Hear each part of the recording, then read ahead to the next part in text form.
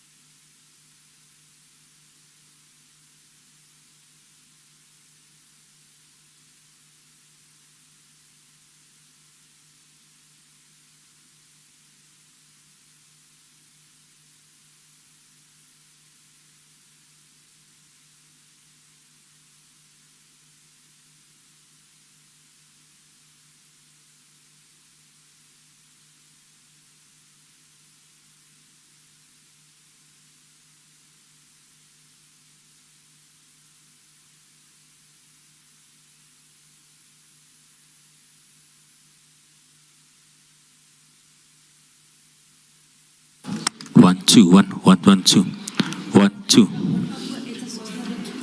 1 2 1.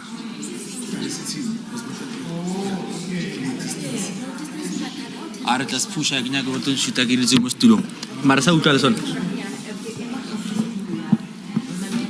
2 1 1.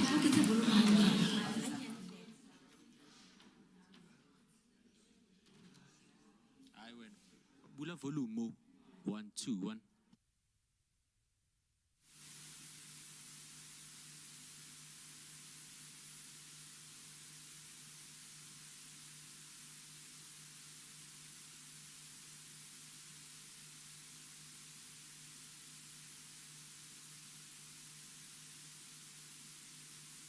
One, two, one, one, 1 2 1 1 2.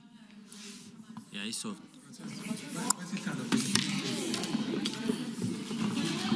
1 2 1 1 1 2 1 1 1 2 1 1 2 1 1 1 2 1 2. It's up. Oh.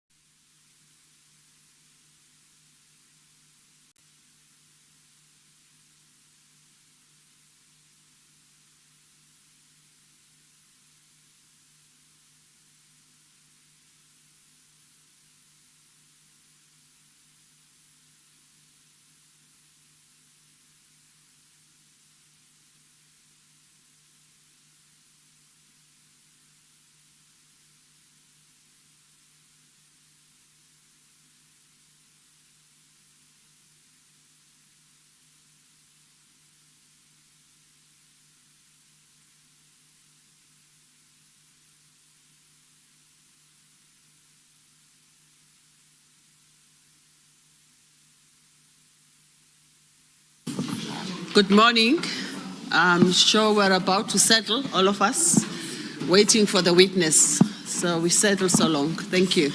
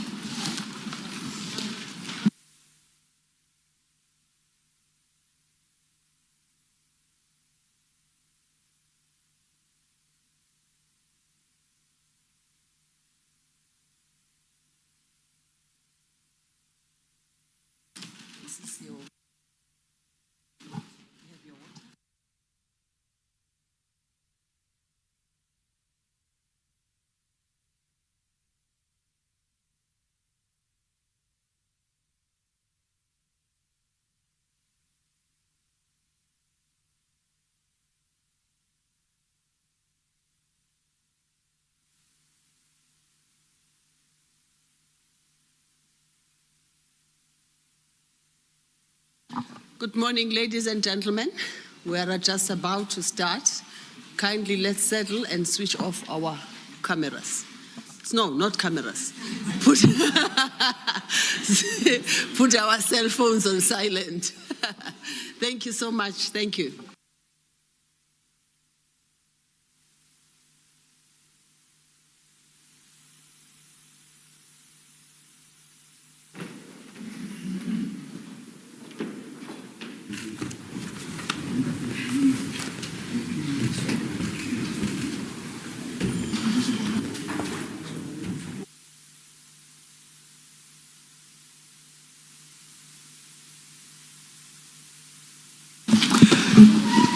Apologies to everybody for being 2 minutes late. Mr. Chaskasin? Chair, I wonder if we could ask the photographers to sit down at this point, because we're... Please take your seats. And Chair, today's witness is Mr. Brown Mkhwanazi. He is represented by Advocate Arno Venter, instructed by David Bayliss.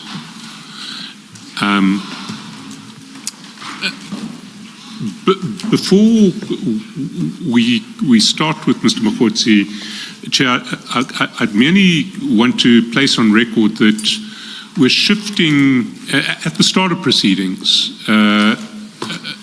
my predecessor, Advocate Mkhwanazi, explained that we were going to structure these hearings essentially in 3 stages. That in the first stage, the persons making the allegations in support of the allegations that General Mkhwanazi made at his press conference would have the opportunity to bring evidence forward in support of those allegations, and that evidence would not be tested at this stage. It would be tested later when we call those witnesses back in stage 3. Then in stage 2, persons who need to answer some of those allegations will be called, and we're now moving into stage 2. Now, the witnesses making the allegations were allowed to tell their stories without interruption or without hostile questioning. And so in fairness to Mr. Mkhwanazi and to all other witnesses who come in this stage, we propose that we will allow the witnesses to tell their story first. We will lead them on their statements without interrogating in any detail the allegations that they make in their statements, so that they have the opportunity to tell their story in full without hostile interruption. Once they have completed their statements, we will then shift to a more intrusive form of questioning, just to test the veracity of the allegations that are made. So for most of today, I would imagine. So is this something the evidence leaders will do immediately? Indeed. The witnesses' evidences? Indeed. But to enable the witness to tell their story in full, we will only do that after they have told their story in full. So for most of today, I will be leading Mr. Mkhwanazi through his statement that's been made available to you. Depending on how far we get today, either late today or tomorrow, I will then start testing particular aspects of that, of what Mr. Mkhwanazi says in his statement. I hope that doesn't stop us from doing what we have been doing, which is sometimes to ask a few testing questions as you go along. Indeed, certainly clarificatory questions, absolutely, Chair. We would welcome clarificatory questions. Mr. Mkhwanazi needs the opportunity to make everything clear to the Commission. Again, on the same basis as the Commissioners have been questioning the Phase 1 witnesses on particular details, the Commissioners must feel free to do the same in relation to Mr. Mkhwanazi and all other witnesses. Thank you. In addition, just one slide. In addition to the file containing the statement, there are 2 other files, 1 and 2. One referred to as the exhibit bundle and the other as annexures. I want to put one behind me. Is there one that you Indeed, think the exhibits focus on? bundle will not be referred to today. Which The one? Exhibits bundle. Exhibit. File 1. So exhibits bundle will not be referred to today at all. That's in terms of an undertaking I've made to Mr. Mkhwanazi's legal representatives, because it was made available at a very, very late stage. So they will need to go through it with Mr. Mkhwanazi after hearings today before I can refer to it. I should mention also in that regard that there are certain, in the annexure bundle, which is file 2, there are certain, if one goes to page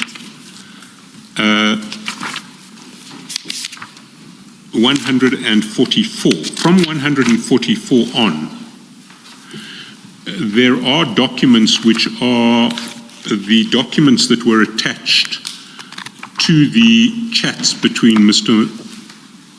Mkhwanazi and Mr. Nhlanhla. I will not be referring to those documents today because, again, they were made available at a late stage to Mr. Mkhwanazi, and his legal team needs just to have the opportunity to confirm that they are indeed what we say they are. Thank you. Thank you, Mr. Chaskalson. Mr. Chaskalson, is it 144 of 2 of 2? It is CBM1. from CBM1 onwards. And also maybe just to guide our engagement in this uninterrupted section, when you do the second part, you will be interrogating the statement of today. Indeed, Okay. absolutely. Thank you.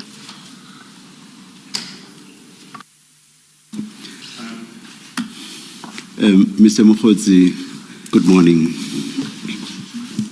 Please place your name, your full names on record. Opa Brown Mkhwanazi. Are you going to swear or affirm? I'm going to swear, Commissioner.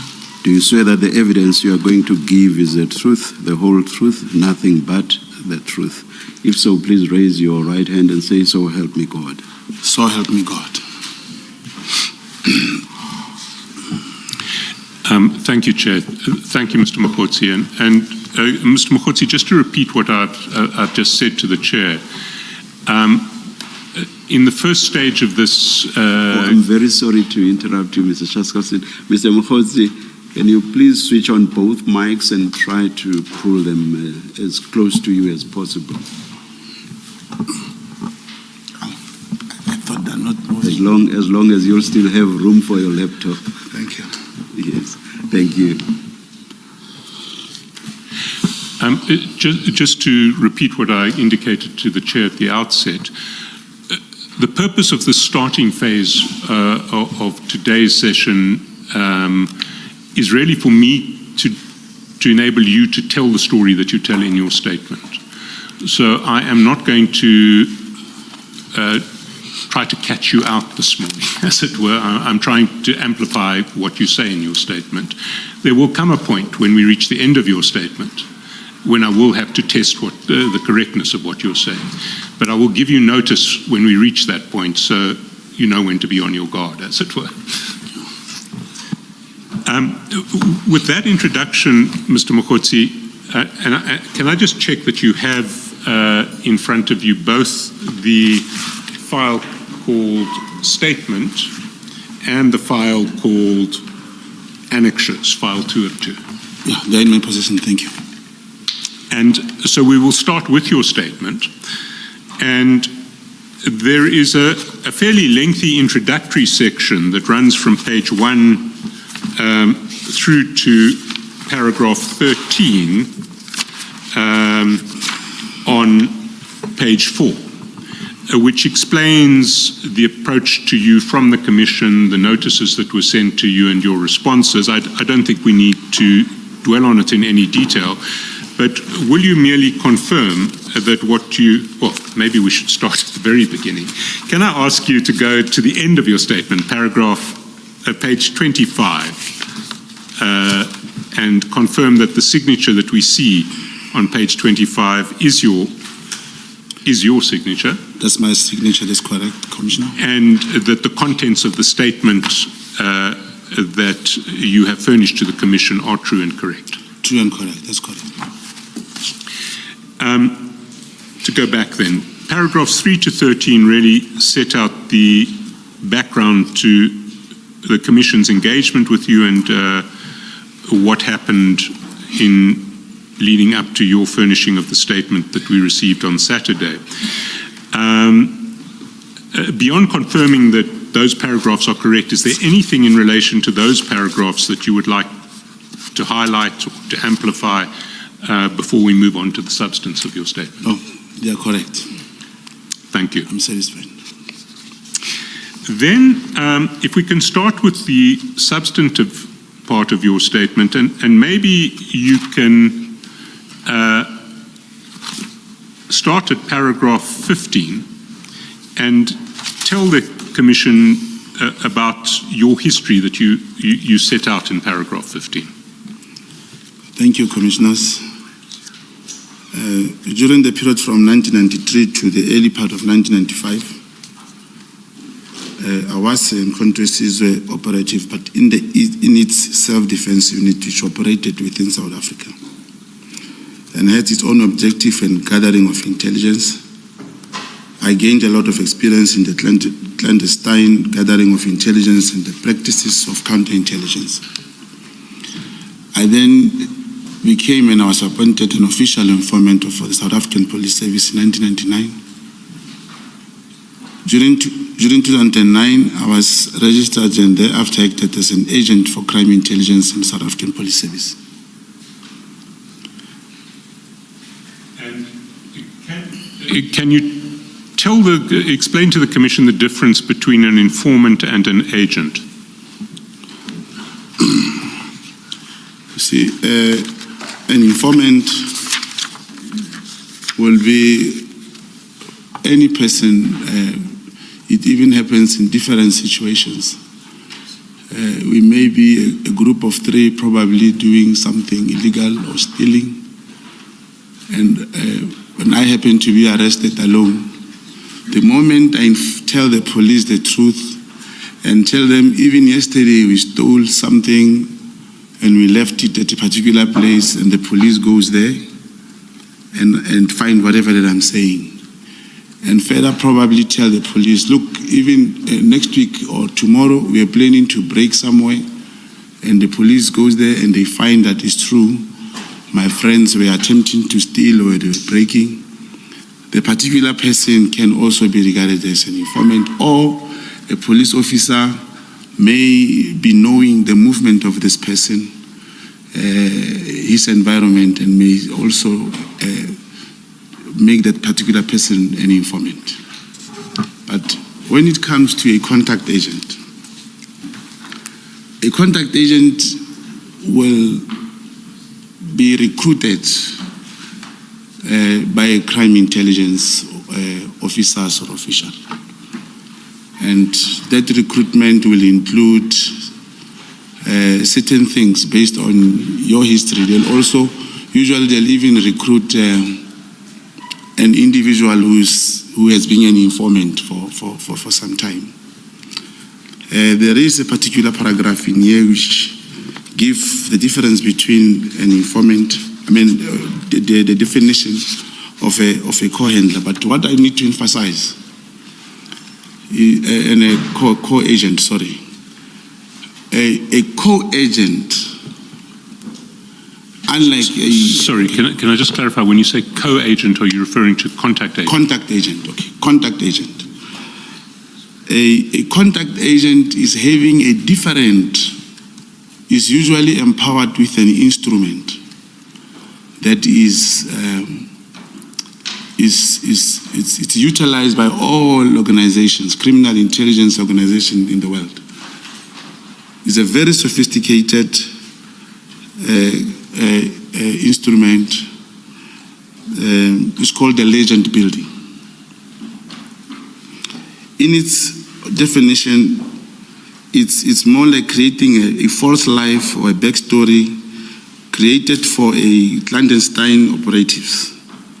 It is an essential component of spy cover identity designed to withstand scrutiny and conceal the identity.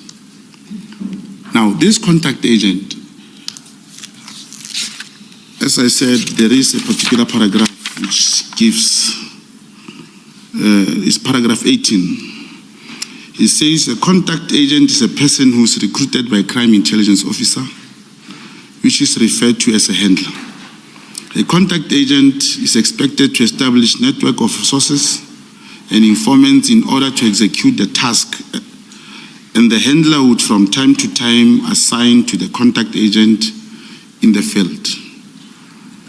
It goes to say a contact agent does not carry any form of identification which would refer to him or her as holding that designation, because a file with the contact agent details is kept in custody of his or her handler's possession. Now, all payments for services rendered by a contact agent and disbursement incurred in the execution of his or her duties as a contact agent are paid in cash by the handler after having completed the necessary paperwork. And usually, a handler would recruit a contact agent with the knowledge that the contact agent has been informant for South African police services proceeding his or her recruitment. And it further says, a contact agent can thus be described as a person who acts as a link between an intelligence service and informant or undercover operative. He or she passes information, instruction, or resources between the two while protecting the identities of those involved. He further manages the safety and secrecy of the communication channel used. For example, in South Africa, Crime Intelligence Division, a contact agent might liaise with police intelligence officers and civilian sources who provide information about criminal activities and or investigation. If I can just clarify a couple of issues. You talk about payments. Can I ask, when you were an informant, were you ever paid for your services as informant? As an informant, yes, you would be reimbursed in some way. And as an agent, have you been paid as an agent? Yeah, when recruited, you will obviously, after meeting your handler, after a week or so, he'll come and probably give a recruitment fee of some sort. And you will gradually be talking about your tasks and so forth. And here and there, he will assist you and bring you some payment, which all the time you'll have to sign some papers on receiving of that payment. And when you as an agent run informants or have informants, are you empowered to pay them, the informants underneath you? Commissioners, there is no way. You may just know that a particular informant has claimed so and so much true, and because you will be talking to the handler, there's no way you can pay. It is only the handler who can pay the informant. And just to add, Commissioners, even the handler on doing the payment will never come with a friend or a colleague. It will only be you and the handler. So if your informants were paid, it wasn't you who paid them, it was one of your handlers who would pay them? Commissioner, may you repeat the question?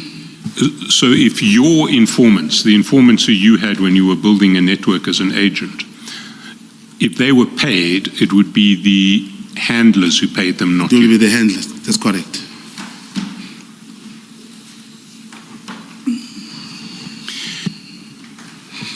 You've talked generally, you mentioned building a legend. Can you just explain to the Commission what you meant by that regard, in that regard? The legend building. This instrument, when I said you will create a false life, in one of the statements, you see I said one of my communications with with General Mkhwanazi, for example. I sent him a message that, how is your relationship between yourself and Lieutenant General Khumalo? And he asked, what did he say? And I said, no, he was putting a remark that you are not listening to the crime intelligence. But the moment he advanced more question, I said, the minister has been briefed, or I said, General Khan will brief you next week. It's just to create a false life. You create a perception that the person can start talking to you.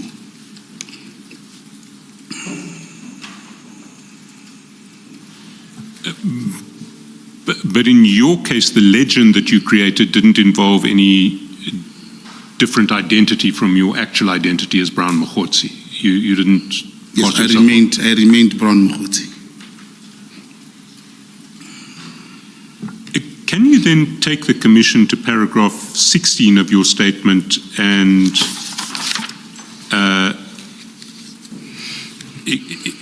explain what happened in December 2020?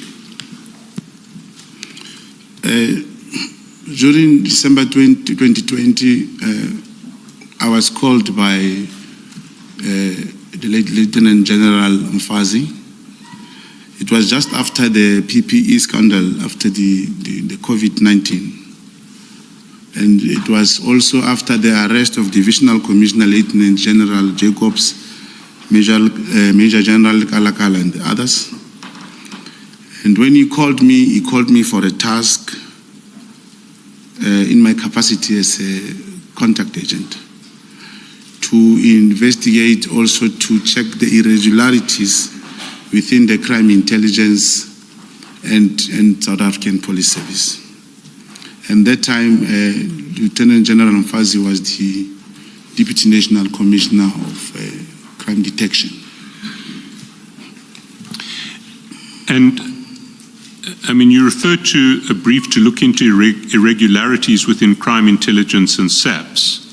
That's quite a general brief. Was there anything in specific that you were specifically that you were asked to look at? Yeah, for example, that period he referred to, there was reference about procurement of some vehicles by crime intelligence, which could not be traced, and other transactions. For example, you would have a proof of payment to informers, and you will want to establish if really these informers did receive those payments and so forth.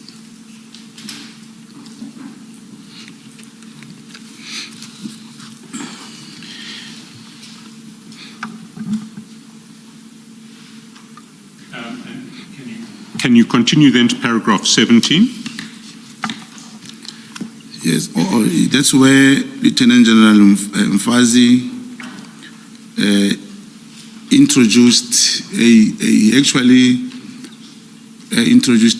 wanted the particular handler to be my handler, and I told him no, but I do have a handler, General Mkhwanazi, who was Warrant Officer Mabizela.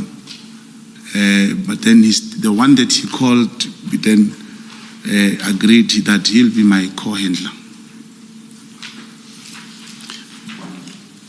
So, Lieutenant General Mkhwanazi essentially gave you a co-handler to work alongside Mabizela. That's correct. And as far as you were concerned, was there any division of labor between the two handlers? Was there work that you did with Mabizela but not your co-handler, and work that you did with the co-handler and not Mabizela? No.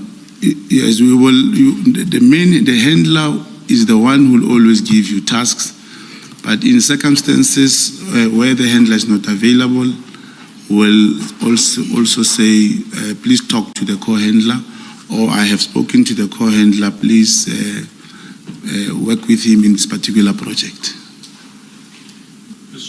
So as far as you were concerned, the handlers were a team that was managing you. There wasn't like, as though Mabizela dealt with you in relation to a particular project. Co-handler had nothing to do with that, but he dealt with a different project. No, if there is a project, the co-handler will know and be notified by the handler. A co-handler will not initiate any mission without the main handler, the handler himself.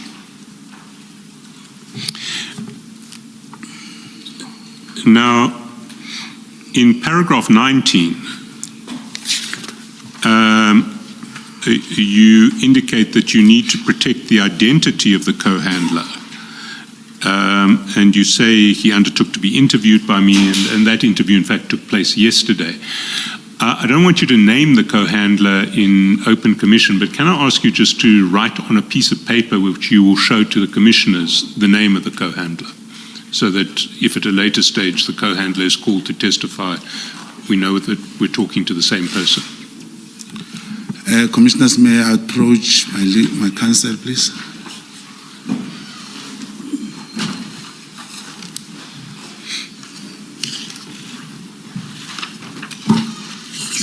You just have to write down the name of the handler. It's all right.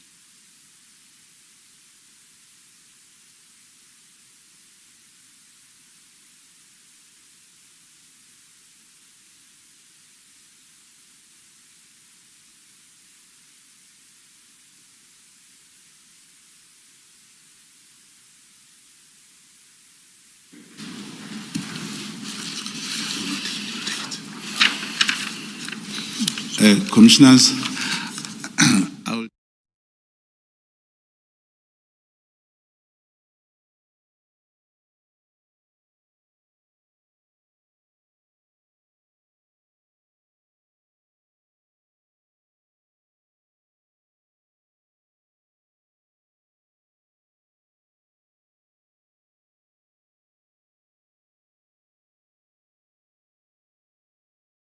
Can I also see the piece of paper?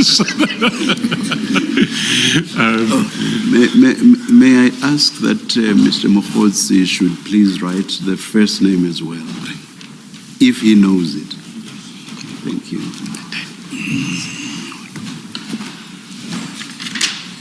It's really simple.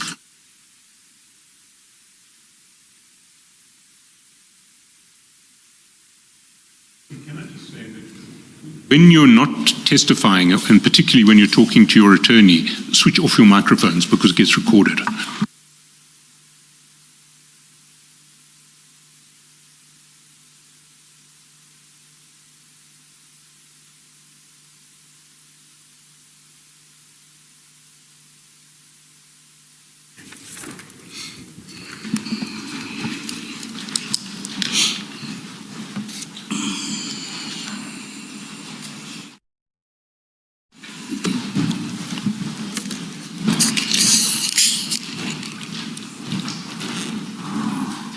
Thank you.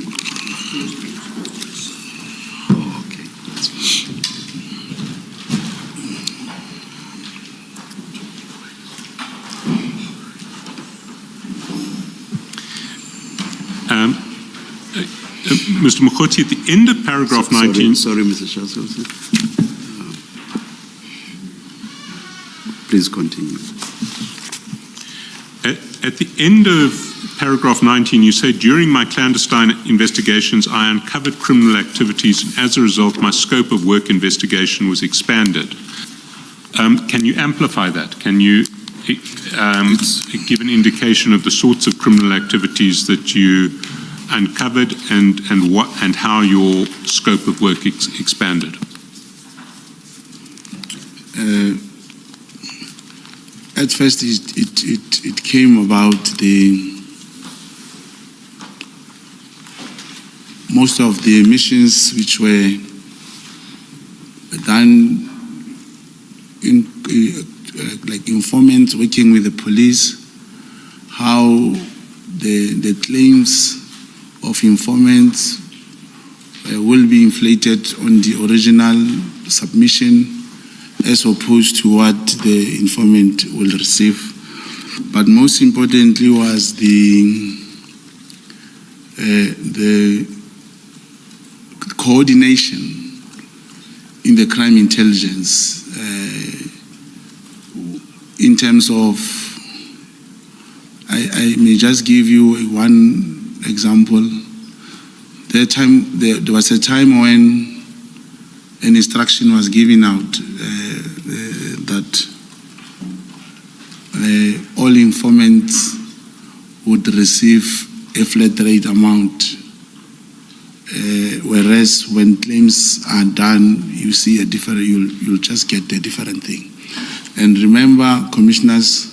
What do you mean by seeing a different thing? Different amount, like it was now known, and that's what created a big problem for the crime intelligence, when all informers were given a flat rate of 3,000 rand, irrespective of the work they have done. And I believe as we continue, one will give you tangible explanation, evidence that shows how the crime intelligence actually got affected to where we are today. Yes. Just to be sure I understand you, Mr. Mkhwanazi, are you saying the informants would be paid a flat rate, but when the claim was made in respect of that informant, yes, a higher amount would be claimed? Yes. But now, from the so-called slush fund. Yes, that's correct. And not only that, all right. You know, commissioners, what is contained in the statement is mostly questions which were directed to me to respond to. I believe this commission, through the contribution, how we want to assist this commission, there will be a drastic change, especially in the crime intelligence. As we go on, we'll be able to get the picture, the actual picture, as to actually why are we here, why there is this commission. As we go on, I believe so. Apologies, I interrupted you. You were still at the point where you were talking about the flat rate being paid, but a higher claim being made. Yes, that's where an informant will tell you, I've received this much, and your source inside will tell you a different amount. And then as 2 or 3 of those things happen, that's when the scope gets expanded. Yes. And how did the scope expand? Then that's when you start focusing on something very, very difficult. If a particular or if an incident of that kind has occurred, commissioners, it will now call to check as to after every arrest, how will this informant be remunerated? Now, not focusing on fighting crime. Now, wishing that there could be something happening that there could be, and once arrest has happened, then one will want to know how the whole thing unfolded at the end of the day. Just to clarify, Mr. Mkhwanazi, I think earlier you said that payments would be made in cash. That's correct. So were there records that you verify against if you're doing this investigation? Yeah, the utilization of a source, it's a very tricky thing. It goes with loyalty and trust. But the source will always show you something which you cannot take. But then you'll inform your handler that, such and such has taken place. That's correct. Thank you, Mr. Chairperson.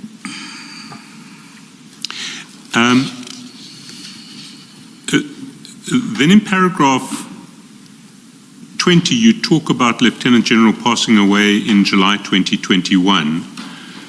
Can you explain to the Commission what happened at that point?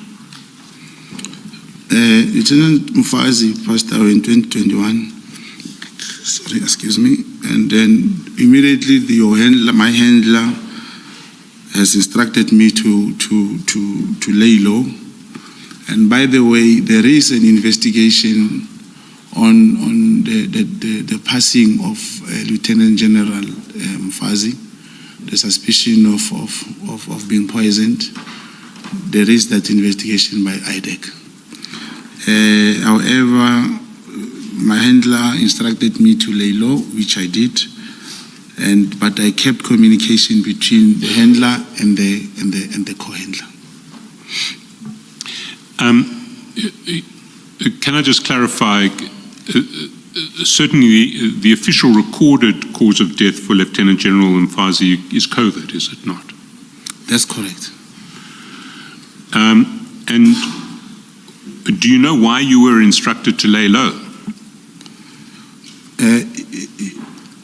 I did not. I took it that because the General Mkhwanazi has passed on, the handler is probably thinking there should be other things that will come up at a later stage. But there was no way I could continue when the handler say you must lay low.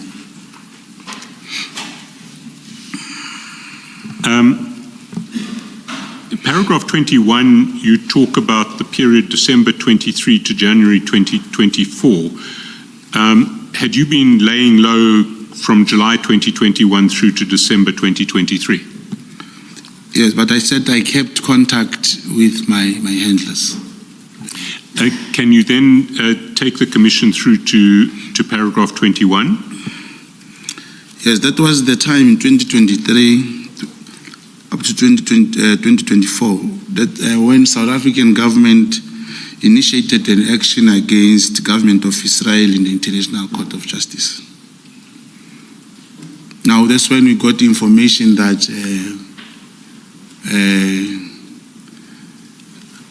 the area in Richards Bay, which is controlled by this Israeli interest,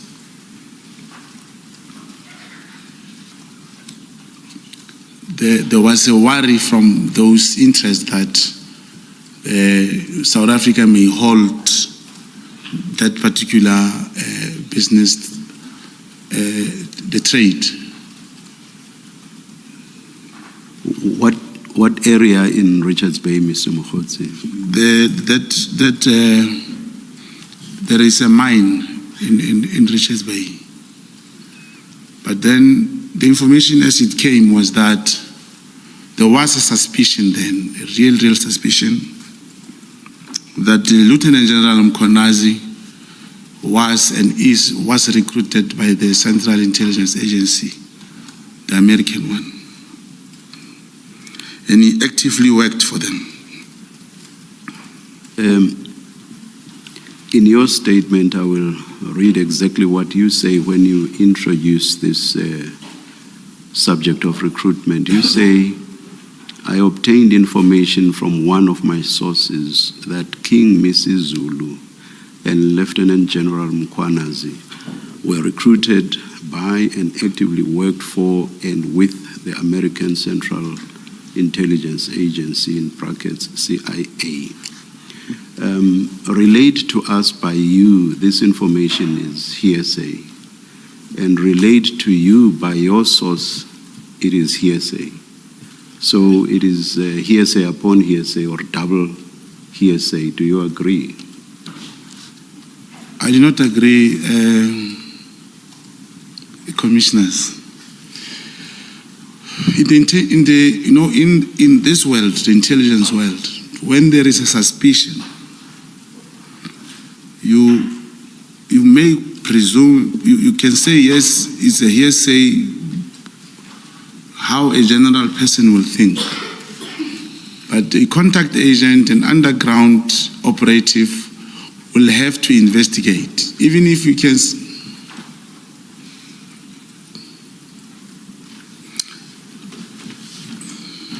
No, please continue. Okay. The hearsay part, it becomes something of a general knowledge. One must investigate because it's a suspicion. Now, if a source says to you, King Misizulu and Lieutenant General Mkhwanazi were recruited by the CIA, you start paying attention to everything they do. May I please, it's a simple question. Okay. I don't even understand why you would dispute what I'm suggesting to you. In my language, which is the Xhosa, hearsay is undiva. Okay. I've asked my co-commissioners what it is in Setswana, and they tell me that it's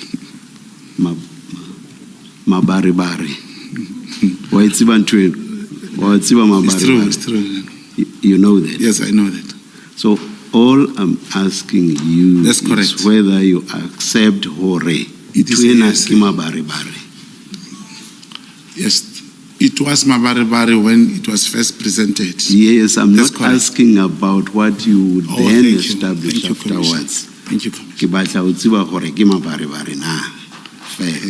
Ne? Thank you, thank you. Ke bona? Ke yona. Thank you. Hey, yo go buile monate ka bo ka gopola ditlepetlepe tsa ka. Thanks. I don't want you to misunderstand me. That's correct. Hearsay evidence is admissible in this commission. The only issue would be its probative value. That is what weight we attach to it. So it's still admissible. Yeah. Thank you. But my next question then is, what detail, if any, did your source give you on how the source knew that General Mkhwanazi and King Misizulu had been recruited by the CIA? Commissioner, may Commissioner rephrase the question? I don't.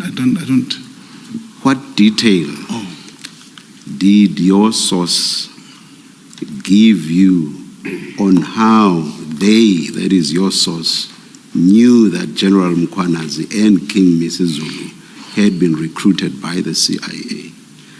Did your source just say, do you know, General Mkhwanazi and King Misizulu were recruited by the CIA without more?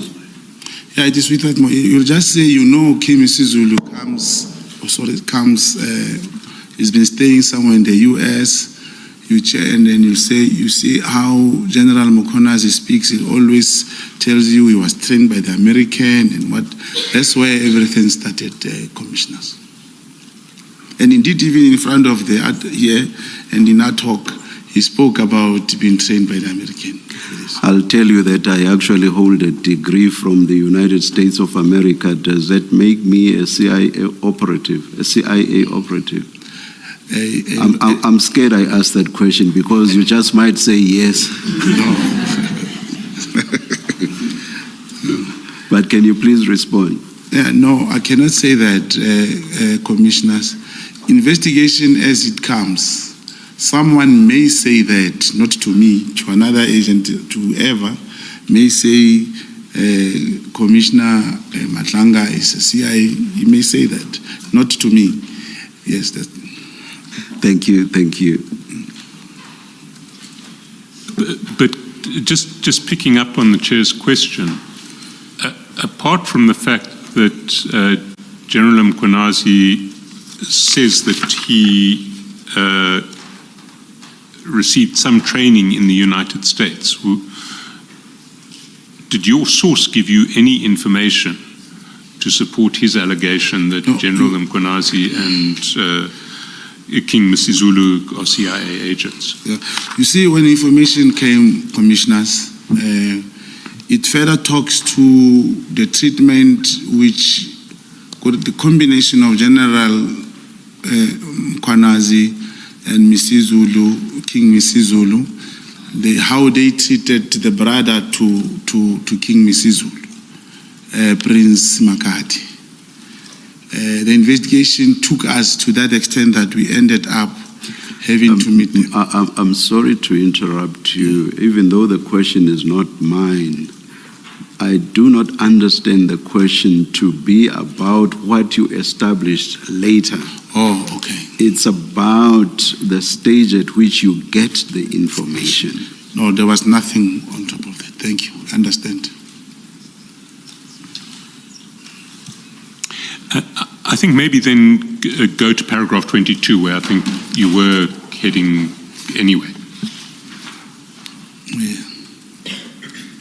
Oh, this is where the source further indicated that in execution of his mandate from CIA, Lieutenant General Mkhwanazi on numerous occasions sent members of the political killing task team to intimidate, harass, attempt to murder members of the royal house associated to Prince Makati. Now, a number of cases were opened with subs in KwaZulu-Natal related to this conduct. And these cases were, however, not investigated or acted upon by subs due to intervention of Lieutenant General Mkhwanazi, being the Provincial Commissioner of KwaZulu-Natal. So, can you explain what evidence, if any, you received to substantiate the statement that this was in execution of a mandate from the CIA?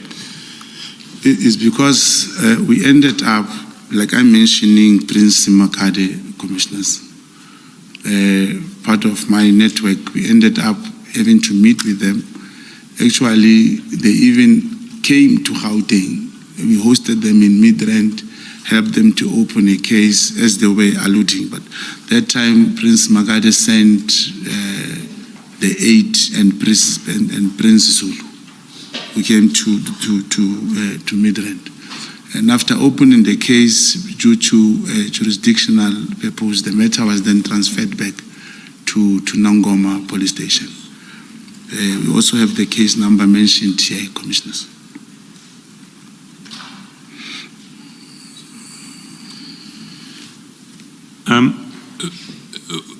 You mention in paragraph 22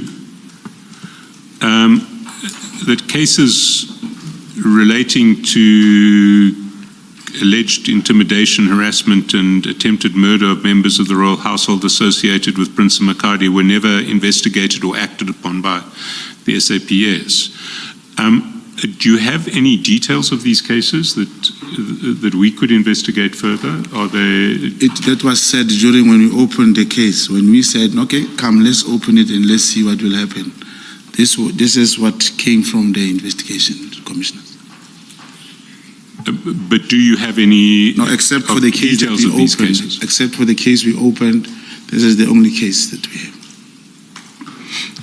And this case that was opened first in Midrand and then transferred to Nongoma, do you have any details of what has happened in that case? The case could not be furthered, could not even be investigated further. You say it could not be investigated, or when you ask the complainant, they'll say there's nothing happening on the matter.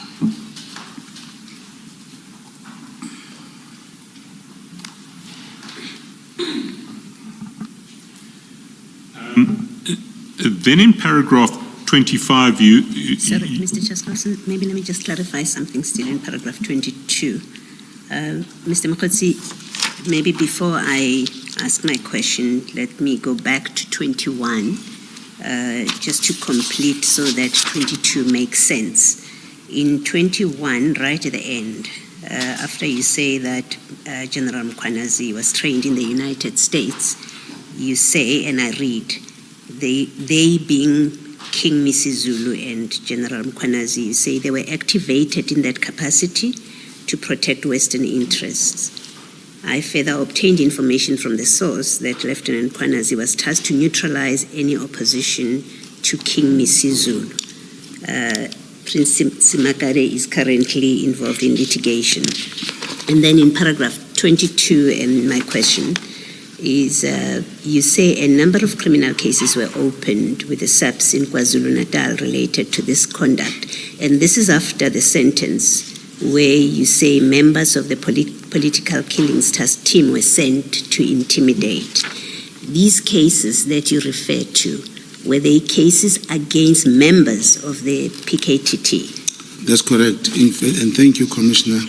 In fact, when SC was crossing to paragraph 25, I was going to ask Commission that I should emphasize that the reason the case was open in Gauteng was simply because it's not written elsewhere, but it's a practice that has been developed, that if cases were open against political killing task team members, not only in KZN, all over, and they would not be investigated. That's the thing I wanted to say. Yes, my question is more specific. It is, you say there were a number of cases opened, and my question is, are those number of cases against members of the PKTT, accusing them of intimidation, harassment, and attempted murder? You're saying there are such cases that were open? Yes, that's what I said. There were such cases according to the investigation. But the one that we opened in Midrand, it was against Lieutenant General Mkhwanazi, the case that was opened by Prince Ms. Makati. And the ones opened against PKTT members, there are names to them. There are individuals, members who are named in those cases. That perhaps the Commission, one will have to find out and try to get more information. But as I'm saying, on the arrival, as we spoke, they did say, we tried to open these cases so many times against PKTT, against General Mkhwanazi. Nothing has ever happened. Yes. So that's what you were told? Yes. Is that what you're saying? Yes. I see. The one that was registered, it was against Lieutenant General Mkhwanazi. Thank you. Thank you, Mr. Shaspat. Thank you, Commissioner. And this case was it was registered at a regular SAPS station, not with an iPad. A police station. Can you then proceed to paragraph 25, where you talk about the Western interests that were allegedly being protected here? Yes, that's the part I say there is a mine, a coal mine sources, and the export route thereof in South Africa. So it further says there was an apprehension the South African government may hold the output of coal via the Richards Bay port terminal. And the off-take portion of this coal route was owned by Israeli interest. It is for this reason that Richards Bay area became priority region and focus point for Lieutenant General Mkhwanazi. Can I ask you just to expand on this, because there are a couple of issues I need clarity on. The first is where the concern arose about the halting of output of coal from Richards Bay. You see, like I said, when the information came, Commissioners, there was a feeling of the Israelis that because South Africa took Israel to International Criminal Court, that feeling amongst them was that even that trade route could be halted.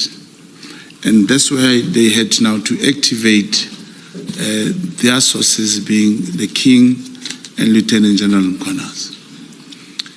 And I can also confirm that during that time, Prince Smakate was in a business engagement, with the Chinese, because I believe there was kind of agreement which was planned to be entered into, but it was opposed and it never materialized.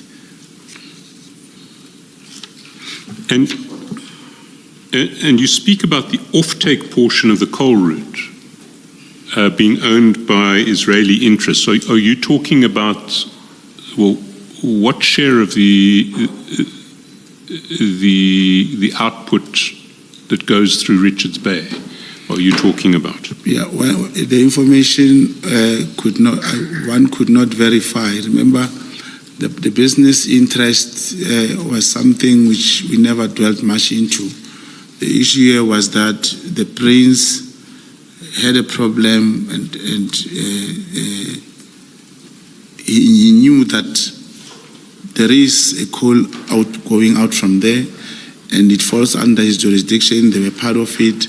I never got much information related to the shareholdings and so forth. And did you investigate whether coal output from Richards Bay was increasing or decreasing over the period 2023 through 2024 and on to 2025? We never got to that stage to investigate that part. Of what relevance, if any, is your evidence about the intended transaction between Prince Magade and China? Is that of any relevance to your testimony today? I don't understand the question, Commissioner. You mentioned in the context of the Richards Bay Port Terminal, you mentioned Prince Magade and China, and you said something like there was an intended transaction which, as I understood you, fell through. So my question is that testimony of any relevance? I'm not suggesting that it is not, but is it of any relevance to... Yes, I would say, Commissioner, if the Chinese were brought into the picture, it directly impacted on the interest of the Israelis. I think that's the relevance. Thank you. And Mr. Mkhwanazi, do you know who owns the Richards Bay coal terminal? No, I'm not aware. I don't know. Not know, Commissioner. Can I then, moving away from Richards Bay, ask you to turn to paragraph 26?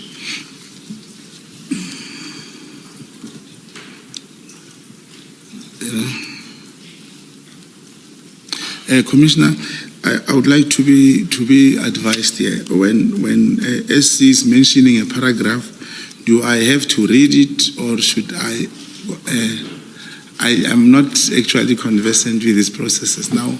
I end up repeating what is written, or one is expected to expound what is contained in here. If I can say, if you want to amplify anything there, please do. But when I ask you to go to paragraph 26, bear in mind we can see the statement, but the people watching and listening can't. So it's to read it, and if you want to amplify, to amplify. Thank you. Thank you. Okay, during the period March-April 2024, one of my sources in South African Police Service informed me about the health tender that was awarded to Vusmo Siket Madlanga through a company owned by Madlanga, namely Medicare 24. This company also had links to the then Minister Bekicele. The information discussed with my handler, Rizela, indicated that I should wait to action this until the elections. He had a view that changes will be made in this regard on a political level. What links did this company have with Minister Cele? What links did Medicare 24 have with Minister Cele? Yeah. And what do you base that statement on? When the information comes, says this company is being awarded a 360 million tender. And the source says, I can tell you, Minister Bekicele is having interest in this particular tender. Now the question is, what interest? Now, earlier Commissioner was saying, my question is based on at the moment when you receive information. Now, I do not know if I should continue to explain what then happened, or I should stick to when I receive the information, Commissioner. All I want is, do you have a basis for saying that there was this link? That's all. Yes, there are bases. There are bases, Commissioner. Do you care sharing those bases with us? Correctly so, Commissioner. The tender was awarded during the tenure of Minister Bekiteli. And I'm going to take this opportunity, Commissioner, to reference what former Minister Bekiteli said in Parliament about this Vusi Musi Madlanga. Apart from in the statement, I did mention how much Vusi Madlanga told me about his financial transactions with Minister Bekiteli. Now, there is something, I believe the Commission will have access to that.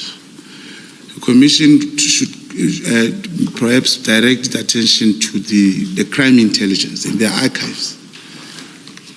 There is something called Boko Haram. It was a presentation, intelligence presentation, which was presented to the former Minister Bekiteli. I'm going to give a bit description about that presentation. Commissioners, it was 6 pages. The Boko Haram, it talks to a man who was known as John Wick. This John Wick appears on the presentation of the intelligence presentation which was presented to Minister Bekiteli.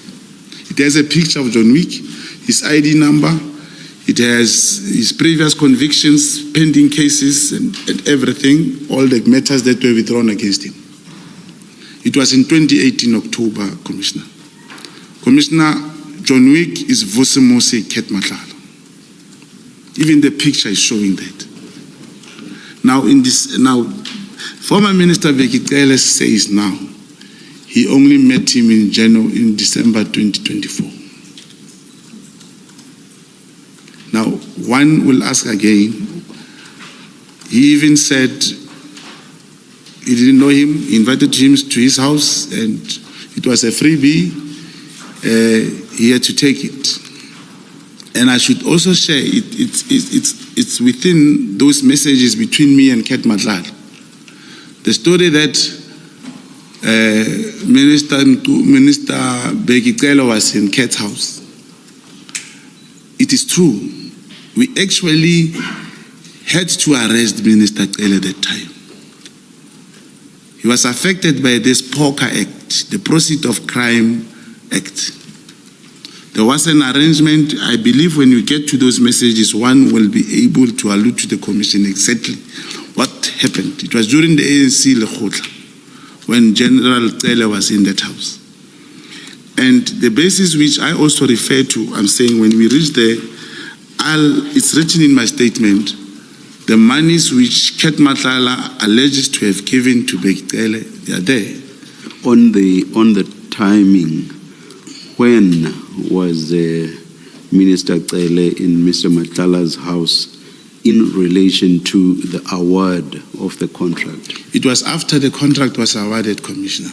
The contract was awarded last year, and the information said, and it's not only former minister, it goes to General Masemola also. It's not only General Cele.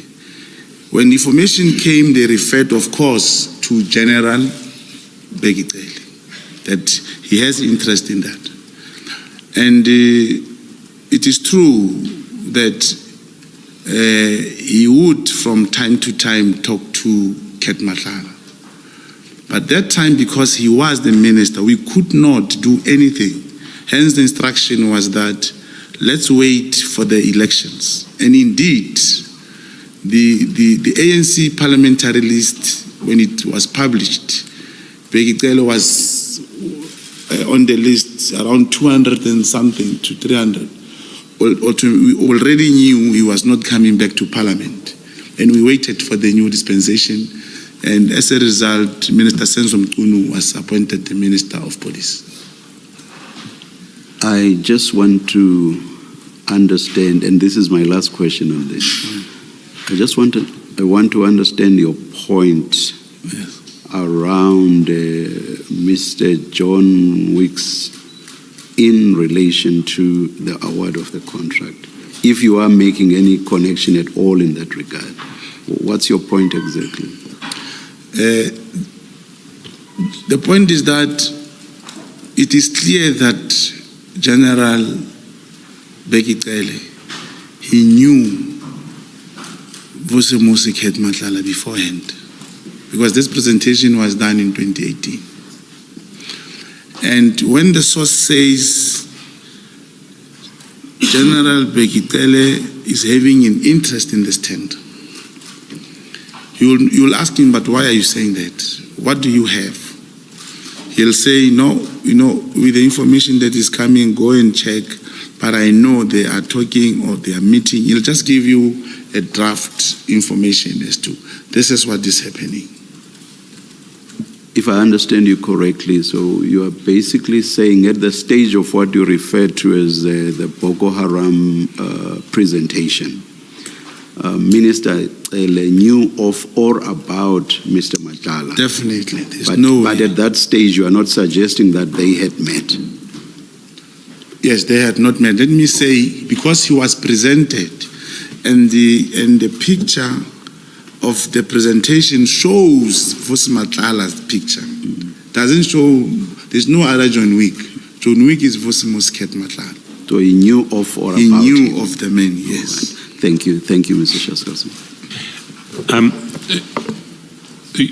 You speak with some detail about this presentation. You say it's 6 pages, October 2018.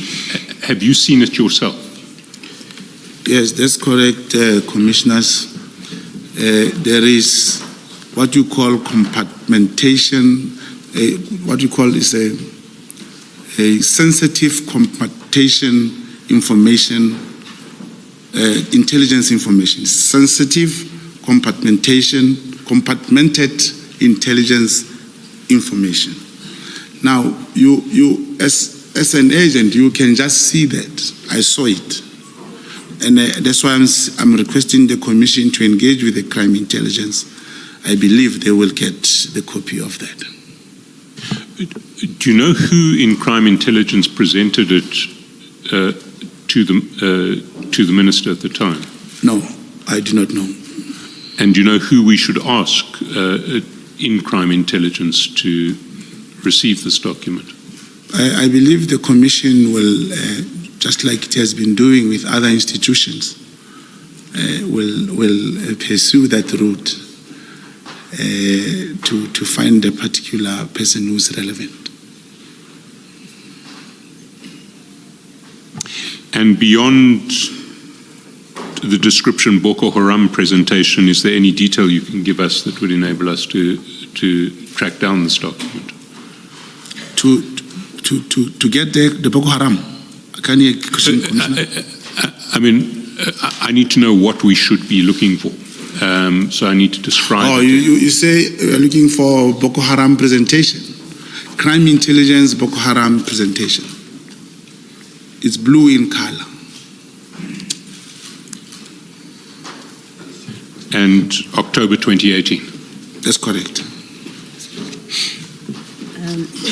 Mr. Mkhosi, you, in that paragraph 26, right at the end, in page 7, you say the information was discussed. This is the information about Minister Bekicele's interest in the company. You say this information was discussed with my handler, who indicated that I should wait to action this until after the election. What action were you supposed to do? Oh, he indicated that I should wait to action. Yes, what is to action here? What were you supposed to do? Yeah, meaning to inquire or to speak to anyone within or outside, because that's correct. Okay, so it wasn't, I thought earlier you said something about arresting Minister Gale. No, I was referring to the, okay, Commissioner, I was referring to the messages which I speak to Kate about certain things that will show that I knew the time when Minister Bekicele was in Kate's house. Okay. Yes. And then the second part, which is the last sentence in that paragraph 26, you say your handler held the view that changes would be made in this regard on a political level. What is this? What was the what did your handler say is the significance of political changes? Yeah, meaning that there may be a new minister except Bekicele. what did it matter? Did he explain why it would matter that there would be a new minister to your work, because you were going to action something? Yeah, obviously, commissioners, if you are to investigate anything against the person on the seat who's sitting there at that moment, it's very, very difficult. So we had to perhaps wait for the new administration that would perhaps give us a breakthrough to find a way to talk to other people. So what the handler was saying, that a new minister would allow you, or hoping that the new minister would enable you to conduct the investigation, to action which you were holding in abeyance? Not that way, Commissioner. Obviously, when the new minister comes, we'll always come with new changes. We'll make changes to some important positions, which allows one to have access or talk to certain people. Yes. Thank you. Thank you, Mr. Chancellor. Mr. Madlanga, you then in paragraph 28... Mr. Mkhwanazi. I beg your pardon, Mr. Mkhwanazi. In paragraph 28, you then mention that after the elections took place, in September 24, your handler and I discussed the possibility of arranging a meeting with General Sibiya. Can I first ask which handler you're talking about? And we won't mention your co-handler by name, so just refer to him as your co-handler. Yeah, it was my handler, Mabizela, but in this situation, I remember very well that he did tell me that he spoke to my co-handler and that we should find a way to meet with General Sibiya. And why General Sibiya? One of the reasons from the source was that General Sibiya was totally not involved in the awarding of this tender, and more relevantly, General Sibiya was appointed exactly in the space of the late General Mkhwanazi. So we thought we could find a way to create a relationship, probably. And you say you called General Sibiya. Why would you call him, not your handler? It is in the nature of this work. You get that a handler will not call a senior police officer and say, we have this particular thinking or whatever. If he gives me the number, he gave me the number, and then it is me who had to approach Lieutenant General Sibiya. In case he does not agree or it does not, like what we would perhaps be proposing, the handler should not be having a problem at work now that he spoke to the Deputy National Commission. So when you spoke to General Sibiya, you did so telling him that not telling him that your handler had suggested this, not telling him that you were an agent? How did it work? Obviously, you send a message to say, good day, General, my name is Brown Mkhwanazi, and he'll ask you a question, how do I help you, who are you? And you'll send a next message saying, I think it's important that I meet you face to face. There's something that may be affecting you directly or indirect. May we have a meeting, please?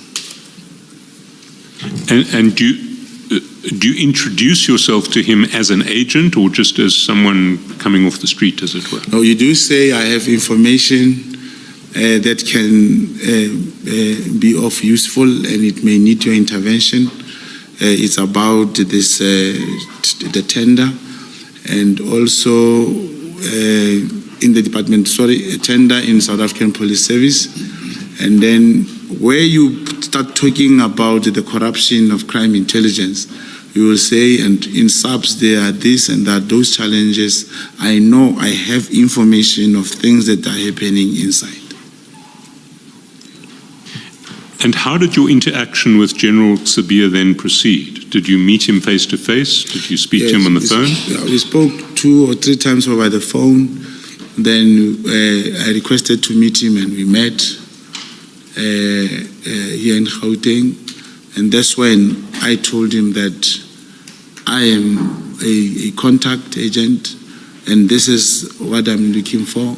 And there is a project, I'm an award of a tender in South African Police Service, and I used to work with Lieutenant General Mkhwanazi and so forth. That's when I introduced myself formally. And when approximately was this?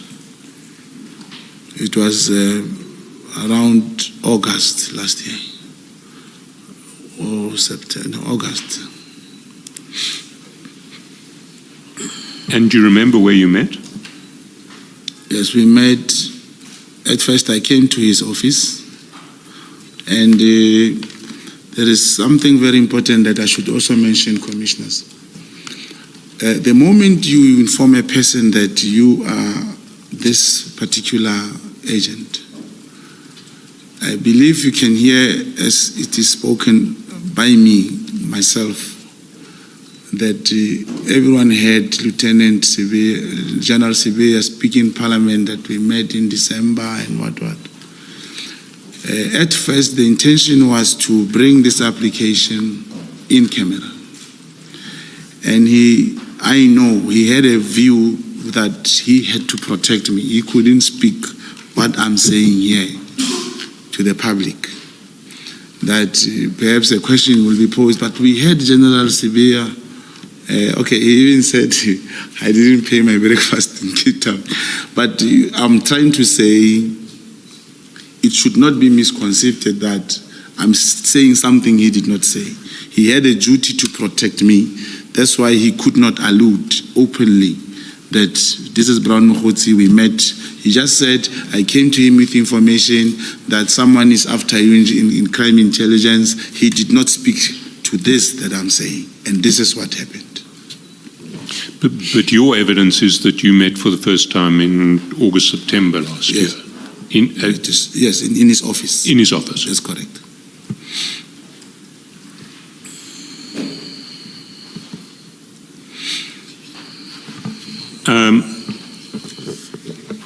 And you say you briefed him on the 2 matters, the one of which was the tender of Mr. Matlala, which you've discussed. The other was crime intelligence corruption. What did you brief him on in relation to crime intelligence corruption? At that time, there were so many things happening in crime intelligence. I'm going to be specific in relation to crime intelligence commissioners. There is one Major General Lushaba. He is the Chief Financial Officer of the crime intelligence. It's one of those incidents. He happened to, at his own time in Pretoria, met one, I don't know whether the girl was beautiful, but he met the girl. He took the girl to his house, and in the morning, the state laptop and the cell phones were gone.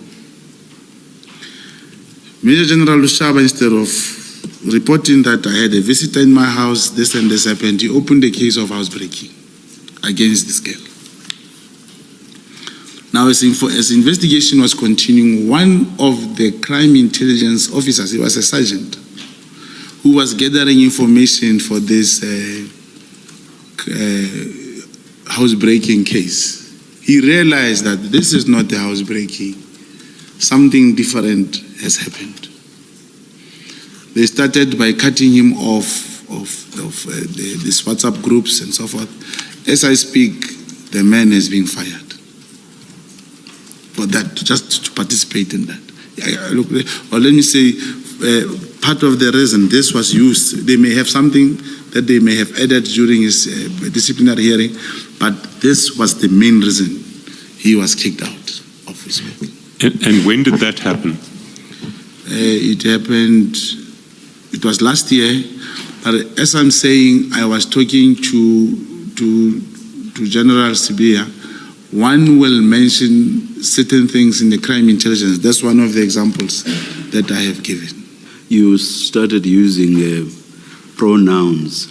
I got a little bit confused. Is it Major General Lushaba who was fired? No, the sergeant who was helping with the gathering of information on the docket. Thank you. Yes. The he, got a little bit confusing. Thank you. And this is part of what you reported to General Sibia at your meeting. Yeah, if you talk of crime intelligence, I was also showing the commission, particularly what is being transpiring in the crime intelligence, and of course, we also spoke about that a bit.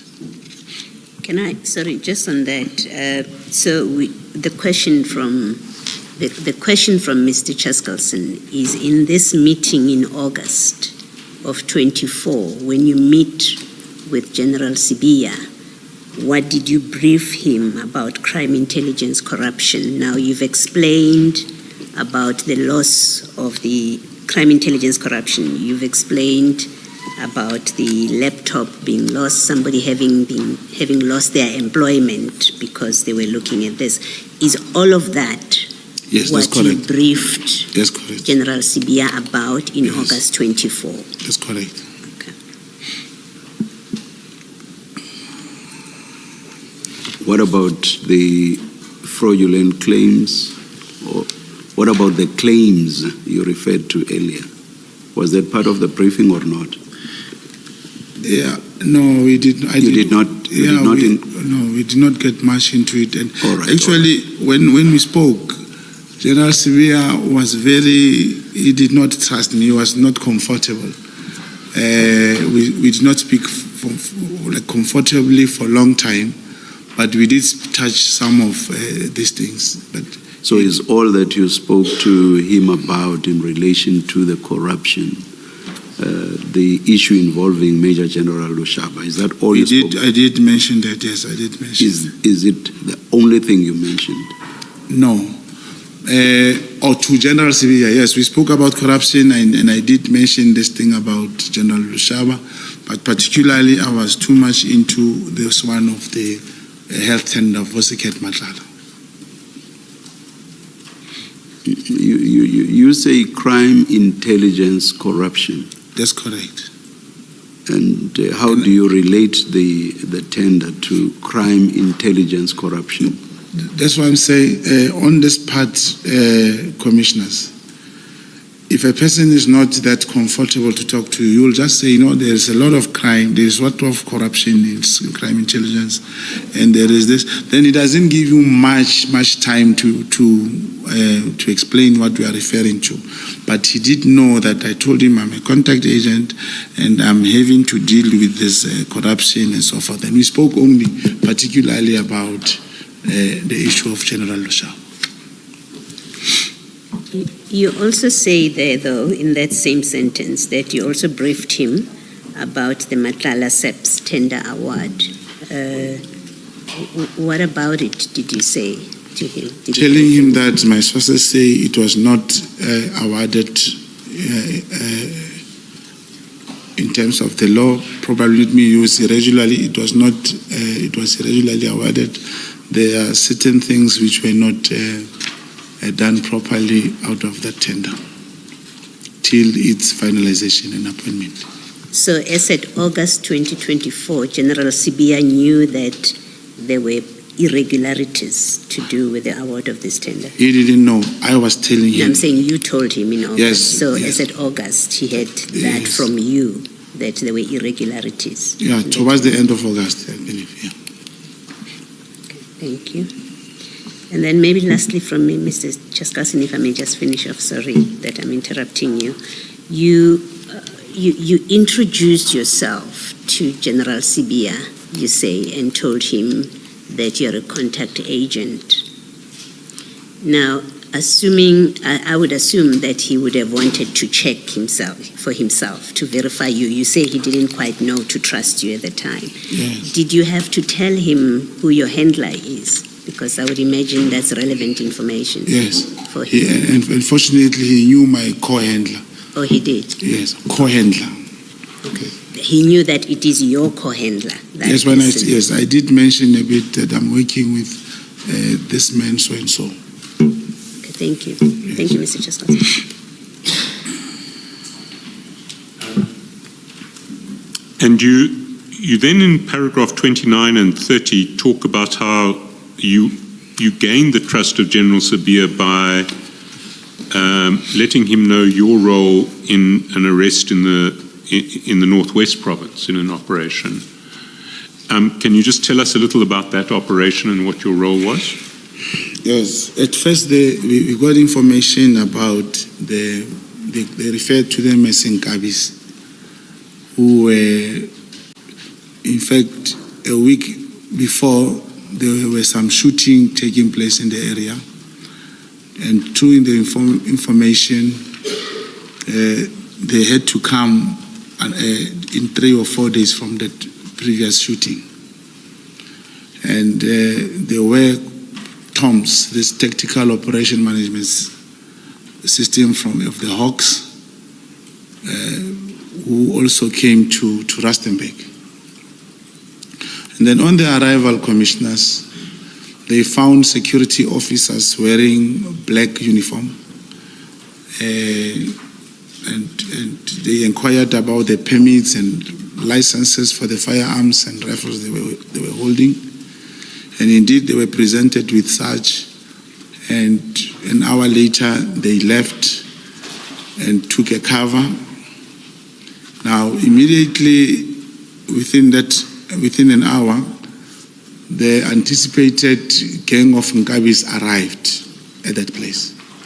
And the police came. It is on exhibit. The pictures and the rifles will be seen there. They are attached. There were 32 firearms, pistols and rifles from 17 suspects. Now, what happened on that day? It was this man who was heading the operation that I was working with, the Lieutenant Colonel, his statement is here and everything. He received a call from that time Major General Mboto. He was a Major General. He called him and said, "Why are you arresting police officers? Security officers?" Because that time those people were already detained. All the firearms were put into the SAP 13 and so forth. Then he asked him, "Why are you arresting security officers?"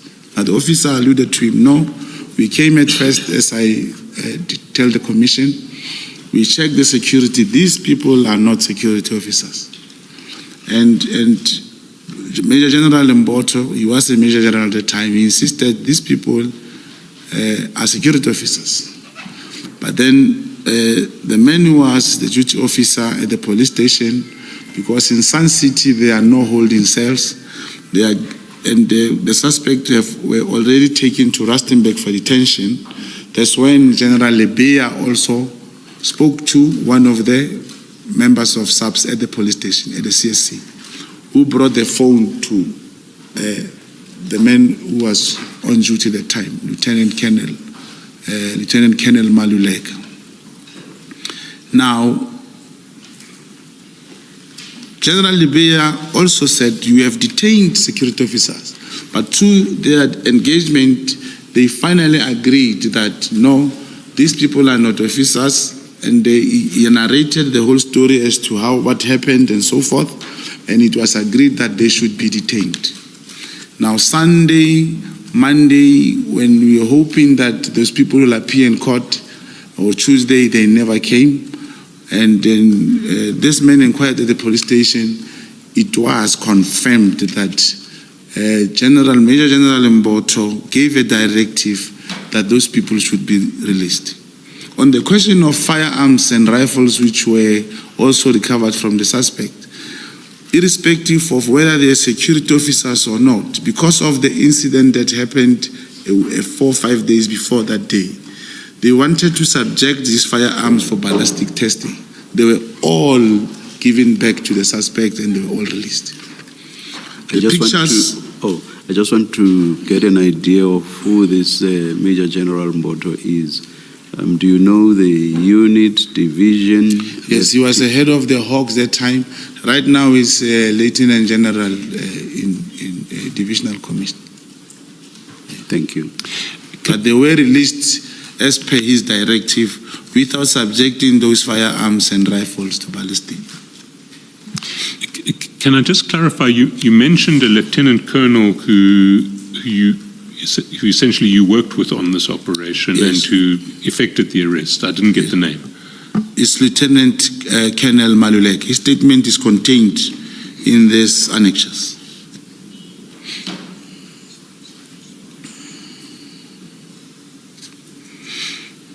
And the annexure you're referring to is BM6? It's BM6 to BM6E, 6A to BM6A. Thank you. Chair, I wonder if this is a convenient time to take the tea break.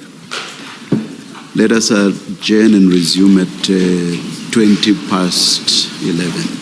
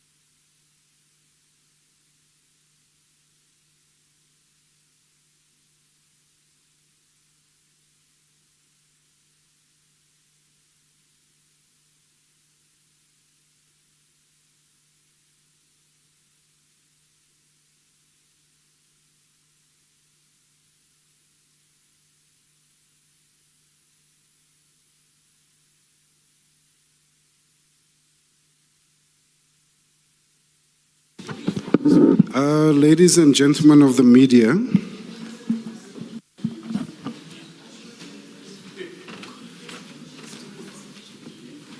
sorry, can I just address the media quickly? Colleagues, there are rules for those of you who don't regularly attend the commission. We have circulated the guidelines for photographers, and I do understand. Sorry, I should have said my name is Jeremy Michaels. I'm head of comms and spokesperson. So I should have said, for those of you who are not regulars here, I understand that you are not accustomed to the setup here and so on. So the benches are marked. You'll see the benches that you are sitting in. The first 2 rows are reserved for the secretariat and the legal teams. So we're going to ask you to please respect that. We didn't want to interrupt your picks, but from after tea time, please respect that. And then on the WhatsApp group, the Commission's WhatsApp group, if you don't have access to it, you must please ask us. But I've circulated as a reminder the guidelines. So if you don't mind, I'm just going to read it very quickly for everyone here because it's important, okay? All right, so it was issued on the 24th of October, and it says directions regarding the use of cameras at hearings of the Judicial Commission of Inquiry, etc., etc. Following the directions issued by Justice Madlanga on the 23rd of October, all members of the media covering the Commission's hearings should note the following. 1, cameras must not capture or transmit any images of the screens of electronic devices belonging to or being operated by Commission staff. That's very important. This includes the laptops, tablets, and cell phones of commissioners, evidence leaders, members of the Secretariat, or any other staff. Only the content which is projected by the Commission on the large, there are 4 of them, TV screens inside the auditorium may be captured for broadcast or publication. And 3, all media are requested to take particular care in ensuring that they do not publicize information which is not for public consumption.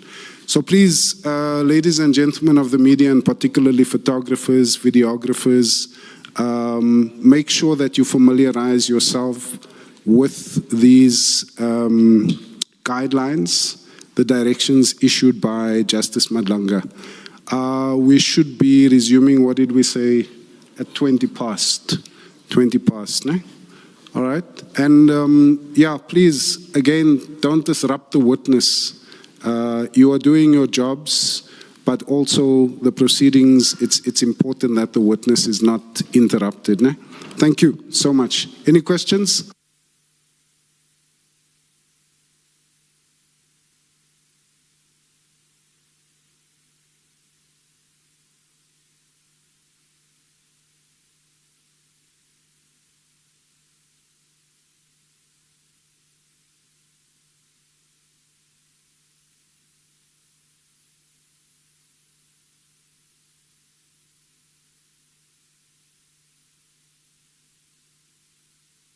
Okay, just the chief evidence leaders brought something else to my attention, which is kind of covered by what I've said, but firstly, the piece of paper that was handed is obviously, it wasn't shared with you publicly because it is not meant to be shared publicly. It's covered by these regulations, right? And secondly, please, again, do not try to take pictures of the witnesses' legal team's laptops. The guidelines also cover that. So, yeah, let's please be cognizant of the sensitivity of the Commission's content. Ne? But whatever is up on the screens, you are welcome to record and broadcast. Okay, colleagues, thank you.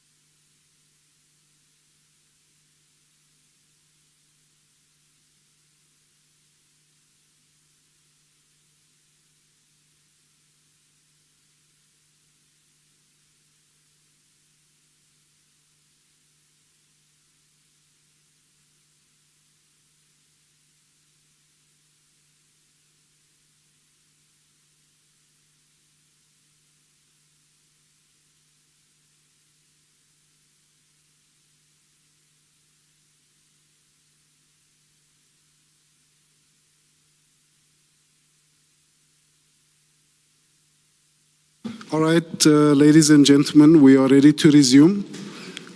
Please, as a reminder, please switch off your cell phones and let's respect the rules in terms of location. Thank you.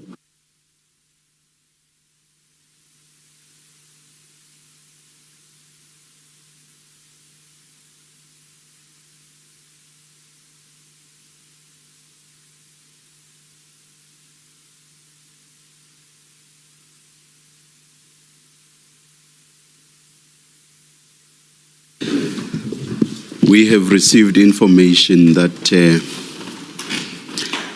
a picture of the name that Mr. Mkhwanazi wrote down may well have been photographed. Please don't put me in the position of having to state my basis like I put Mr. Mkhwanazi to task with regard to the basis of his information. But seriously, or on a serious note, if that has indeed been done, I direct that that name should not be published. Thank you. Thank you, Chair.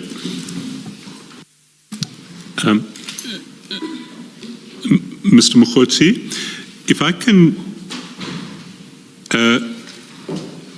take you then to paragraph 31 of your statement. And you say in paragraph 31 that after you had won, well, you talk about winning General Sibiya's trust in paragraph 30, and in paragraph 31 you say General Sibiya agreed that I could continue with my 2 infiltration operations. Can I confirm that you're talking about the Matlala tender as one and the crime intelligence corruption issue as the second? That's correct, Commissioners. And can you then take the Commission through the rest of your paragraph 31? We agreed that I could continue with my 2 infiltration operations. We refer to the matter involving Matlala. Mr. Mkhwanazi, can you please have the mics in front of you? Please, please.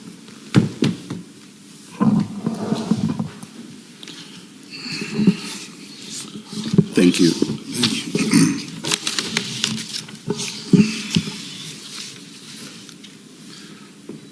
Referred to the matter involving Matlala, and General Sibiya gave me Matlala's contact numbers. My task was simple. I had to get close to Matlala and identify the syndicate involved in the tender, including if any subs members. For this purpose, I had to convince Matlala that I'm close to Mchunu and that my concern and any concerns that Matlala had regarding South African Police Service tender could be addressed with the Minister.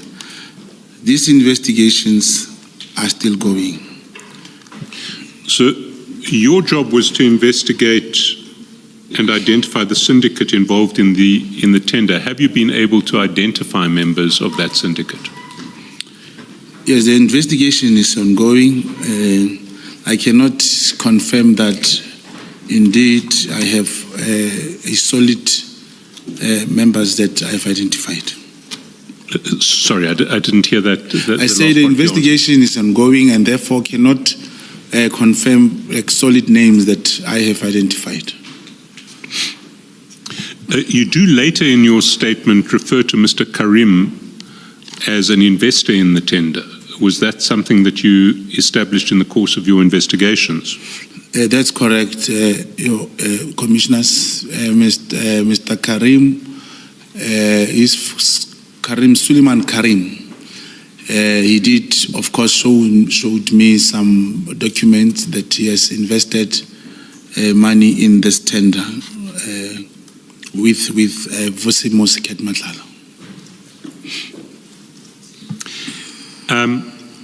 can you then take the Commission through your meeting with Mr. Matlala on 7 December 2024 and what came out of that meeting?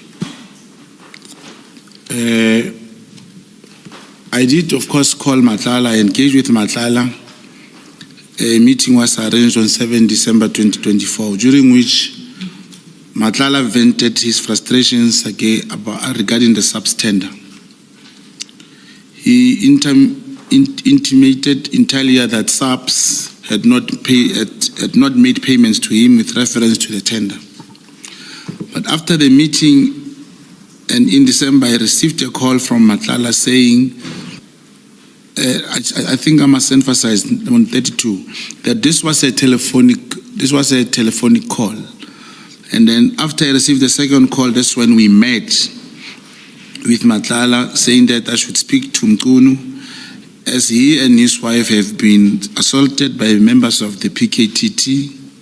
He indicated that he was intent on and was indeed attempting to open a criminal case regarding the incident at SAPS Brooklyn. He was, however, unsuccessful due to the fact that the SAPS refused to open a docket and receive the complaint. So, just to clarify, did you physically meet with Matlala at all on 7 December? Yes, Matlala, we spoke over the phone, and I received a call from him, and he told me that he has a problem, he couldn't open a case. And in my response to that, I did call my handler to arrange for Matlala to open a criminal case at Soweto.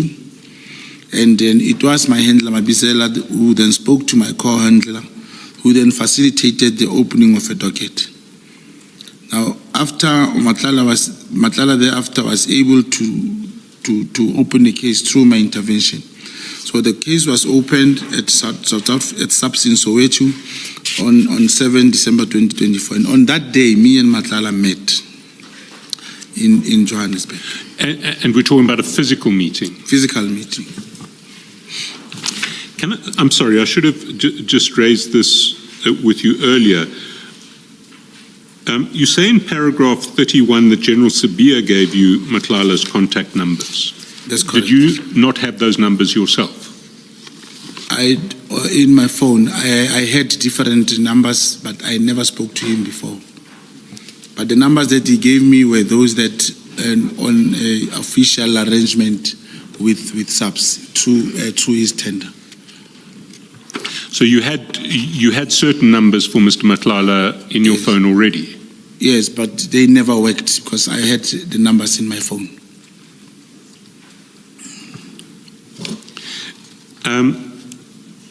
So we've clarified then there was a physical meeting on 7 December. Can you go to paragraph 34 and indicate to the Commission what Mr. Matlala shared with you at that meeting? Yeah, the meeting was very, very important because, Commissioners, it is Matlala who told me that these people are very ungrateful. He further spoke about General Begitele and General Masemola, saying that, these people expect me, like Masemola, he expects 25 million rand from me, and I have already given him 5 million rand. He also spoke about Begitele, that he has given him 2 million rand, and he wanted 10 million, which means the 8 million rand was outstanding. One of the important things he said was that Gen Masemola and Tele, they are having a plan, a comeback strategy for General Begitele to come back, and they really, really want to get rid of General Sebeya. And so this is information that Mr. Matlala is giving you about, as it were, factions within the SAPS. Yeah. Okay, may you rephrase the question? Am I understanding your evidence correctly that this information about General Pele, General Masemola, General Sabia, it's coming from Mr. Nhlanhla himself, and coming from- he's speaking to you about divisions within the SAPS. Yes, he was telling me physically. We were together when he told me.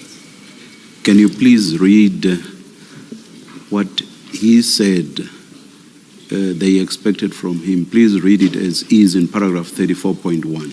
They expected him as a service provider to make payment to General Masemola in the amount of 25 million and Jen Kelly in the amount of 10 million. Of the 25 million expected to be paid to Masemola, 5 million rent had already been paid and there was a balance of 20 million rent outstanding. With regard to the Kelly payment, 2 million rent had already been paid and a balance of 8 million rent was outstanding. Thank you. Thank you, Mr. Chairman. And did he give you any indication of how he'd paid them, when he'd paid them, whether he was going to pay the balance?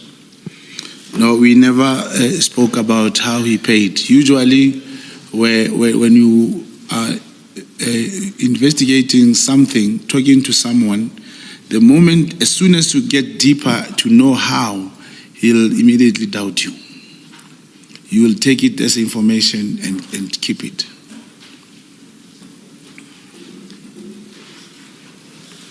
Did Mr. Nhlanhla explain to you how he knows that General Masemola and General Cele wanted to oust Minister Mkhunu and General Sibiya? I'm assuming you would have asked the question. Yeah, he did not tell the how of doing it. He just said they want to get rid of Senzo Mkhunu and Sibiya. So maybe you misunderstood my question. My question is how he knows that's what they want to do. No, he never told me. Yes. Thank you.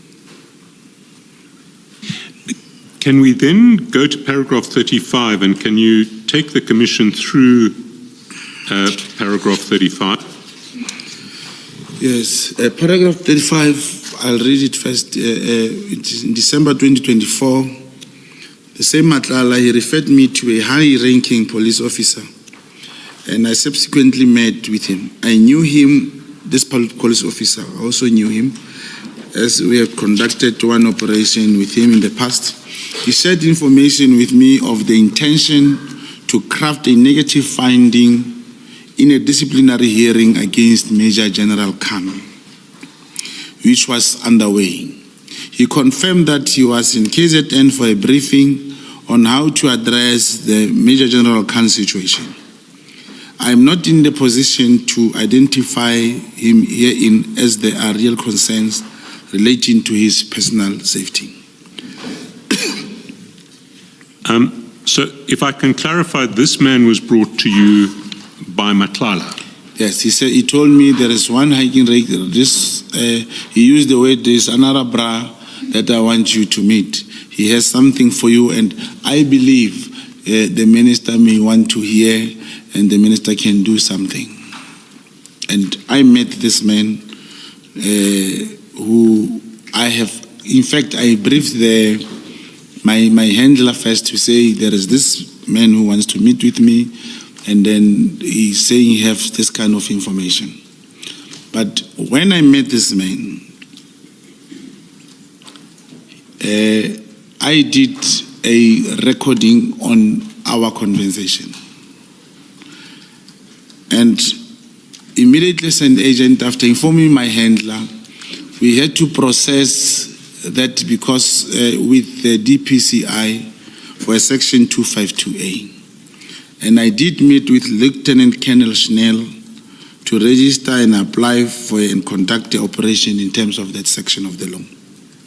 The intention, my intention there, Commissioners, was to employ the information that I obtained from the senior officer in the section 204 that he can, against General Mkhwanazi and Lieutenant General Kumar, because that's what he told me, that in Durban, they plotted on how to expel General Khan.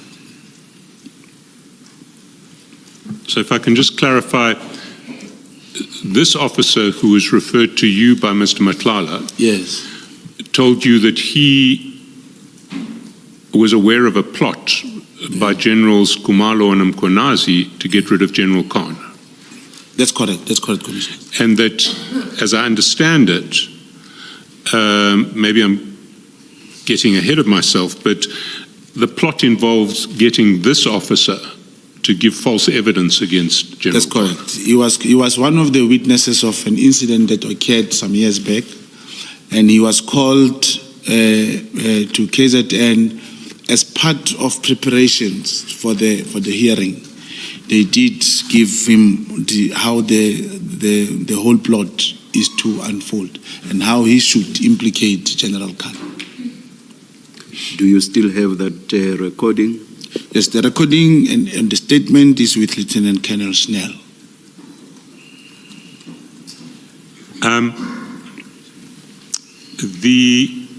If I might just mention in that regard, one of the documents that we have actually approached Lieutenant Colonel Schneller, and one of the documents that was given to you late yesterday is the transcription that the DPCI made of that recording. So it's in that exhibits bundle. Okay. Can I ask that overnight, I won't ask you to anything about it now, but overnight, can you look at that transcription and just check that it accurately reflects the recording according to your memory? And if there are any problems with it, can we address those tomorrow? Or can you be in a position to address those tomorrow?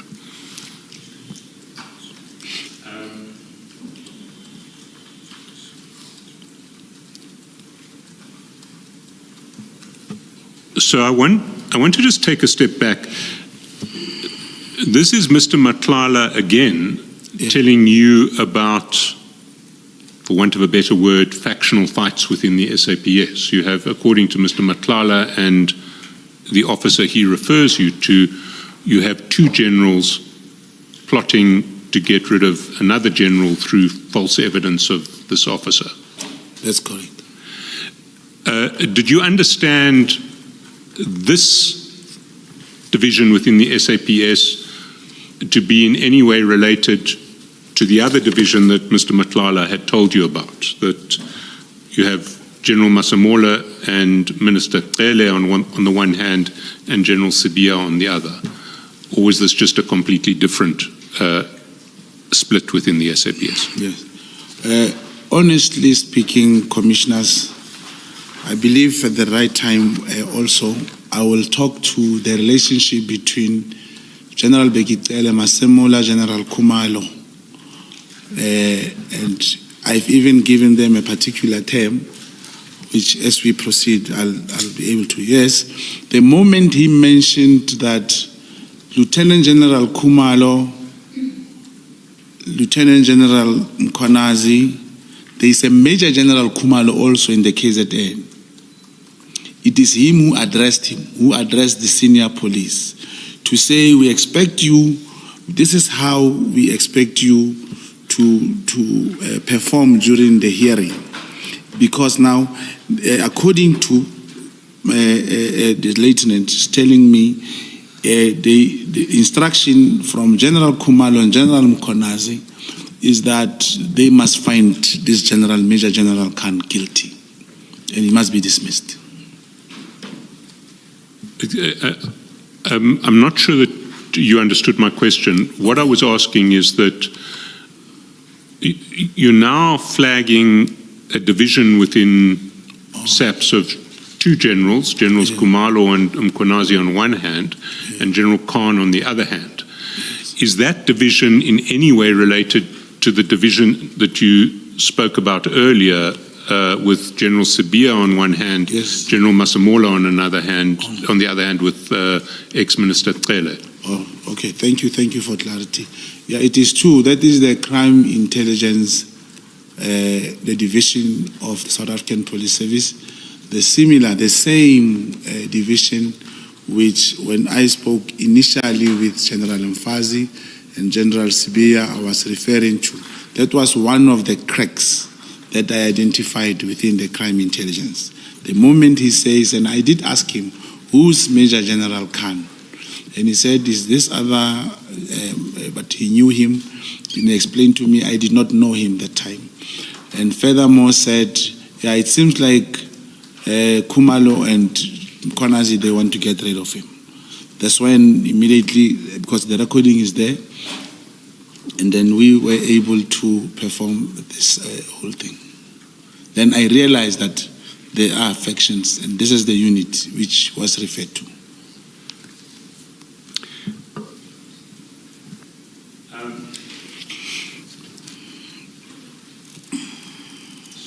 So just to clarify again, you were involved in a 252A operation. That's correct. Which involves essentially setting a trap. That's correct. And the target of the trap, or the targets, were Generals Mkhwanazi and Khumalo. No. Remember, the senior officer, as he was talking to me, he did mention that they have promised him a colonel position. Not a colonel, no, they promised him a position. And with me, as we were talking, he was mentioning of a similar offer that I should perhaps be able, because I'm close to the minister with my legend building. He thinks I can also give him something better. Then the recording talks to that he was expecting something from me, which may be in the form of a promotion or something of that sort.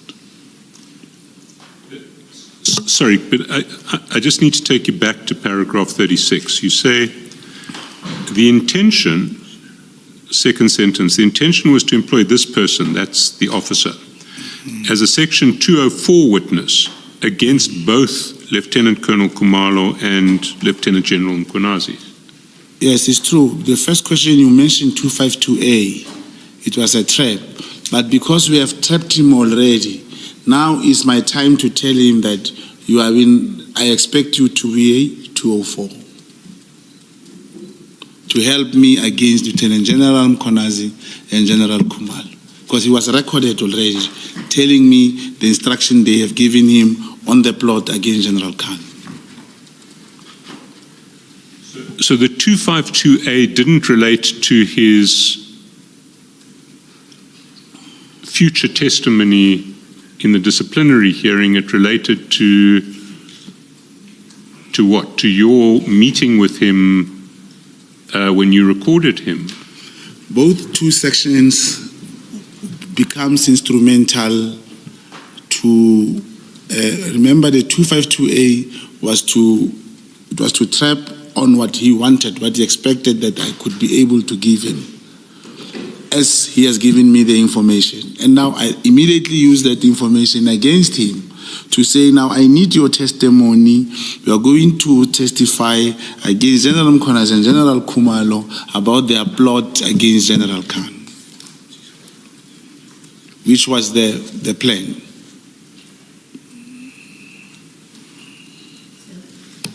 So the trap that you say you had already entrapped him, I think that's the language you use. You had trapped him already. What was it that he's supposed to have done wrong that gives you that bargaining position to say he must now testify against the two generals? The expectation of a rank. Remember, he said, if I give you, say something, at least you must talk to the minister to give me a rank or something. So it is that he said you must give him a rank that Yes, constituted yes, what you've trapped him on. That's correct.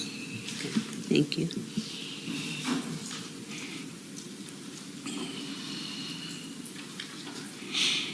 And when was the meeting with him at which you trapped him?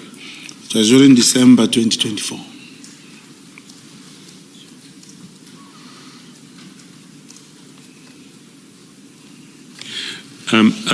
I don't want to. I just want to mention now that I think when we go to the chats with Mr. Matlala, we may see that it's in January 2024. But are you? Is it, so I don't. We'll get into it in some detail when we go through those chats. But why do you say December 2024? Because the disciplinary, I went to inquire, I spoke to the handler. He did confirm when arranging with Lieutenant Colonel Schnell, he did confirm that there is a disciplinary hearing which is underway against this particular General Khan. Okay, well, we can look at the chronology as it plays out in the chats later. What then happened? Did the trap go ahead? Upon him agreeing to the 204, and because it was recorded already and the information was with the DPCI, now it was incumbent upon the side of Lieutenant Schnell to proceed with the investigations and so forth. But the only thing that I did with the copy of the recording that I had, after speaking to my handler, the conversation, the information was leaked to the media, and it was leaked by me, purposely, and upon by General Khumalo and General Mkhwanazi. They had no choice because the information has leaked, and that's why I believe General Khan was acquitted. There was nothing he could do because there was a recording that proves that there was a plot to dismiss General Khan. And I heard him when he was here, if you remember, commissioners, he said after he has accepted to preside over General Khan's disciplinary hearing, I started talking to him. It is true. That was the period. So let me just take a step back. You leaked the information to the media. That's correct. And the information that you leaked to the media was that certain witnesses had been pressurized to give false evidence. And you will be given promotions. I think in return for the publication is available in one of the minutes. But that was leaked. What you leaked to the media. That's me. That's me. And that had the result, in your view, of General Mkhwanazi acquitting General Khan. Yeah, that's what happened. He had no choice. He ended up acquitting General Khan. And what then happened with the Section 204 and the trap? That commissioner, as senior counsel has alluded, that he has managed to obtain the transcript from Lieutenant Schnell.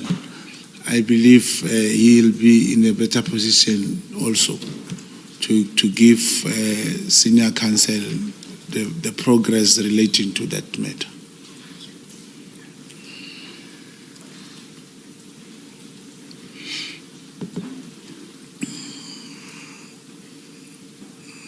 And can I'm still not understanding the sequence, and in particular Section 252.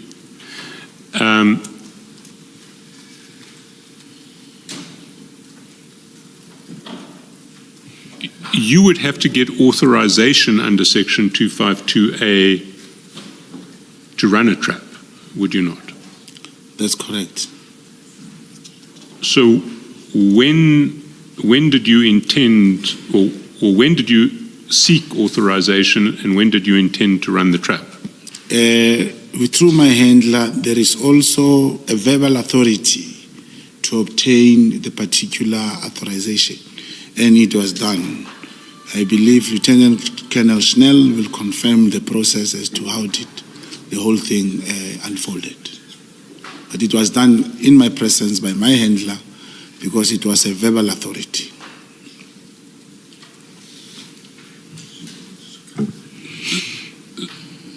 So did this happen before your meeting? That's correct. And the meeting you date in December, I suggest to you it might have been sometime in January. But it would, at any rate, it would have been before that meeting with the senior officer who had been asked to give false evidence. Yes, but it was around December, if I recall. But as you say in one of the messages, it will reflect. I believe the correct date will be obtained, Commissioners. Okay. If we can move on to the 8 January ANC celebrations, can you take the Commission to paragraph 39? Thank you, Commissioners. On January 8, 2025, an ANC celebration was scheduled in Cape Town. Nhlanhla indicated to me that he wanted to meet Mkhwanazi at the celebration. He offered in December of 2024 to contribute to the event by subsidizing ordinary ANC members from different parts of the country to be able to attend the ANC celebration. I relayed this suggestion to my handler, Mabisela, who then asked my co-handler to accompany me to Cape Town because my handler was not available. Nhlanhla assisted with the funding of transportation, entertainment, as well as accommodation of ANC members to attend the ANC celebration in Cape Town. Nhlanhla made payment in the amount of 149,000 towards aforesaid expenses and other payments towards the travel expense of 8 persons, which included my co-handler and his partner. The amount of 149 was paid to the company called Khotle, and payments were made to service providers by the company. The additional travel for the 8 persons mentioned was paid directly by Nhlanhla. Can you explain to the Commission what your link to Khotle is? The Khotle is a company owned by my fiancé. Now, to ensure when you do this traveling arrangement, it happens all the time. You do payment to certain people, and the transactions or services end up not being rendered. But then with Khotle, I knew because we had to. Other payments had to go to buses, others to flights, others they had to be poured petrol. Now we wanted a central way of controlling the funds. That's why I used my fiancé. So you were able to direct what would happen to the payments that were made to Khotle? Only on people who were already in Cape Town, because the payment arrived when we were in Cape Town already. Yes. And who were the service providers who were paid out of this 149,000 that was ultimately paid? Those are different people. Like I said, you will have other people been traveling by bus. You will have people at Cape Town. They say, Tina, we want to eat this. Others will have to be given, or you have to buy from a restaurant. Others you buy in a bulk. It depends. The money had to be available that side and be controlled. But as to other service providers, it is only Khotle that is able to prepare who else did they pay the money to. And are you able to account for that 149,000 as to where it went? No, Khotle must. I'm not the director of Khotle. They have to deal with that, and if the commission requests them to do so. Okay, but your fiancé could account for that. Yeah, those are entities. Maybe as I'm here, I may have another fiancé. It's not a thing that I can control her business.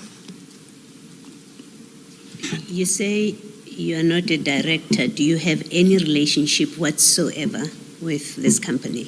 Not company, the individual, the person. So you have nothing to do with Khotle? No, I don't. Thank you. Do you get paid by Khotle? No. I'm not getting paid. It's a business. She manages things. Where as a traveling agent, she here and there she'll take a percentage. That's her thing. Yes.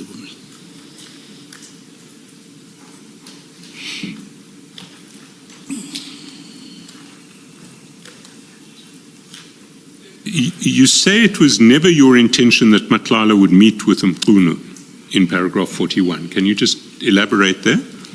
Yes, indeed.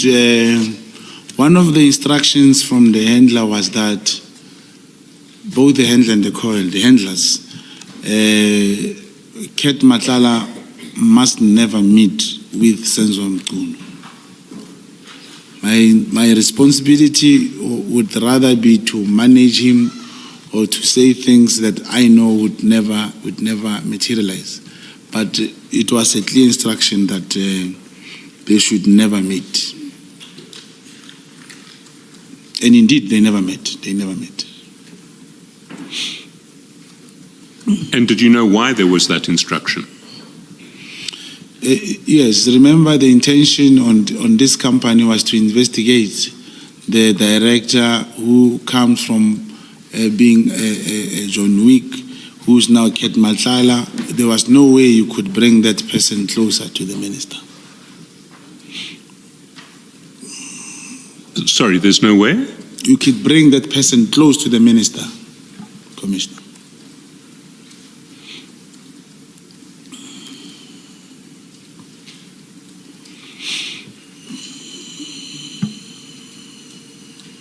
You say at the last minute you informed Matlala that the minister wouldn't be attending the ANC celebration, and you suggested as an alternative that General Sabia, Matlala and yourself should meet in Camps Bay. Yes, that was a consolation. Remember, on the last minute when I informed him that the minister is not in the celebration, is not in Cape Town, he also decided that he's no more coming. But I couldn't just say, when you operate on somebody, you can't say the minister is not coming and you just close the conversation. You have to tell him, but I think because Sabia is also in Cape Town, you can come and let's meet with him. What would the purpose of meeting with Sabia be? There won't be any purpose, because I knew he wanted to meet the minister, was to make him realize that I tried something because the minister is not here. But what interest would Mr. Matlala have in meeting with General Sabia? Why would that be an offer that would be attractive to him? No, if there was no way, I couldn't say to him, come and meet comrades. You would want him to meet someone. Remember, if he has frustrations about his business, you would want him to meet someone. Remember, General Sabia is a Deputy National Commissioner. It's not like I'm saying, come and meet Maliki. Or you give him someone who will make him realize that, oh, you mean business. But if I understand your evidence correctly, Matlala said he'd already paid millions of rands to the National Commissioner for this contract. That's correct. So why did you think offering him a route to the Deputy National Commissioner would be of any value to him? Commissioners, it's just that I don't wish that I should be operating a particular person like yourself. But what is happening is, the moment there was no way I could say, hey, Kat, the minister is not coming, bye-bye. You would rather say, look, because the Deputy National Commissioner is here, I think you can come, we'll meet with him, but the minister is not here. So as to it adds value or it does not add value at the time, what was important is to pass the message for the man to make a decision whether he was coming or not. And I knew he would not come. Why were you sure he would not come? He wants the minister. He would have told me initially from the first place that I want Sabia, he said, I want Senzo Mkhwanazi.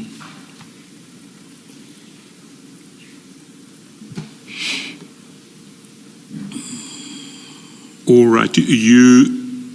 You mentioned that your prediction was correct. He decided not to travel to Cape Town. Can you take the commission through paragraph 42? That Matlala in China, after receipt of this information and the alternative suggestion, decided, however, not to travel to Cape Town. He was increasingly adamant that he wanted to meet with Mkhwanazi, as he was not paid by the subs in terms of the tender contract awarded. Now, that's when I requested permission from my handler to facilitate a meeting between Matlala and the Chief of Staff, Cedric Nkabinde, without the minister's blessing. And okay. Should I go to paragraph 43, Commissioner? Please do, yeah. My handler held the opinion that I should find a way to manage Nhlanhla without attending to the minister's office, either to arrange an audience with Mchunu and or the chief of staff. He reiterated that I had to continue infiltrating Nhlanhla network in order to identify all the role players within SAP's tender that was awarded to him. So from your handler's perspective, they wanted to keep Nhlanhla away from the minister's office entirely? That's correct. Can I just ask, I find that sentence very confusing. The handler wanted to keep Nhlanhla away from the minister's office. That's the first part that you've just confirmed. And then it's the second part I don't understand. Did the handler encourage you or approve that you arrange an audience with the minister and the chief of staff, but just not attend the office of the minister? I don't understand what you're conveying in that sentence. I requested permission from the handler. Yes. That I should rather, how about I arrange a meeting with Chief of Staff Cedric Ngabinde, Yes. but I won't let the minister knows that I arranged that meeting. Still the handler refused. So the handler, so what you're saying in paragraph 43, I'm at 43 now. Are you there saying the handler refused you arranging a meeting with the chief of staff and or Mkhwanazi? Is that what you're conveying in that Yes, sentence? both of them. Yes, I must stay away from the minister's office. When you say minister's office, you mean the people in that office? Yes, or the minister physical office? and the chief of staff. The Okay. yeah, that's correct. Thank you.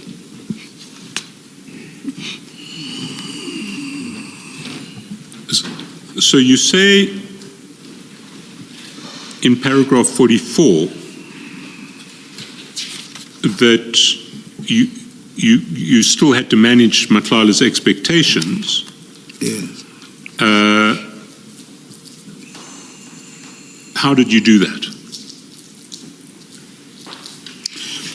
Remember, he had problems with the non-payments.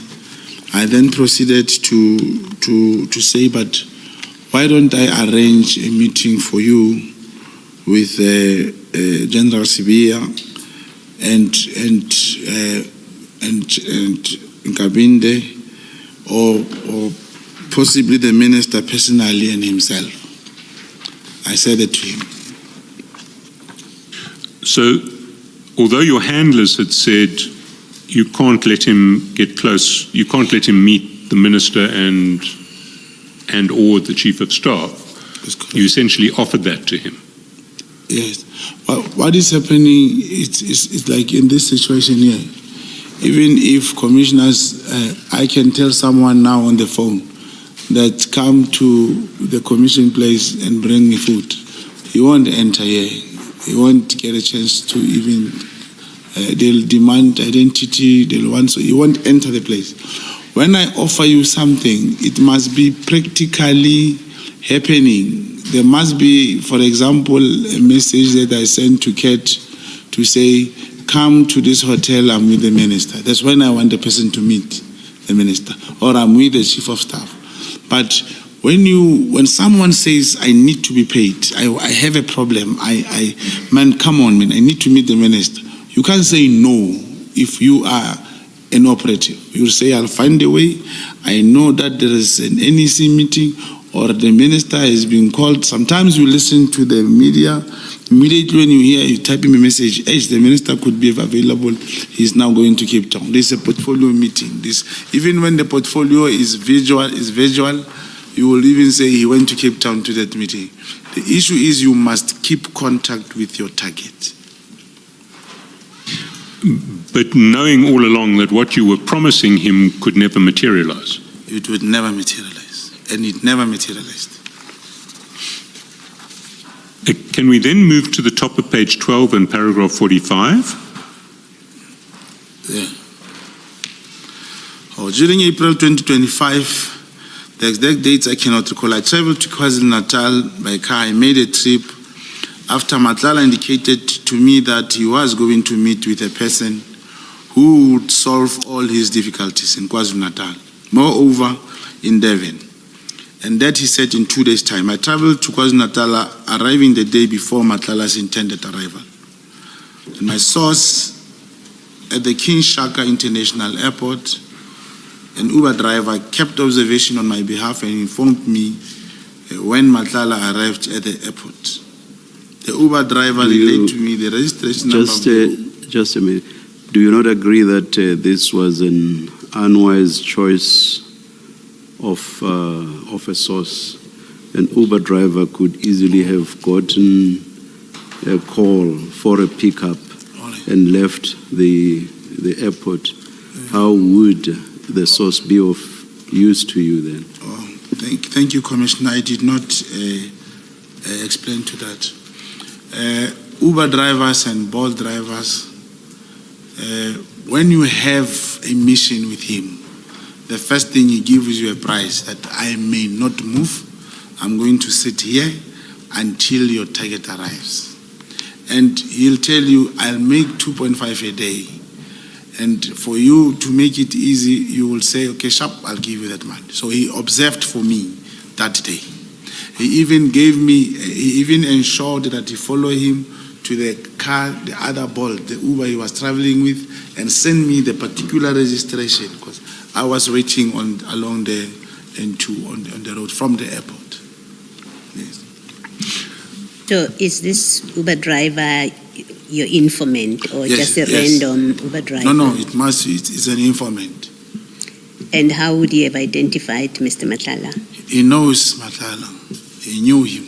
Remember, you talk to a person, you will even send him a picture, but that time he knew him already. You didn't send him a picture? That time, no, he knew Kate Nhlanhla already. And he knew him from where? Because we were talking about him. There was a time when I was in Durban, because as an agent, commissioners, you have a network. You see, for the nation, for the intelligence service to function, I can say you can't run intelligence service without Brown, without an agent. Now you'll have even people who are selling on small scale. Someone knowing he's selling drugs, 100 rand, 700. You know him. You won't arrest him. You won't tell. He's your informant. He'll lie to you. He'll say, no, let's bank 2 million. But because it's your source, you won't tell your handler this man sells drugs. But he's selling on small scale. But he gives you information that can really turn out. The same applies to Uber drivers. Even in Cape Town, you go to especially Durban, or Tambo, Cape Town, you must have those people.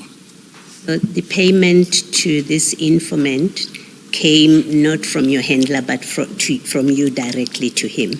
You must. Now, those are other things. Remunerations of like your Uber and does not happen like with the informant. Remember what happens. You explain to him that how much is this, whatever, and he'll say for a day I need 2,000 rand. Now, as I've alluded in my statement that informants cannot be paid by me, it doesn't necessarily say when an informant say to me, I need 200 rand, your target, I must tell the handler, hey, the man wants 200 rand. When I have means, I'm able to give him. But I must inform my handler, the man is standby, this is what we are looking for. In case we go right, please arrange something for him. Okay, but the payment to the Uber handler comes from crime intelligence funds because you're doing work for crime intelligence. Yeah, but now it is now, you see, now it was only 2 days that time. Mm-hmm. The handler must find someone in KZN who must facilitate that because the Uber driver is from KZN. But that was only 2 days time and we have only agreed upon 1,000 rand at the time, which I spoke to my handler and was able to give him something like that. Thank you. So I just need clarity here. You are paying the Uber driver essentially to take the day off from Uber and to be your source.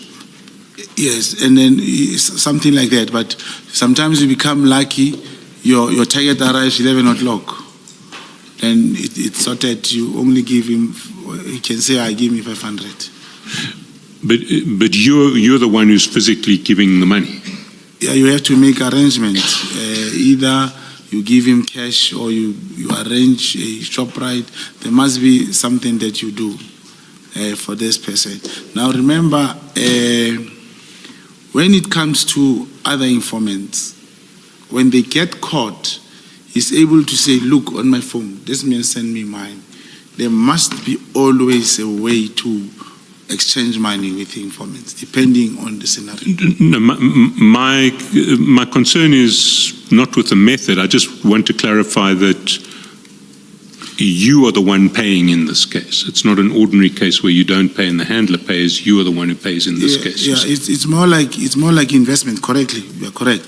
It's more like you tell a handler, I'm going to give this man 1,000 or whatever, but as soon as the transaction or the mission has been completed, when you get remunerated, including the money you lost, you will be able to recover in some instances. And in terms of paperwork there, does the handler ask any evidence from you? Or? Yeah, the source, informant source, who's my link, well, there may not be a transaction between him and my handler. I will just inform my handler that this is and this and this I must do for me to reach to this destination with this person. But do you not have to give your handler some proof so that he can go back to the crime intelligence, audit people and account for what he's given you to give to the source? Yeah, explanation. Look, depending on the situation, commissioners. Let me give an example. There is a Uber driver will tell you, I'm transporting drugs from Hillbrow to Mamelodi. Now, and then he tells you that they give me these drugs on Friday 9 o'clock. But when you check the value of the drugs, about 10,000 rand. The value of the drugs, it's about 10,000 rand. You talk to an informer and say, look, there is this thing about the Uber. You see now that one, because we'll even ask him who's delivering those drugs. Probably the one who's delivering the drugs has 50,000 rand worth of drugs, or 100,000 worth of drugs. Now, this person will definitely be reimbursed by your handler. Now, it must be handled by him when it comes to that. But when you speak to an Uber person in Cape Town and say, there is this guy, you remember we were talking about his coming, are you able to sit for me there to check when the person is coming and so forth? Obviously, we'll go to the screen at the airport and say Johannesburg to Cape Town, or Johannesburg to Durban. Okay, there are 5 flights. If it's 9 o'clock and there is a flight, the next flight comes only at 2, he may leave the airport and come at 1:30. But it doesn't necessarily mean you will at all times say sit there, even if there are only 2 flights during the day. Yeah, I'm just interested in paperwork. How does crime intelligence account for this money that will ultimately end up in the hands of the Uber driver, but on what you're saying has gone through your hands? Yes, it's when I have arranged with him and I've given him this guy and I paid him out. And in my interaction with my handler, that's when we'll cover all these other things. But what does the paperwork say? Oh, he comes with the paper I sign. There's nothing that I keep. It will be in a duplicate form. So you will sign something with your handler to be reimbursed for money that you've given the Uber driver? Yes, but you see now, you cannot go to a handler and say 5,000. You cannot speak those amounts that are not realistic. Where there is a lot of money needed, he must know in advance. And it is not the informant who determines how much. It's not the informant, commissioners. It's my arrangement with the informant, and at that time, the information you are certain that the man is going to land on Wednesday, and the information for the Uber driver is to sit there 2 to 3 or 4 hours, and then you agree with him. If you give him 500, you tell your handler, I've given him 500. But for the work of this magnitude, not necessarily that I will want the refund if I have done that. Some of these things I afford them. What I want is to know the person that is going to help Kat do away with all these problems at that moment. Yes. So you pay your informant, and you say you can claim it back from the handler when the mission is complete and has been achieved. The handler pays you whatever amount you say you paid the Uber driver. How does the handler know that to believe you that you paid the Uber driver 1,000 rands and not 500 rands? Okay, maybe if you can speak in this case where I gave that man 1,000 rand. I did not claim it. I just told I thought we are talking generally, how does this thing work? But in this case, I gave him 1,000 rand and I did not claim it. I told my handler, and by the way, because the person I was following, it happened so differently. The Uber dropped him at the hotel.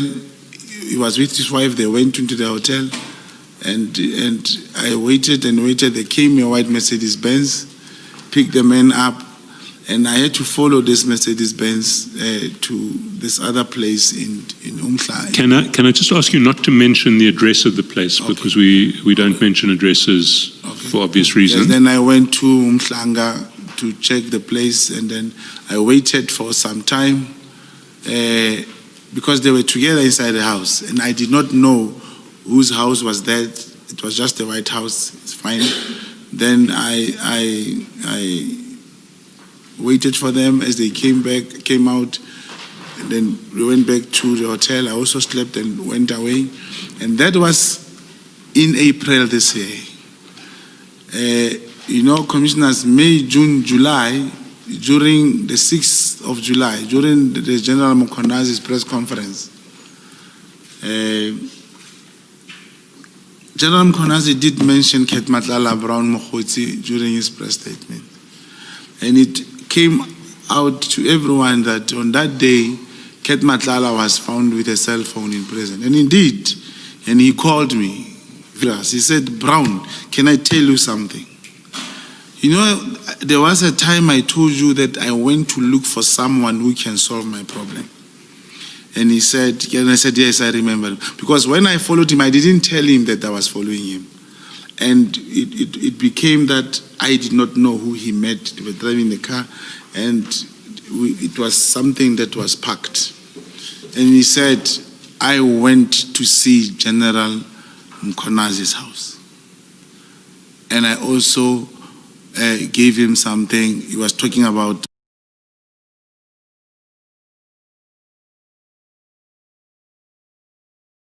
money. I gave him, I also gave him, but he was speaking this language. And he gave me this guy, and now he's talking like this about us. I think, and then I never said to Kat, I followed you. I did not know.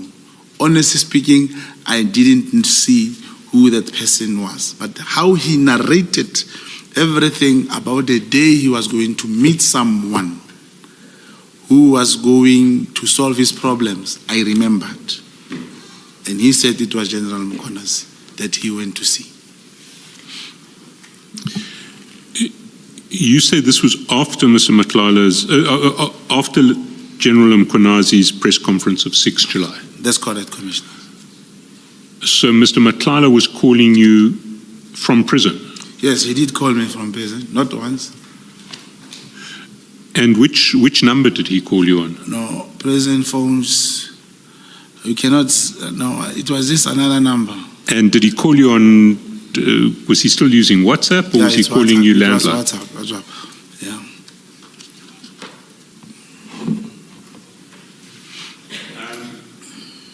And then in 48, you talk about some other calls from prison. Can you just briefly describe those? Yes. He did call me, of course, from prison, but we were discussing like his strategy, how was he going to get bail, and what is happening, what is transpiring, and what is he doing, all that, like what is happening to him, like his plans of getting bail. Let me take you back to the visit to Durban. When Mr. Madlanga said that he was going to go to somebody who would solve all of his problems, was he referring to the problems he had with regard to the tender? Yeah, he was mentioning, yes, particularly in subs. Yes. I'm thinking the tender, as I understand, or Commissioner, would have assisted on this. He never said, can I, this is an omission. Honestly, I thought maybe he was going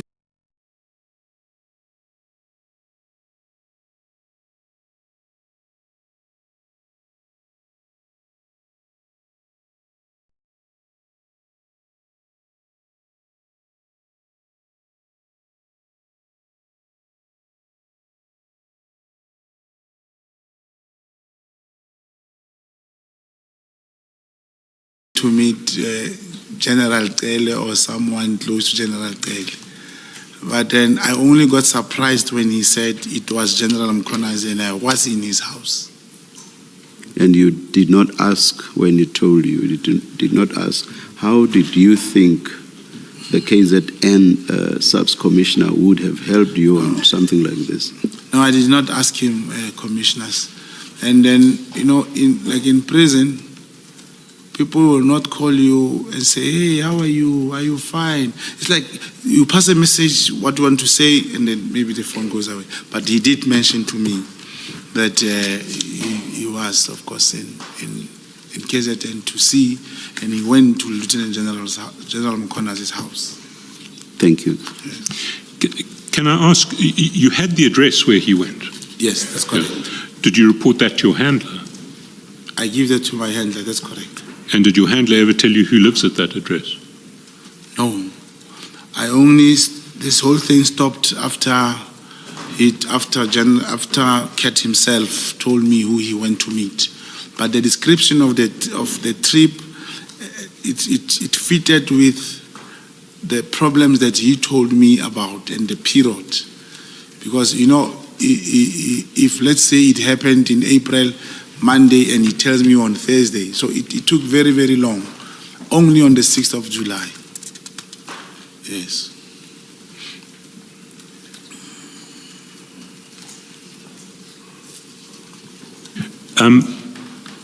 Paragraph 49, you now talk about your actions after Lieutenant General Mkhwanazi's press briefing on 6 July. Can you take the Commission through that? Yes, after Lieutenant General press briefing on July, and moreover the reference made therein to me, I decided to continue investigating General Mkhwanazi and obtain as much information as I could. To give context to the arguments and statements that he had made during the press statement, my handler at all relevant times knew of my continued investigation and it carried his approval. And paragraph 50, sometime thereafter, towards the end of August, I contacted the late former Minister of Police, Nathi Mthethwa. I wanted to understand why Lieutenant General Mkhwanazi was removed as acting National Commissioner of Police in 2012. I spoke to Mthethwa regarding my concerns that General Mkhwanazi was CIA operative according to information I received from my source. Mthethwa said he shared my suspicion. In order to confirm this, he said I needed to travel to Kenya to meet with a contact who was aware of CIA operations in South Africa. 51. Can I just stop you at this point? Had you ever met the late Minister Mthethwa before? As a member of the ANC, long time. Yes. And how did you contact him? You mean now before? Yes, I had his WhatsApp numbers. I believe even the gadgets, remember it's known, there was a search and seizure on my phones recently. That number, I'll give you the name I saved it under, is there. The name is there. And where was he when you contacted him? No, we only spoke over the phone. I think he was overseas. And he said you needed to travel to Kenya That's to meet a correct. contact. That's correct. And did he give you details of who this contact was and how to get hold of him? He gave me the name and the contact numbers on WhatsApp. I phoned this person at some stage. He said he was in Tanzania and he was going to come back 3-4 days later. And when I called, he confirmed he was back in Kenya. And that's when I left to Kenya on the 10th of September 2025. I believe in some annexures the ticket is also, I've annexed the proof of the ticket, and I returned back from Kenya on the 12th of September 2025. So, and in Kenya, so proof by means of, or rather, you have proof which is a ticket. yes, I flew to. And I assume you also have stamps on your passport. Yes, that's correct. All right. And taking you back to the call you made to Ambassador Mthethwa, I think you said there's proof on your phone, a phone that was confiscated. The contact numbers. He asked the question was, how did I contact him? Okay. Yes, that's correct. So there will be a record on your phone of you having called Ambassador Mthethwa. I believe it's supposed to be there. It should be. Yes, it should be. believe, There yes. should be a record of that. Yes. So this will be a French number or a South African number? No, it was that 27. He was still using the slam. Oh, okay. Because they still work outside, yes. Thank you. Thank Yes. you. And if you can then tell the Commission what happened in Nairobi? Oh, in Nairobi, I did meet a gentleman who introduced his name only as George, but I don't believe this was his name. But the relevance of this guy, he's more conversant about most of the CIA operations in SADC, not only in South Africa. And we perhaps I should read it. He confirmed the possibility of the information obtained from my source as being correct. And again, I contacted Mthethwa, the former... Sorry, before we get to 52, you say he confirmed the possibility of the information obtained from my sources being correct. So if I understand that correctly, he couldn't say it was correct, but he said he equally couldn't say it wasn't correct. I do not understand the question, Commissioner. You say he confirmed the possibility of the information obtained from my sources being correct. So he didn't, did he say to you, this information is correct? Or did he say this information, it's possible? He also held a suspicion. Which... And you were satisfied with that? We still have to engage. The investigation is continuing. He said he lost the contact number of a particular person, but he also made reference to this current G20 that during this period there may be some lead. He will probably come back to me. You see why I'm asking you if you were satisfied? You had gone all the way to Nairobi, Kenya, and all you are told is that there's a possibility that the information may be correct, and you come back to South Africa. Okay, Commissioner. It seems to me that it was all a futile exercise. Okay, Commissioner. Commissioner, my world is a very different world. It's something else, Commissioner. But just to give you a hint, it's not that I arrive at the airport 9 o'clock, 10 o'clock, I meet, hey, how are you, sharp, sharp. Is it true? No, possibility. Oh, bye-bye. Then I got into the flight. A person will give when I meet him, he must introduce himself properly to me. I also do the same. Now, agents, when they meet, there are certain things that you look for from this person. He'll give you reference about something or about someone.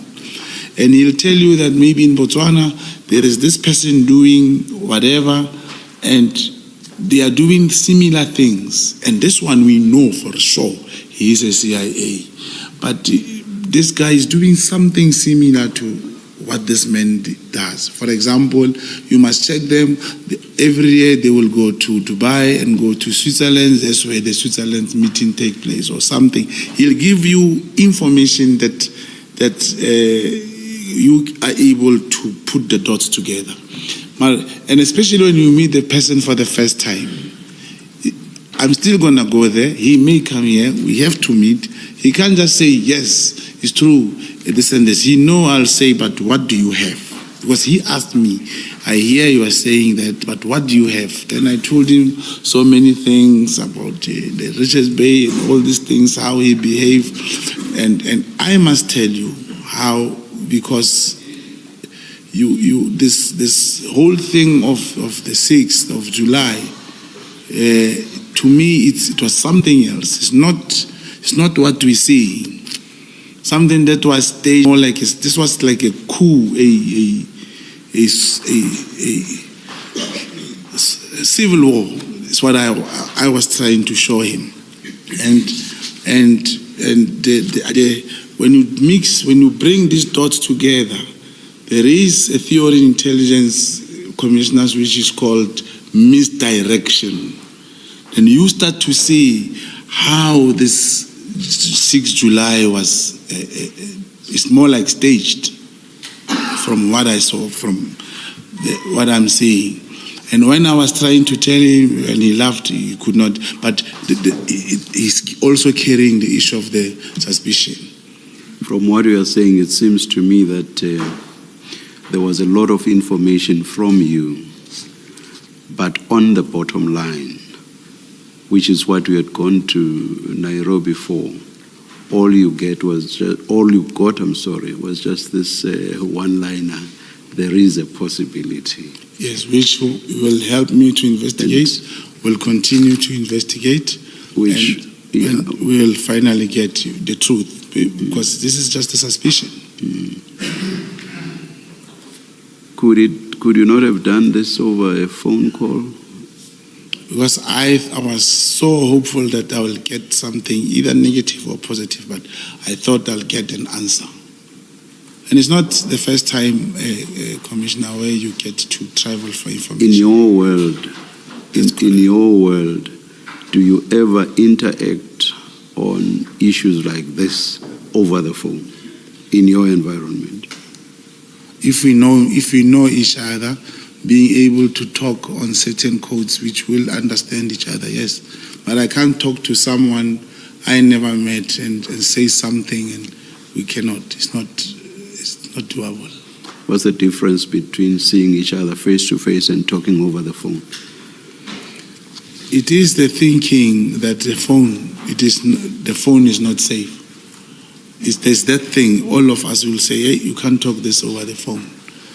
And also to take effort to obtain information, it makes a person realize, Commissioner, that this man is serious about this. But you considered the phone to be safe when you spoke to Ambassador Mthethwa about the same subject? If we know each other, you can just ask him. No, this is about safety now. Yes, This is about safety. Yes. Did you consider the phone to be safe when you spoke to Ambassador Mthethwa about the same subject? Yeah, but and he was far, and for me and him, we thought we could just talk about it. It's not that it is safe or not. I get the Commissioner's point. I think you're conflating issues. You made a point about your reluctance about raising this with a person in Nairobi over the phone. You made a point that the phone might very well not have been safe. That's a totally different issue from whether he would have had any comfort to talk to you about this subject. The two are totally different. There's one, the question of safety, and two, the question of comfort or lack of it. Do you get me? That's correct. Now I'm saying, let's focus on the question of safety only. Yes. Now, if there were issues of safety, why is it that you were comfortable to raise the issue with Ambassador Mthethwa over the phone, which you consider not to be safe? Do you understand my question now? Yes, I understand the question. I believe I should put it right. Also, it's more riskier to talk to a stranger about something over the phone that you have never met. And I believed, Commissioner, that first let me agree to what you are saying, that it was a futile exercise and I wasted time. I could have done it over the phone. I must admit that. It's just that at that moment, I thought the man, if I meet him, it's difficult to make accusations to a stranger. I also thought, seeing me face to face, he may be more comfortable and tell me the truth, if there is any truth. But that's the answer he gave me. Thank you. Mr. Mkhwanazi, you say in that paragraph 50 that Minister Mthethwa referred you to a contact and your wedding. Contact who was aware of CIA operations in South Africa. So this contact, this George, is not a CIA operative himself. He's someone who is aware of CIA operatives. That's correct. And he must, who is he? He belongs to an organization. How does he become aware of CIA operations? I don't know. I don't know. You were not told. I was just told, yes. You were just told, go meet Yes. George. Yes. And you didn't know who George is. And you went to meet him. Commissioner, no one will say I am a CIA operative or I am not. But when you get information that this person may know something and you start talking to him and he agrees to meet you, you will go and find out. So George may well just have been a random person you don't know, because you don't know his organization. You know nothing about him except that he's George. So it's fair to say that he may well have been a random person who just misled you when he said there's a possibility. It's not about being random. It's like me, if you ask me, to which organization do I belong in? Yes. I will not say crime intelligence. Yes. I'll just say maybe I'm an operative. Now, if George says to me he is an agent, You believe him? not to believe, I agreed to go and see him. Okay. Yes, and I've acceded to the fact that indeed it was futile, but he has promised to provide more information in future. And this trip you made as a contact agent, it's part of your investigation as a contact agent. Yes, that's correct. So it would have been paid for by I crime paid it. intelligence. No, I paid for myself. I paid for myself. I've not claimed anything from my handler. Some of these things, Commissioner, you know, I'm very patriotic. It is just that people don't know. Some of these things, I will do them from my pocket. So the long and short of it is you paid for this That's trip correct. out of your pocket. That's correct. Thank you. Yeah. If I may ask, how much did it cost you? Traveling, hotel bills, and whatever other incidentals, how much did it cost you? 15,000 rand. And I assume you have claimed amounts less than 15,000 rand from crime intelligence, have you not? Less than or above. I'm saying less, even less than, or have you not? Yeah, I've been there for some, it's not more than that. Not more than that. You'll claim here and there, but not more than that. Sorry? I have not claimed more than that. You mean like money, cash, 15,000? No. You have not. No. I find it strange then that you would not have claimed back an amount as high as 15,000 rand. It's not the first time, commissioners. Commissioners, and in this is not only about claiming. Putting the country first, being patriotic, respecting the flag, carries more weight than these things people are thinking. A lot of weight. Thank you.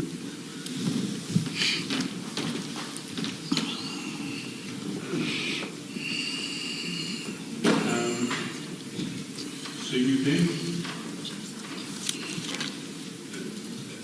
you then, on your return, say you contacted ex-Minister Mthethwa and briefed him about the trip in Kenya. What did you report to him?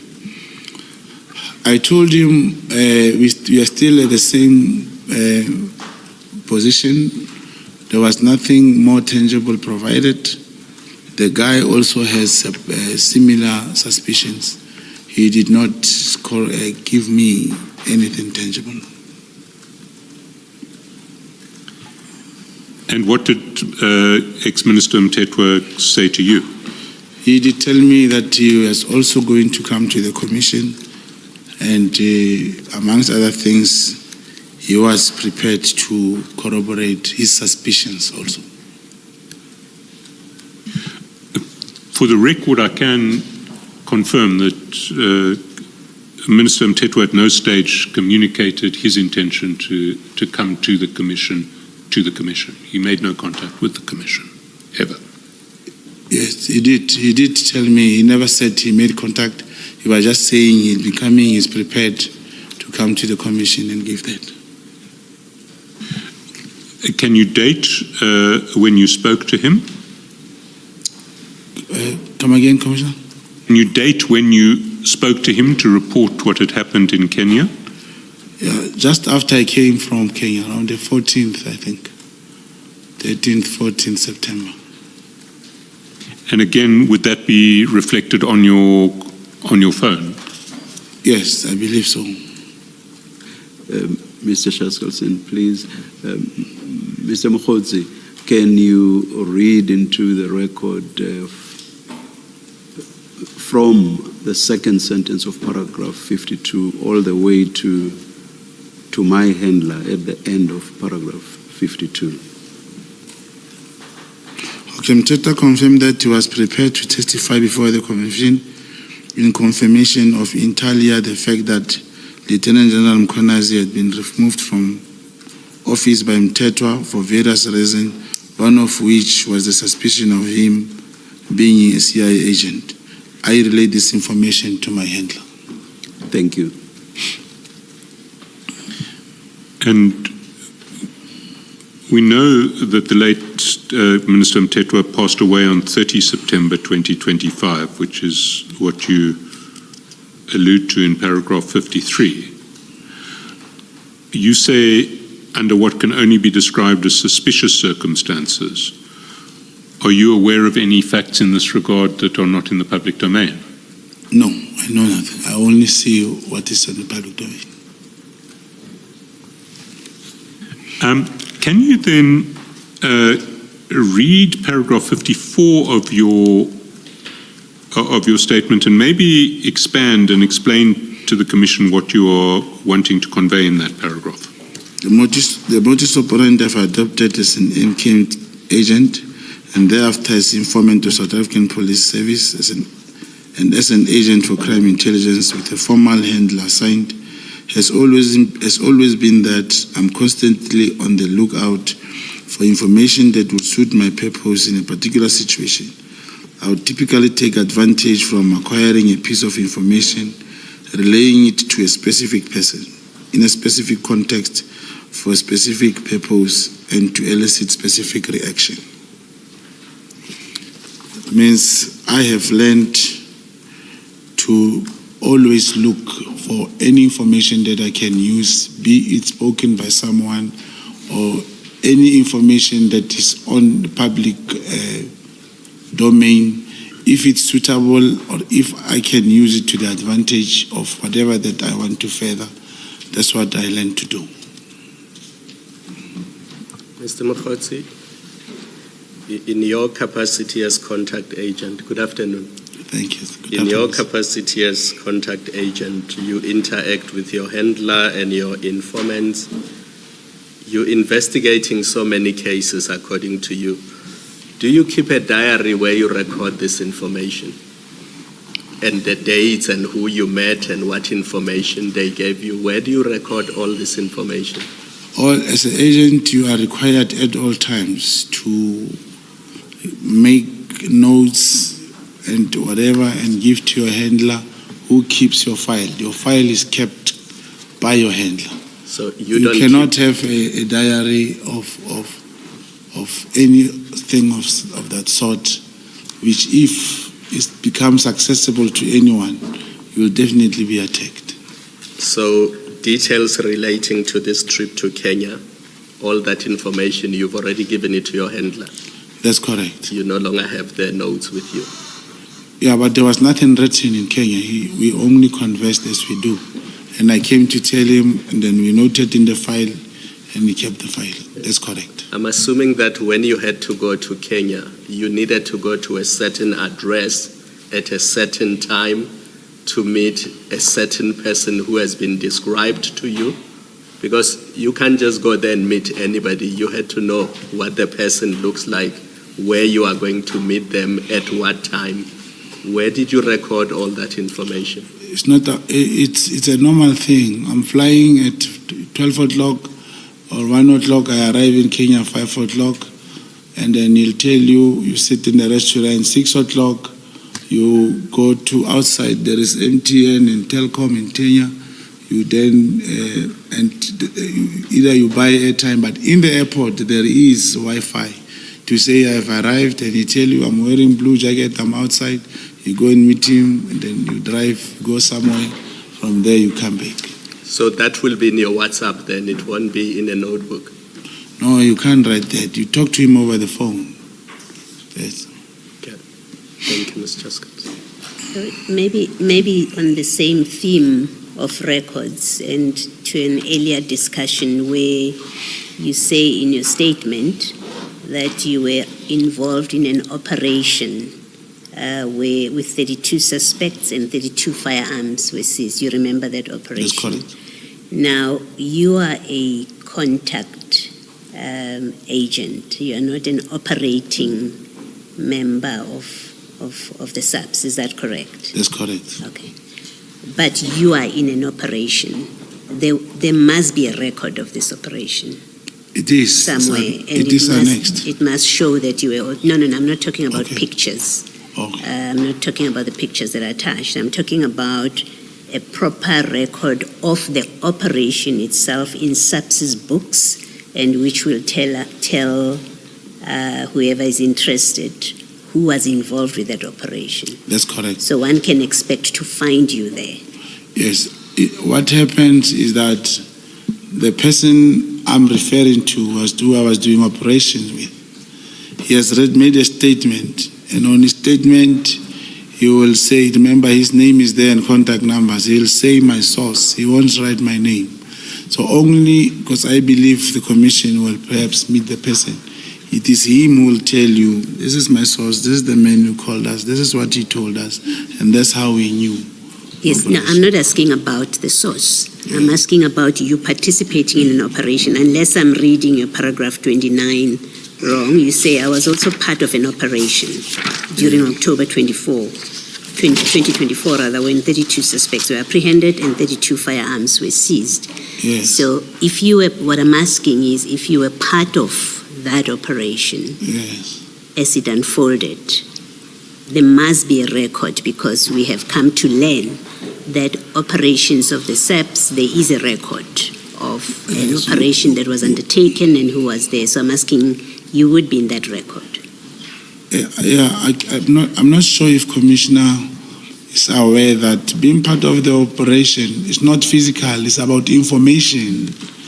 So you don't mean you were present when there was, I think, this take down or whatever they call No, it. if there can be a crossfire, you will be hurt. You cannot. All right, no, I then misunderstood your statement in the. Thank you. Thank you. Thank you.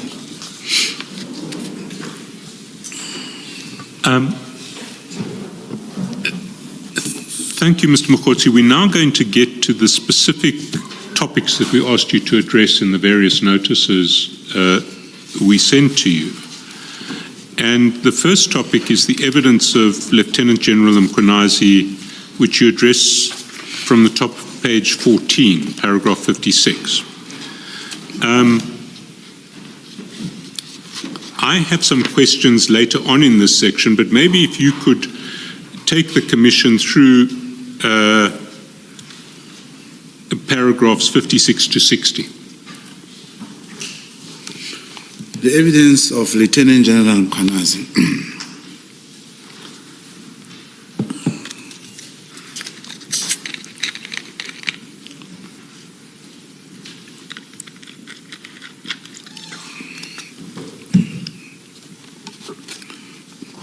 The evidence of Lieutenant General Mkhwanazi, the conclusion drawn, and the assumptions made by him regarding me cannot be, in the absence of what I have stated herein above, be criticized. I say this because Lieutenant General Mkhwanazi could not and did not know that at all relevant times I was a contact agent acting on behalf of the state with tasks, orders to investigate both Lieutenant General Mkhwanazi and Matlala as aforesaid. The perception and assumptions that Lieutenant Mkhwanazi alluded to in his evidence with reference to me is exactly the outcome and the perception that I wanted to obtain and to create in order intalia to gain his trust and to get closer to him to investigate his ties with the CIA. At all relevant times, my handlers had full knowledge of and was kept appraised of my conduct and strategy, not only where Lieutenant General Mkhwanazi was concerned. I was privy to sensitive information regarding the South African Police Service and crime intelligence, not because I had dubious relationship with any senior police officer or persons in the public office, but due to my involvement as a contact agent for the crime intelligence and through my vast network of informers and sources. Can I just stop you at this point? Did your informers and sources within the SAPS, did they know that you were an agent? I don't understand the question, Commissioner. So people who were giving you information, SAPS members and crime intelligence members in particular, did they, and who gave you information, did they know that you were an agent? Yeah, it depends. It's not everyone. But remember, someone who's employed in the crime intelligence will not necessarily be an informant, except for maybe a person who's in the employment of crime intelligence, being a support staff, for example, in the human resource or supply chain. That particular person, you may, of course, work with that person and the person will know that you are an agent.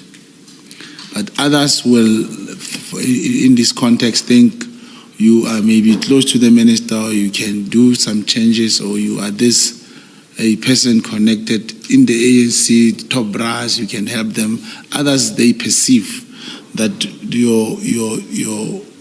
your standing, you know someone in politics, or you know a person relevant to the situation that you are discussing. Because I'm just trying to understand the situation that you're describing, which is an unusual one, which is of an agent operating to investigate crime intelligence itself, and depending on sources of information that come from inside crime intelligence. Now, it seems to me that if people inside crime intelligence know that you're an agent and give you information on that basis, there's a risk that that will compromise the whole operation, because once your status as an agent is known, it will be very difficult for you to get covert information from anybody else in crime intelligence. Do you accept that? I accept that, not only in crime intelligence. I was raising that with my legal team to say, after this engagement with your office, senior counsel, remember initially the plan was to bring this statement in camera. I've taken into cognizance all those factors, and I'm now aware that from now on the whole world knows that I am this person.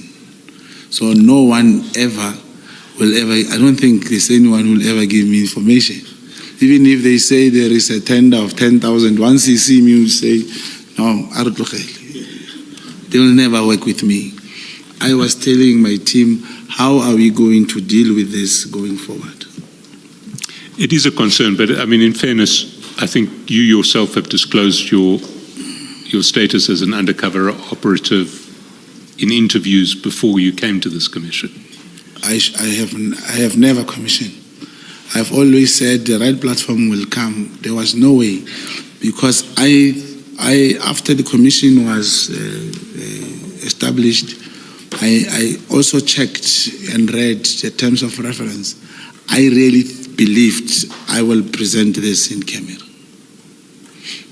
But so that's the first issue, which is that if people know you are an agent, then there's always a risk that your status as an agent leaks into the broader world of crime intelligence that you're investigating, and your position is compromised. Would you accepted that proposition? Yes, provided you do not explain to the person giving you information at first. You explain to a person that, look, the information you are giving me, this now comes this part. I can assure you, even the president will know, will deal with this. You assure a person. But that raises my second concern, which is if people don't know that you're an agent.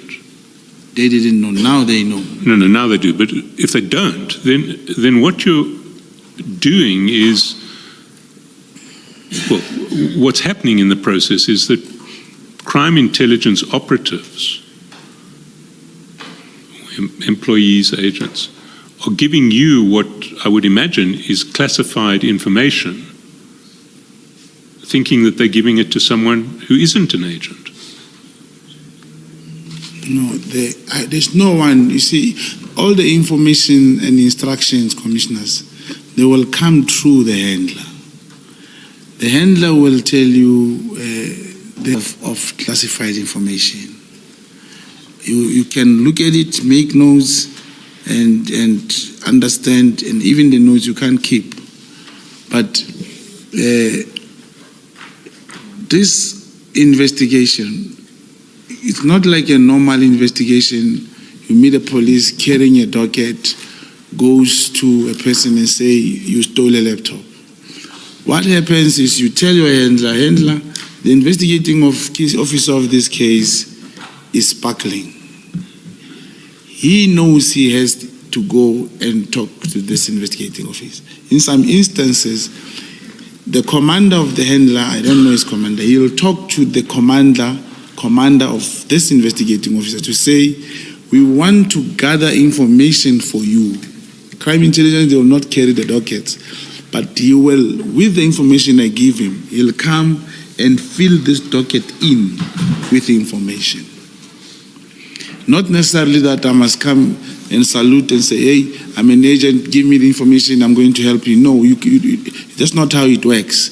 You don't show the identity of people involved.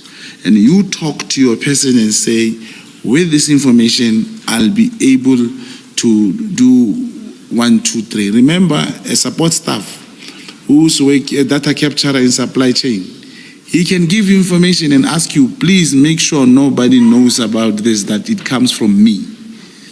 It's a support staff in the supply chain. Once you have read it, maybe you take a picture, you give it back Then you give it to a handler and the investigation unfolds. They won't know who gave it to you, and it doesn't necessarily has to be you saying I'm an agent. Remember, the support staff cannot even trust this other police. Your handler is not trusted by all the people.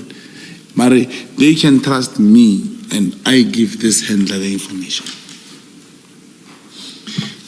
Can we very briefly just deal with the letter, the disbandment letter that you address at 61 and 62 before we take the lunch break?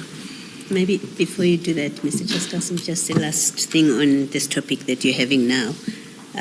You do, I think from your evidence, in fact, it's not even a question of accepting, you did disclose to General Sibia that you are an agent. That's correct. So other people may well know because of that disclosure to General Sibia. You have no control over it. He may well have told other people in crime intelligence. I don't know. Yes. It is him who knows. But it's possible that, in fact, the people in crime intelligence that you are discussing with Mr. Chaskalson may well have known that you're an agent because you've already shared that information with somebody else, and that is General Sibia. It has to be a yes, Mr. Mkhwanazi. I don't understand, commissioners. Commissioner is saying after I told General Sibia, he told someone. He may have told other people. Yeah, You don't know. I don't know. So it is quite possible on that That's hypothesis correct. That's correct. People in crime intelligence, other people in crime intelligence may well have known that you are. If he has told them. Okay. Thank you. I think, Mr. Chaskalson, let's deal with what you were referring to when we come back. Thank you, Chair. Let's adjourn and resume at 2.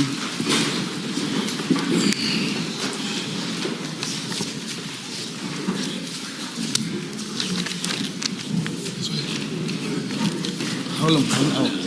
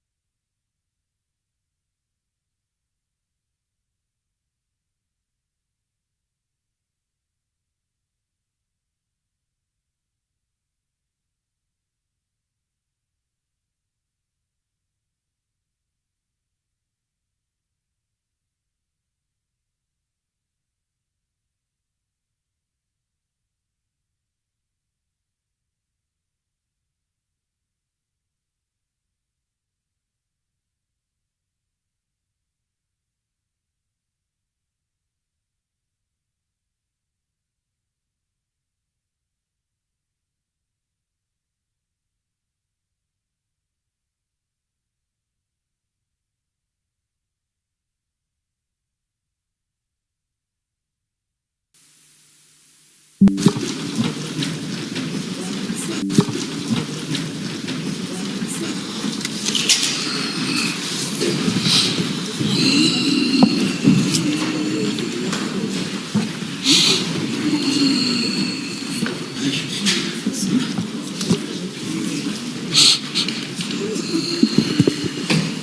Mr. Shazwasi.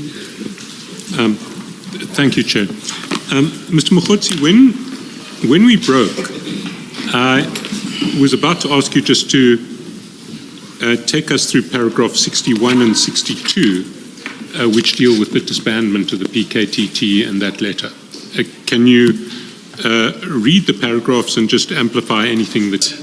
A letter addressed to General Masemula Bamkunu, entirely disbanding the PKTT, was leaked on social media on 1 January 2025, was fictitious. Through the social media leak, it came to my attention. It suited the circumstances and the furtherance of my engagement with Nhlanhla, bolstering my credibility in that I was in a position to inform him of the disbandment of the task team prior to it being formally made public. The time of year, New Year's Day, further aided my purpose. The circumstances and moreover the timing in which I could present this information to Nhlanhla further gained his trust. I created the impression that I was privy to information emanating from the Minister's office prior to it being made public. Can I ask, do you recall how you came to see the letter on social media? Was it from a personal social media contact, or was it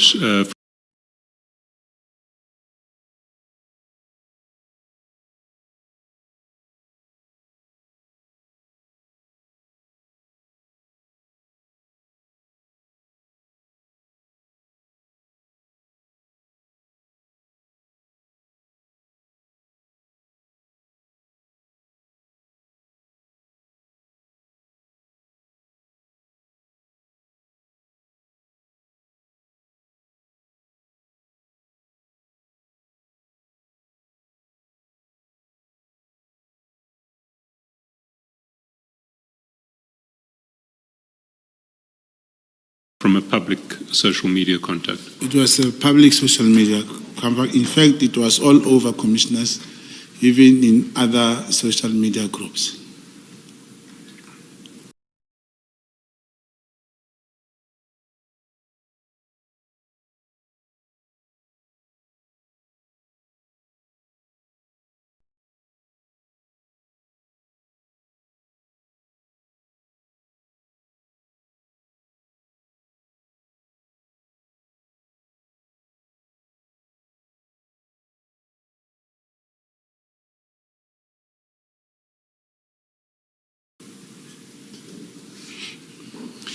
And do you recall whether it was on Twitter, Facebook, any particular platform? Is it?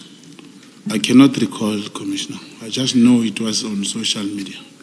And how soon after you received it did you mention it to Mr. Nhlanhla? Was it immediately? Was it? Did you delay? I saw that letter on there, but I did send him a message at night without sharing the letter itself. I only sent it to him the following day, which was the 2nd of January.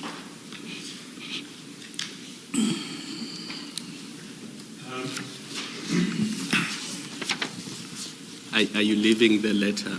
I am leaving the letter for now. We'll come back to it later. I've got more questions later on, but for now, why did you think Mr. Nhlanhla would be interested in the disbandment of PKTT? Commissioners, the man would be very much interested and happy. As I've alluded earlier, he did, of course, got harassed by the same people, which is the PKTT. Even when they manhandled him, he did make reference that they, of course, also assaulted his wife, and that's why I helped him to go to to the police station in Soweto through my arrangement with a co-handler. But in addition, Commissioner, in as much as he was frustrated and telling me that these people keep on looking for money and so forth, and the PKTT does not give him space and all that, I believed that its disbandment will really relieve him. So there was a lot of discussion between you and Mr. Nhlanhla about the PKTT during December 2024. Yeah, not necessarily a lot of discussion, but I mean, they harassed him, they came to his house, and they also assaulted his wife. It's something not to forget. You cannot just forget that easily if one is on the shoes of Mr. Nhlanhla.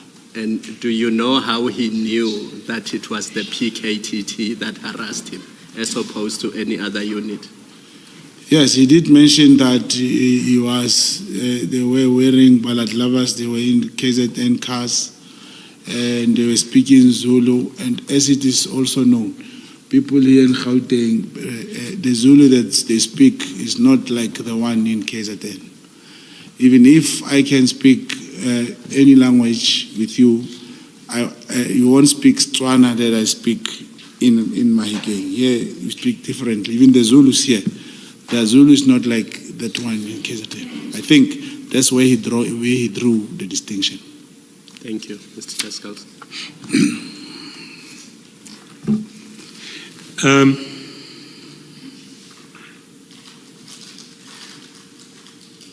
Can you then take the Commission through paragraph 63 to 65?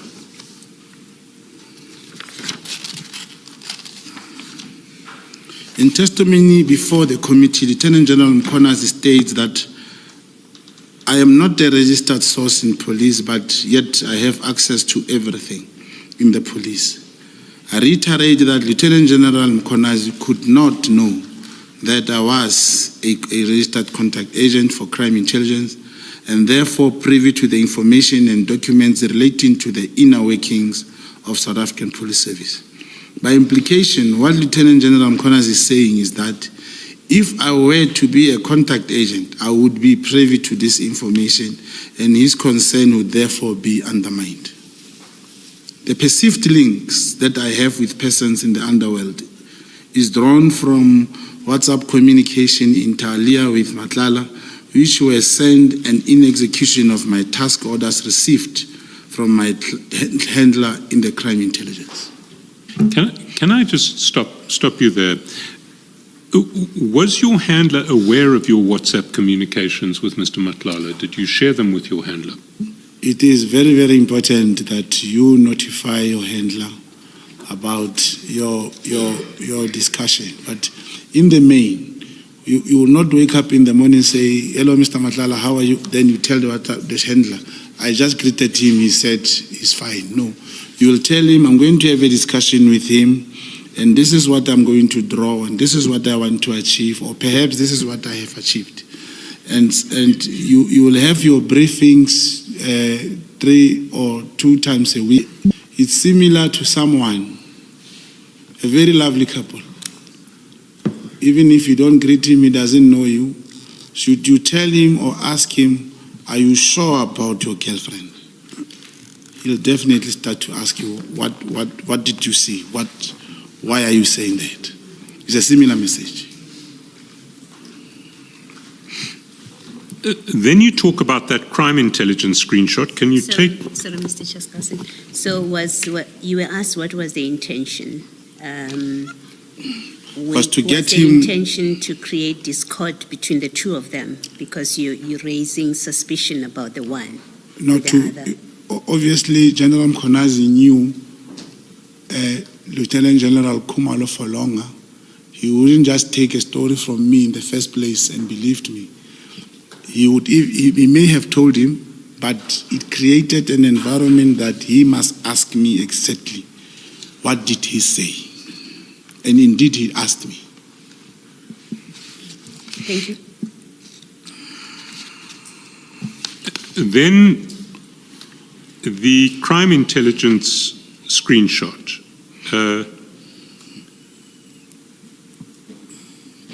you say you obtained the screenshot from a confidential source within your network. That's in paragraph 71.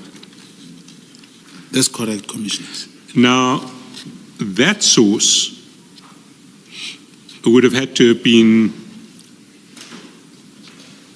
present at the crime intelligence meeting, not so? I don't know, Worship. No, I don't know, Commissioners. Excuse me, sorry. And did that source know he was dealing with an agent, that he was giving it to you in your capacity as an agent? That's correct. Network, you may be surprised. We are sitting with more than 400 in the network, 400, a lot of people. And this one may say, my handler attended a meeting and he showed me this, and when I saw that, I used it to my advantage. But it wasn't just shown; it was captured, because you had an image to give to General Mkhwanazi. That's correct, Commissioner. It is a question that I did not ask my source how and when did he get that picture. But it was not the first time. I've been, for example, talking about a presentation of Boko Haram, which is a very confidential document, but I saw it. I may have also taken a picture. So in this network, you are able to get or access such things.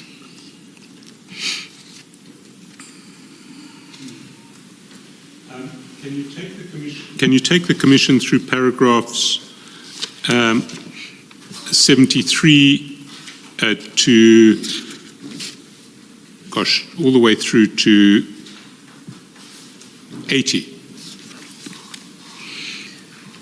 I fully understand why the chairperson of the committee, during the evidence of Lieutenant General Mkhwanazi, raises a question. Why would I warn Lieutenant General Mkhwanazi of an attempt to discredit him?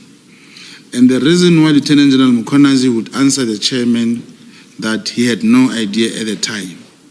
He could not and he would not have an idea, because absent the explanation that I acted as a contact agent investigating General Mkhwanazi and being in the process of infiltrating his world, it would be on the face of it rather random. It is clear from the conduct of General Mkhwanazi after receiving the WhatsApp communication from me that he has established his through the Chief of Staff in the Minister's office that the Minister was indeed in Lusikisiki at the time. I indicated that I was there, and by giving a long-winded explanation relating to the charges leveled at the acting head of correctional facility in Kalakabushe at the Empangeni, I managed to get his attention. Lieutenant General Mkhwanazi defends the long explanation when he given to me regarding this incident, as he believes that I'm close to the minister, hoping that the explanation will reach the ear of the minister. I clearly succeeded in getting the attention of Lieutenant Mkhwanazi as he chose to engage with me.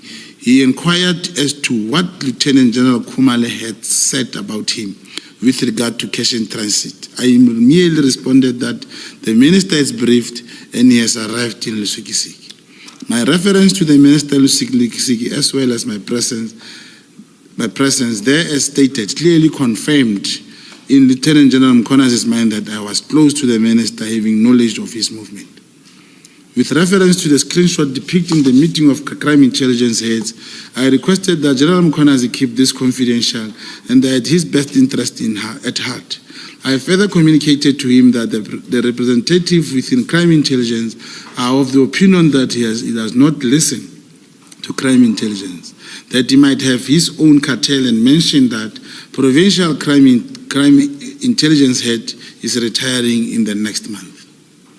Once again, my communication had the desired effect, as Lieutenant General Mkhwanazi stated in his evidence that it is his understanding of the message that in the meeting referring to the screenshot attended by a representative of crime intelligence to want to cooperate and is not working well with the head of crime intelligence in KwaZulu-Natal.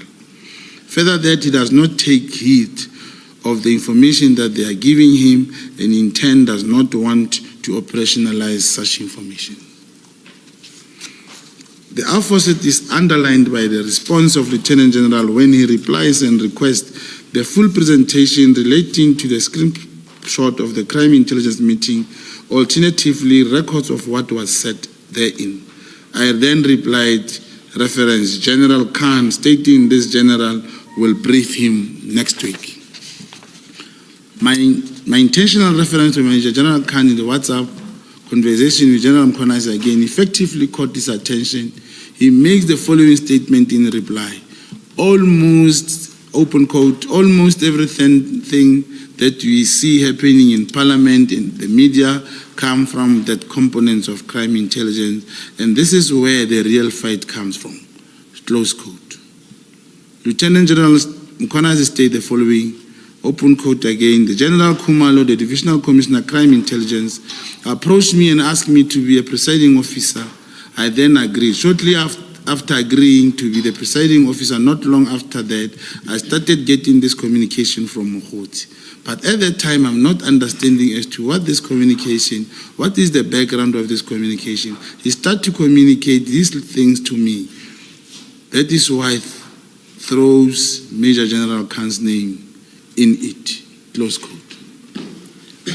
Can I just get the timing of these WhatsApps confirmed? Your first approach to General Mkhwanazi was on the 30th of September, and that was the OB WhatsApp, which you record on page 67. The WhatsApps in relation to crime intelligence and the presentation and General Khan, that was the following day, 1 October. Is that correct? That's correct. And your purpose in shifting the conversation to General Khan is what you address in paragraph 84. Can you take the commission there?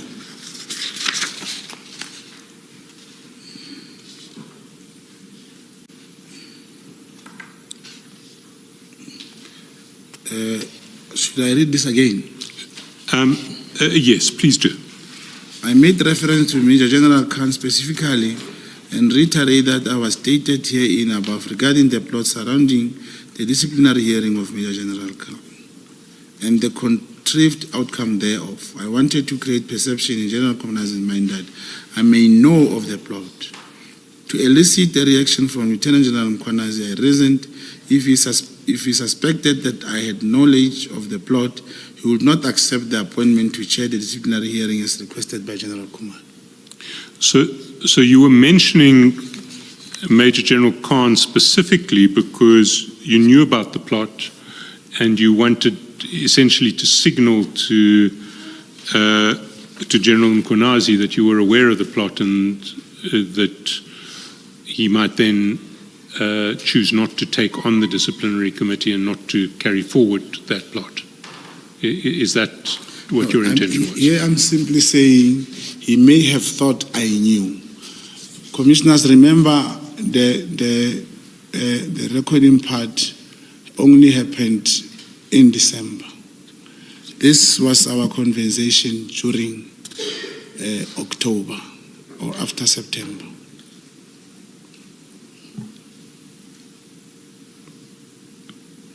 But, sorry, I don't understand 84 then, because what 84 says to me is that in October you mentioned Major General Khan specifically. Yes. Because you wanted to create a perception in Lieutenant General Mkhwanazi's mind that you may know of the plot. Yes. But did you know of the plot at that stage? No. This would be, that's what I'm saying. It should be captured correctly. I spoke to General Mkhwanazi, and we only knew about the plot when we did the 252A thing. But in October, I had already heard that it is General Mkhwanazi who was going to preside over the case of of General Khan. But I did not have any interest of some sort at that time, until that time when we conducted the 252. But then why did you have any reason to mention Khan in your WhatsApp to General Mkhwanazi on the 1st of October? It is General Lieutenant Mkhwanazi, is Lieutenant General Mkhwanazi, who, according to him in the statement, was thinking that I have mentioned this because I knew he was going to preside. Indeed, I knew, but I'm trying to say it should be properly recorded that the conversation between the recording of the particular process, the 252A, about the plot, only got carried out or conducted when we did the 252. So I understand what you're saying now, but I still can't make sense of 84. Maybe if you could just reframe 84 as you would want it, if 84 is saying the wrong thing in relation to the plot. No, what is it that you're saying in relation to General Khan and General Mkhwanazi? May I just approach, cousin?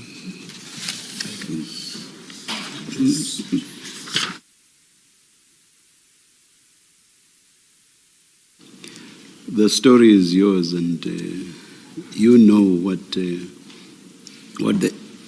the evidence is. Okay, sir. Yes. I'm just trying to say this. The paragraph may have been captured, not should have. But the part of the paragraph could have been captured in another paragraph. What I'm saying is, when I spoke to General Khan about this incident,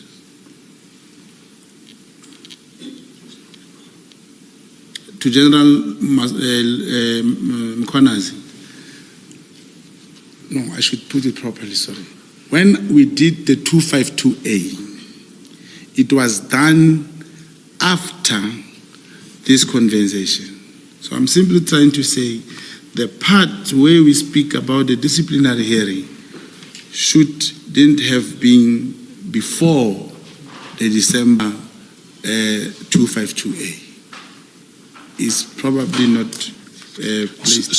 So this reference to a perception in Lieutenant General Mkhwanazi's mind that I may know of a plot shouldn't actually be in this paragraph. Yes, should have been. I'll show you where it's supposed to come. You will check that. Not congratulating. May I just have a second to rectify this, Commissioner?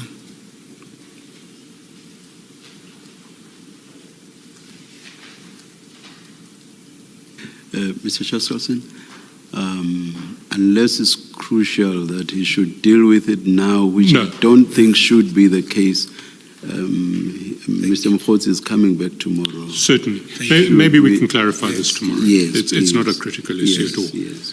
And thank you, Commissioner. Perhaps there will be time for cross-examination, and this will be wrongly placed here. Thank you. It will be sorted out before you are cross-examined. Thank you.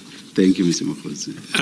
Then, if you can possibly finish off with paragraphs 85, 6, and 7. Thank you. Paragraph 85, I did send a message to Lieutenant General Mkhwanazi stating, congratulations, you are going to save the country. I knew a press conference was going to be held by Lieutenant General Mkhwanazi before it happened. I wanted him to know that I had this knowledge and furtherance of my investigation. This conversation took place shortly after the arrest of General Kumar. I was under the impression that General Mkhwanazi was going to have a very positive press conference, and therefore I wrote the message as aforesaid. The later transpired not to be the case. My message sent on 4 July 2025, congratulating General Mkhwanazi that he's going to save the country, clearly further caught his attention and he deemed it necessary to respond thereto. I did direct the communication to General Mkhwanazi requesting him to intervene. This was not out of genuine concern about the situation that was unfolding. regarding warrants of arrest that were procured. This was, in my view, as a knee-jerk reaction to the arrest of General Khumalo, to arrest certain other high-ranking police officials, including General Masemola. I wanted to know how Lieutenant General Mkhwanazi was going to react. I further also wanted to know what his next step would be. I contemplated genuinely possibility that he might resign from his position during the press conference that was going on. So if I understand you correctly, that message in early July you sent really to try to work out what Lieutenant General Mkhwanazi was going to do next. Yes, but just to add on that, Commissioners, there was a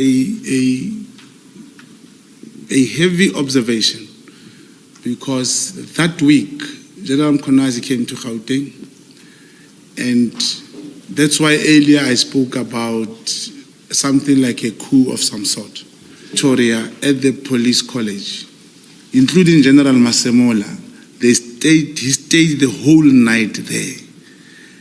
And that's where I derived... Sorry to interrupt. The whole night. No, General Masemola or after General Mkhwanazi came here, frequented and went back, General Masemola and the other team, they stayed at the college for the whole night during that week of the press conference.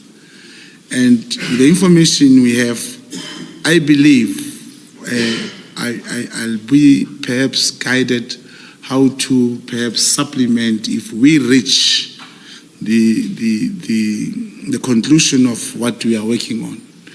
I can confirm that the press conference, the statement which General Mkhwanazi read, was not typed in KZN. It was typed here in Pretoria at the college. We're going to even find the computer from which that statement was typed. It was not typed there. You're saying you found, or you are hoping to find? No, there is. We are 80% already. The six, that's why I'm saying you should check. When I sent him a message in advance, Commissioners,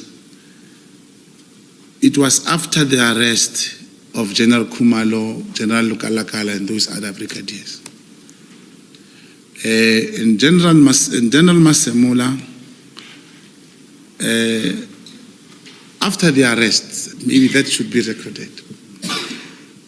It's either you found it or you have not found it. You cannot find it 80%, Mr. Mkhwanazi. Please make me understand. You get that a person tasked will say, I have it. Now, for me here to say, I have it, I'll not be telling the truth. I hope if he's watching, he'll just call me and say, hey, I have it. I don't want to go into the content of the press conference and leave the script, but I hope the stage will come for one to elaborate the investigation around this July 6 press conference. You say that you contemplated the genuine possibility that General Mkhwanazi might announce his resignation at the press briefing. Yes. Why did you contemplate that? You see, the arrest of General Khumalo was a breaking point. It almost changed the South African police service. Everything changed. That's why we are here. That's why I'm able to say there is intelligence report in 2018. I know of 2019, 2021. There is no such thing as the big five and things they're talking about. General Mkhwanazi, he was angered by the arrest of General Khumalo. Even the press conference was only about that, where he said there is a drug cartel. They are using this tactic of misdirection, Commissioners, too. Like you say, the PKTT was disbanded because there is a drug cartel which Minister Mtuni wanted to protect. KT Mall, if these people were still going to be arrested, whether the PKTT was there or not. Now, they just brought a big narrative. If you allow me, Chair, Commissioners, I can just 1 minute to show you this thing properly. There is this thing called misdirection, to mislead how everything happened. I'll give an example of this witness, C, who came here with the recording. He came with the recording, they say, Brown Mkhwanazi had 500,000 for him and Senzo Mkhwanazi, and then again he came with, Kat says on the recording, I gave Sibia 2 million plus 1 million per month, and I know, the witness C, I think I know him. He's having a rank in the South African Police Service. They know, in terms of the law, they're supposed to subject Kat Madlanga with his recording to a magistrate for a confession statement, and immediately on the spot apply for warrant of arrest for Brown Mkhwanazi, Senzo Mkhwanazi, and General Sibia. No, they bring it and play it raw here. They just come with information that will never be admissible in the court of law. To say we gave him 500 cash or what? He said no, he was in Cape Town, I sent it. They don't immediately ask from the records, show us the balance or the proof of 500,000. It's a similar thing, Commissioner, with when General Mkhwanazi was speaking in that press conference. Check this thing that he raised.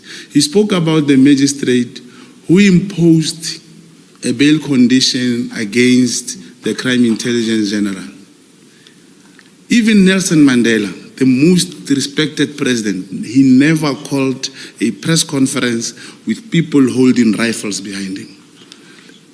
And General Mkhwanazi speaking about that magistrate, I can assure you, is either he recused, he even resigned that magistrate. To say, how can he impose a bail condition like that? Whereas he knows they could just apply for the relaxation of bail condition and life goes on. But he was able to threaten that magistrate. He did not even worry during his statement, commissioners, that it was Fadil Adams in Cape Town who opened a case against General Lushaba, the one I spoke about with the housebreaking and stuff, and other cases.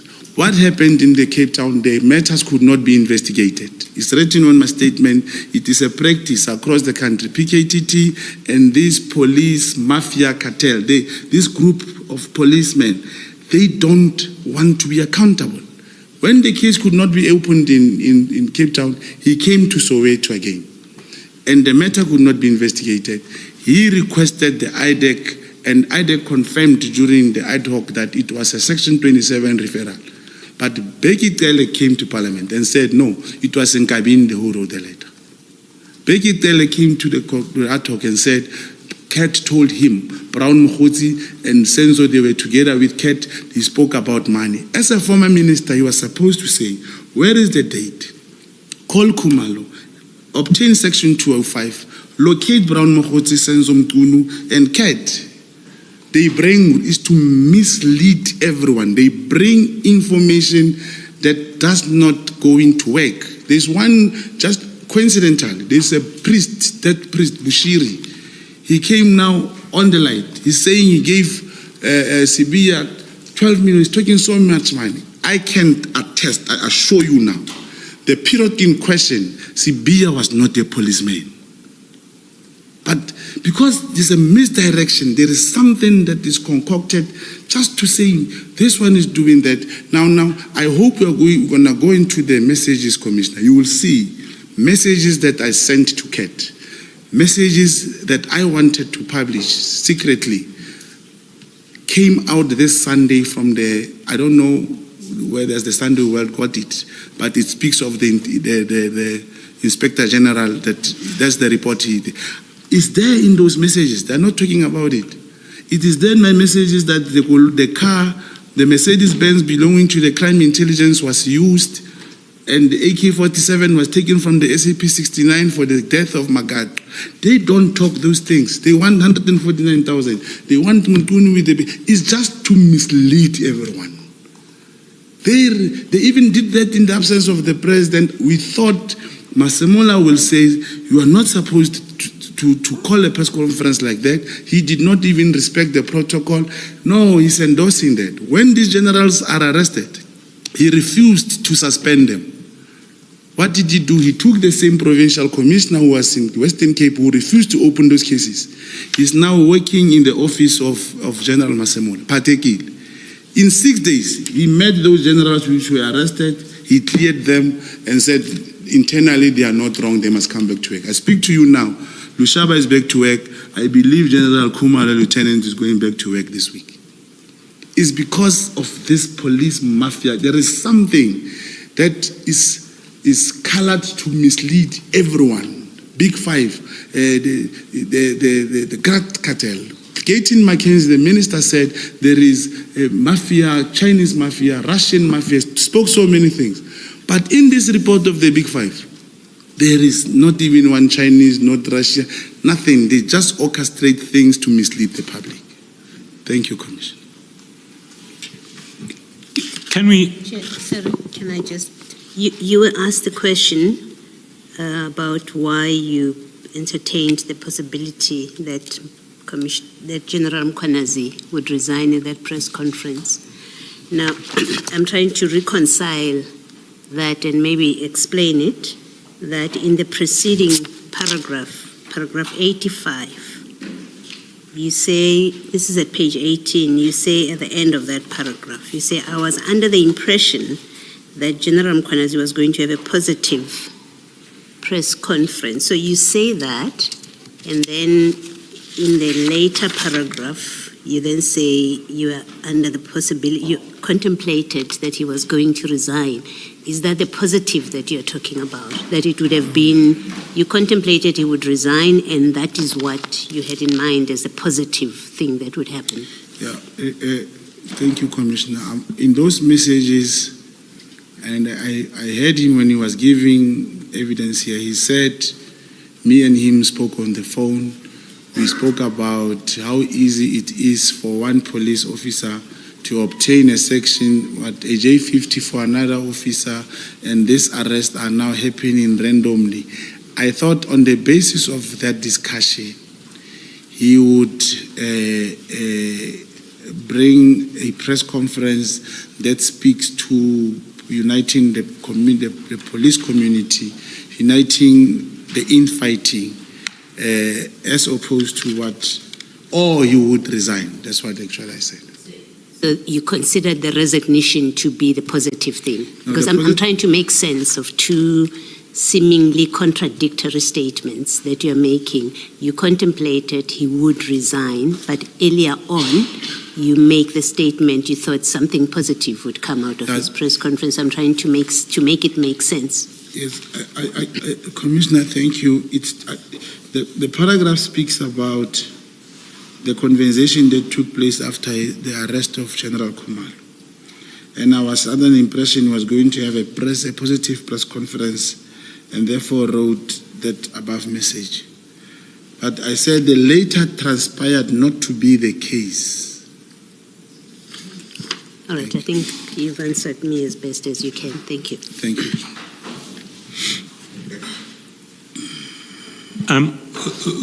We come now to the communications, and I will take you in some detail through the communications in due course, because I do need you to explain some of them to us. But let's first deal with the ones that you mentioned in your statement before we go to the annexure. And the first one you mention is a WhatsApp of 31 December 2024, saying, and you say you sent the WhatsApp message to Matlala on 31 December stating, today's the day and Matlala should just stand back. Can you just go to page 59 of the witness statement bundle? I think that's the WhatsApp you're talking about.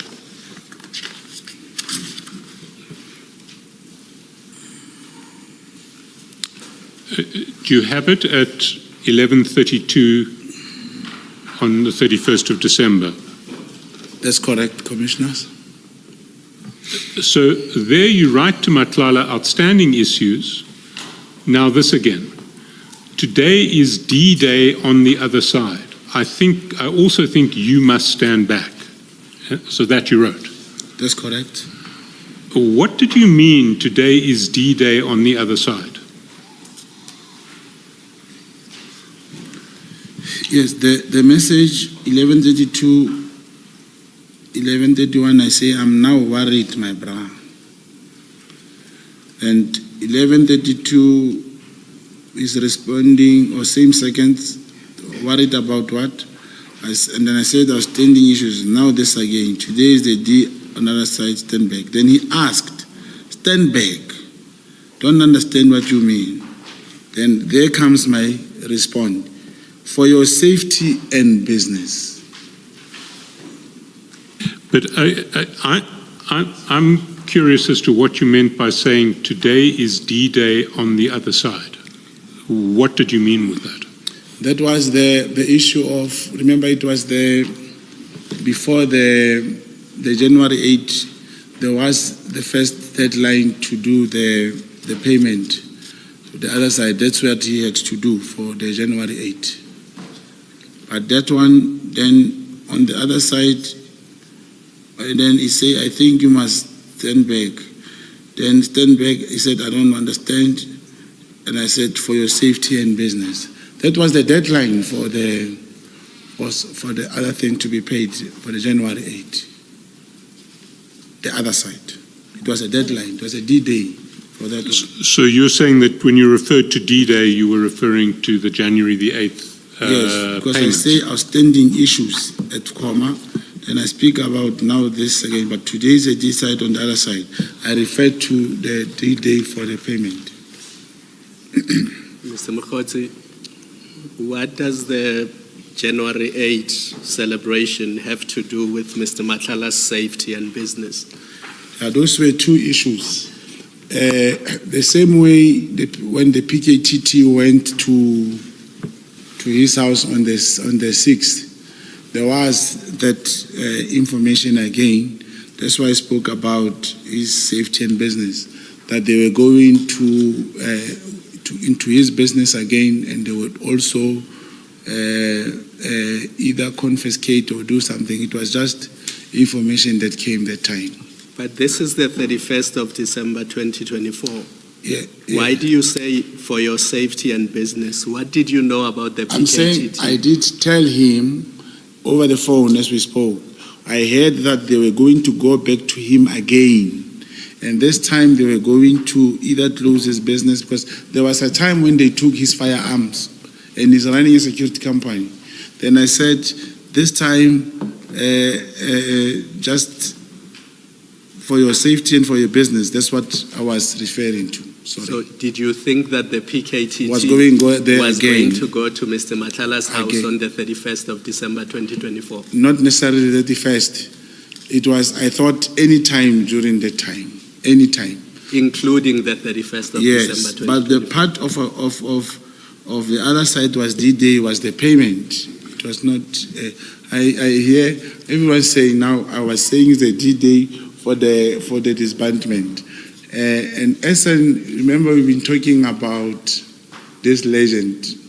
You don't apply it when you lie unnecessarily. You cannot lie under oath. I would say, no, I was referring to my work. No, it's not like that, Commissioner. This was clearly for the deadline, and then the other one, it was for the suspicion that the PKTT was going to go to his house again and his business. Why did you suspect the PKTT would go to his house? It's information that you get, Commissioner, every day. Yeah, but why? What is it's it because they about told me. It's because what they told me. Your sources told you that yeah, PKTT... it's not only about sources. You always hear, I can't remember. We were doing something here, Commissioner, here in this institution with somebody else. And I just said, I wish I can just share you with my phone and see what comes in my phone every minute. Where they were talking about the G20 and what. It's like that. Every time something will come, hey, there's a hit where, hey, there's a CIT, it is that life. But there was a suspicion that they're going to go to his house again, that time. So someone told you... That's correct. ...that the PKTT was going to go to his house on the 31st? Yes, that's when I was talking to him. Thank you. Thank you. Then if we go down to page 62,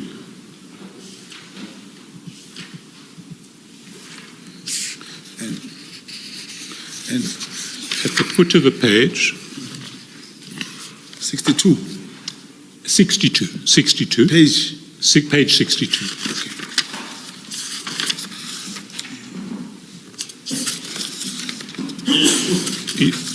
You say in your statement at paragraph 89, I did not send the WhatsApp communication to Matlala on 1 January 2025, stating, good day, I have arranged a meeting for Sabia and the minister must have a solution.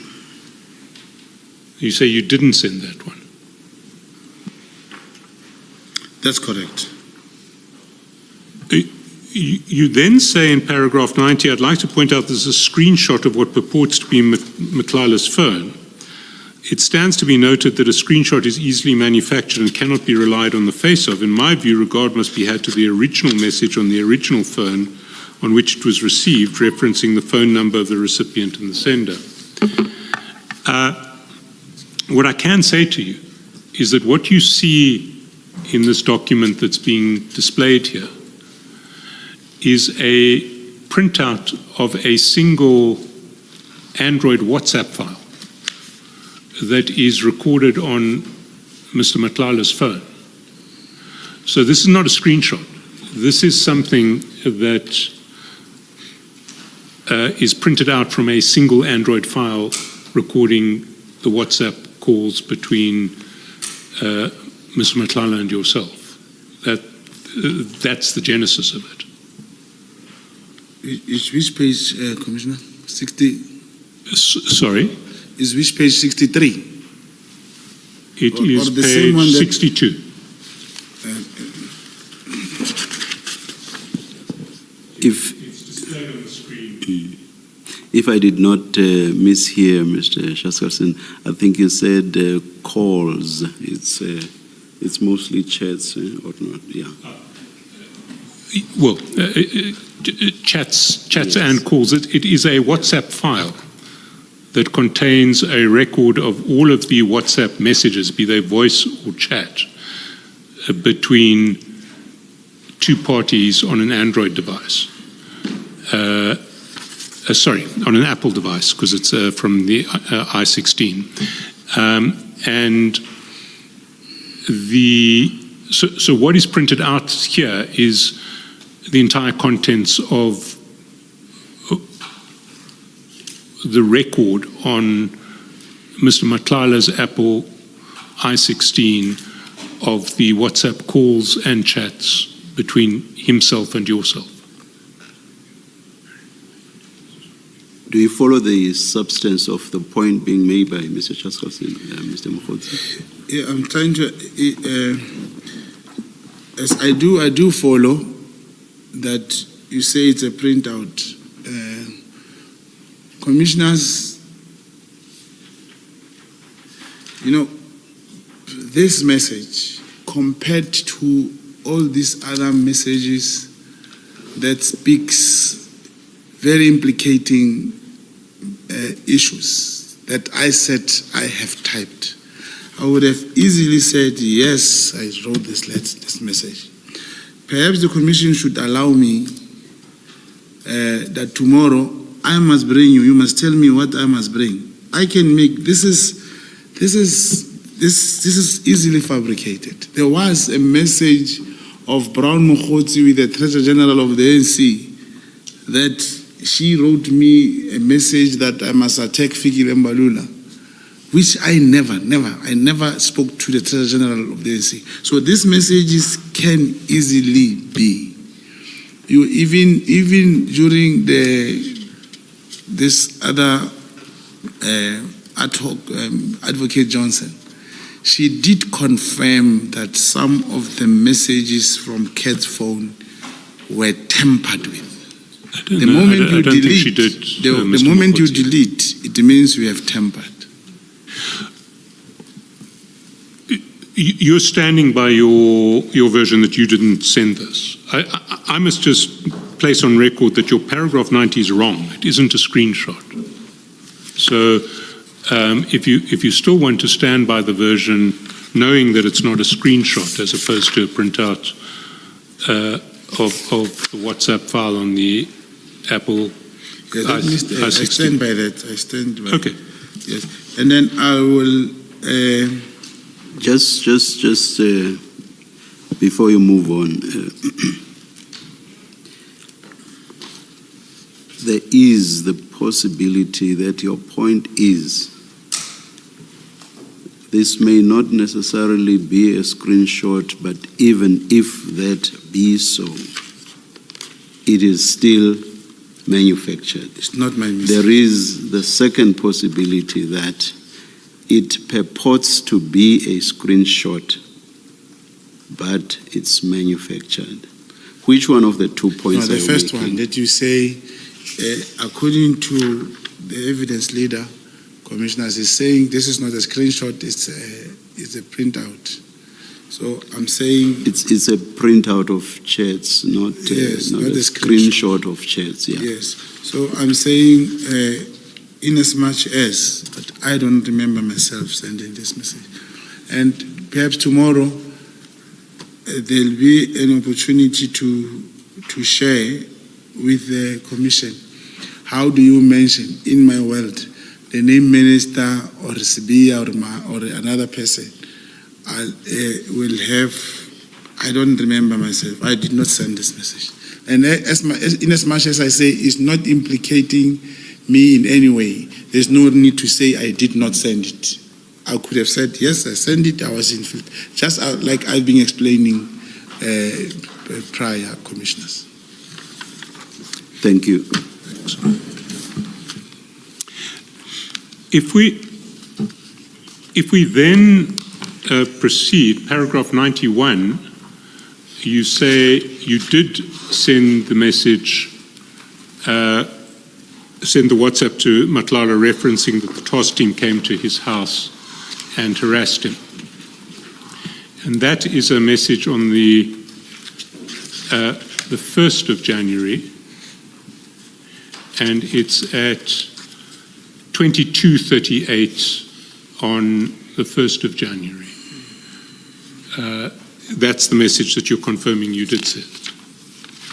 It's page 60, the message, so page 63. Page 63 at 22:38.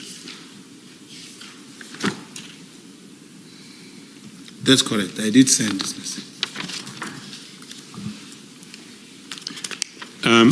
Paragraph 92, you explain why you sent it. Then in paragraph 93, I think you are referring to the message on the 2nd of January at 8, where it says they got the letter on Monday. As we speak, they're bringing all the dockets to Sabia. That's correct. I sent it. And that you say you did send. Yes, I did send this message. And in paragraph 93, you explain why you assumed that they were bringing the dockets to General Sabia. Can you just read that for the Commission? Although the information contained in the letter of the Minister Intalia disbanding the PKTT task team did not include any reference to the National Deputy Commissioner Jan Sibia taking control of the dockets. That the PKTT was taking control of the dockets that the PKTT was investigating. This would have occurred as a matter of consequence. I say this because the Deputy National Commissioner of Police is responsible for all the dockets within the South African Police Service across the country. I therefore implied in my mind that when a specialized task team like the PKTT is disbanded by the Minister of Police, the dockets being of a very high profile will resort under the care, custody and control of the Deputy National Commissioner General Sibia. So if I understand you correctly, you're saying you made an assumption that when disbandment took place, in terms of ordinary SAPS protocols and procedures, the dockets would be taken to the office of General Sibia. Yes, I'll perhaps also give where I derived that there was a matter of the VIP protection of the Deputy President. The VIP protection of the Deputy President, and the case was opened against them. They had to do their bail process and so forth. And there was a time when I asked a very close friend of mine that, now, how far is this investigation? And the person said, no, we'll have to ask Sibiya, all dockets belongs to him. And only to find out those ones did not go to General Sibiya, but they were done by presidency as we were talking. But he said, except these ones, all the dockets across the country goes to Sibiya. That's how I knew that as a decision of the minister disbanding, it will go. The dockets will go to General Sibiya. Can I ask you a question, Mr. Mkhwanazi? Why did you not think the dockets would go to the stations of origin in KZN?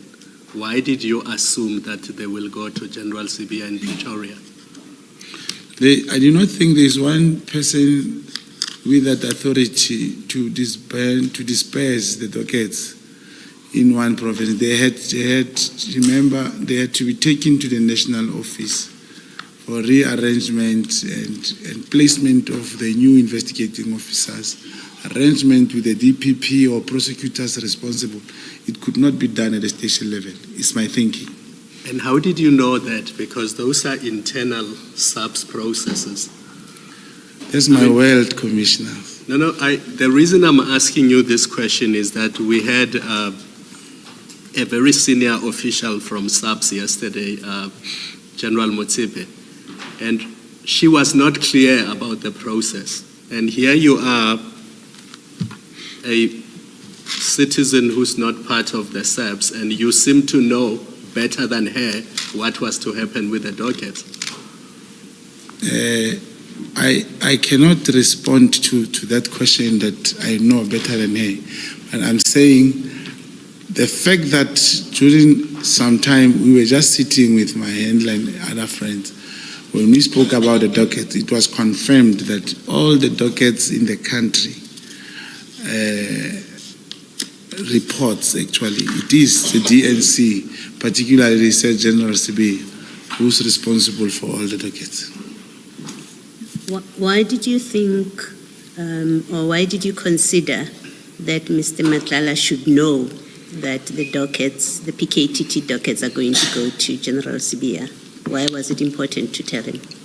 It's true, Commissioner, just like the previous question from the Commissioner, that how would I know when someone, a senior official from SAPS, could not line up the answers like I do, seeming I know, but it was to boost and to show that I'm in charge when I speak to my target.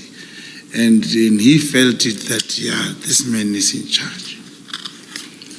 It's just to tell him, remember, he did not have a case with the PKTT, he did not have a docket, but informing him that now the docket are going to Sibiya is an indication that that PKTT now is no more and the dockets are even moving to the national office. Thank you. Thank you. Then in 94 and 95, you talk about the Thabo Bester case. Is there anything you want to add to what you say there?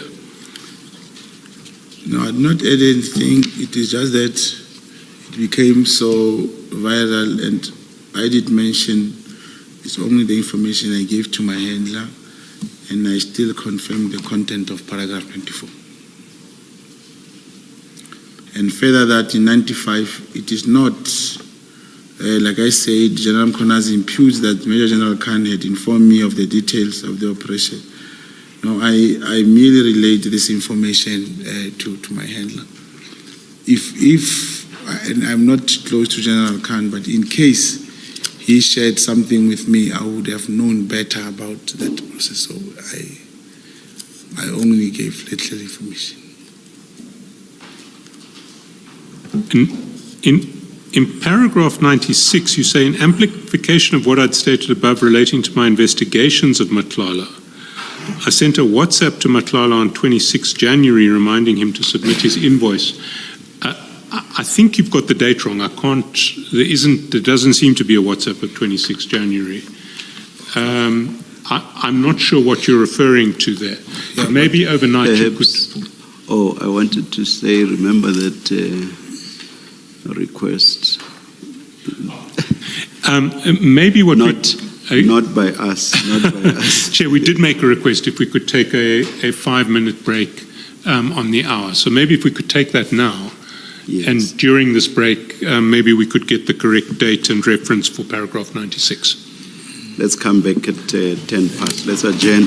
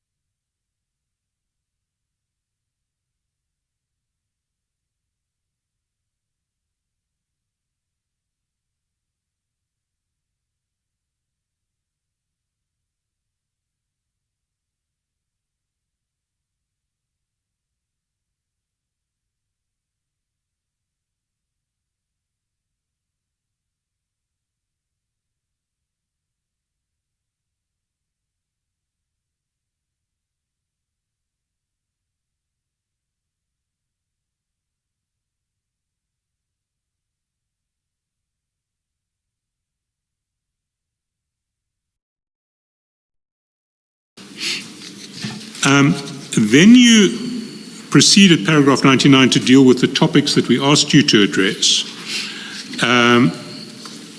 Mr. Matlala, you don't add to what you've said already. Likewise, Minister Mkhunu.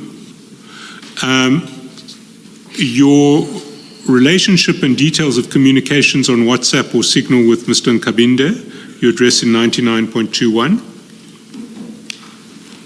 Can you tell the Commission about that, your relationship with Mr. Nkabinde and your communications on WhatsApp or Signal with him? Yes, it's at all relevant times I would speak to Nkabinde,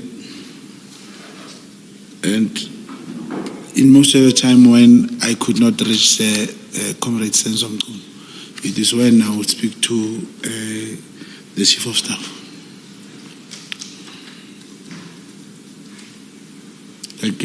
And mostly we did speak around, I think it was in September, it was September when he was arranging a meeting with myself and other comrades at the residence of Comrade Senzo, Minister Senzo Mkhwanazi.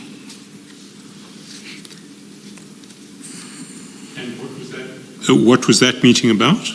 ANC meeting with ANC members from my province. And that would be the Northwest? Yes, that's correct. And you met at the minister's house in Pretoria or in Mpangeni? In Pretoria, in Pretoria.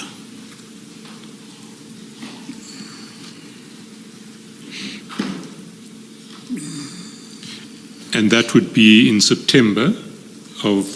We arranged the meeting around September. I'm not quite sure of when did the meeting take place. It was only 5 people.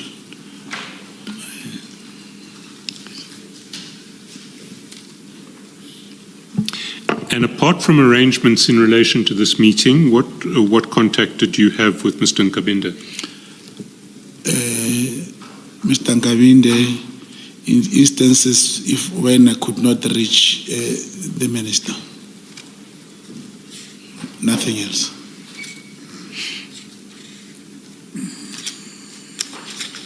So how did it work? You had a direct line to Minister Mkhwanazi? Yes, I do. I do have. And only if you did not reach him did you contact his chief of staff. So it was not the other way around. No, it was not the other way around.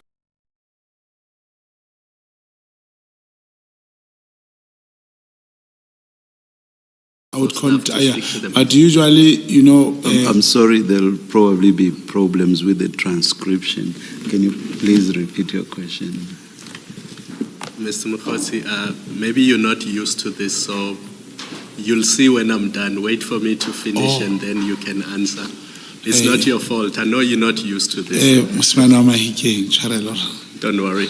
The question I was asking is, you had a direct line to the minister. You said yes.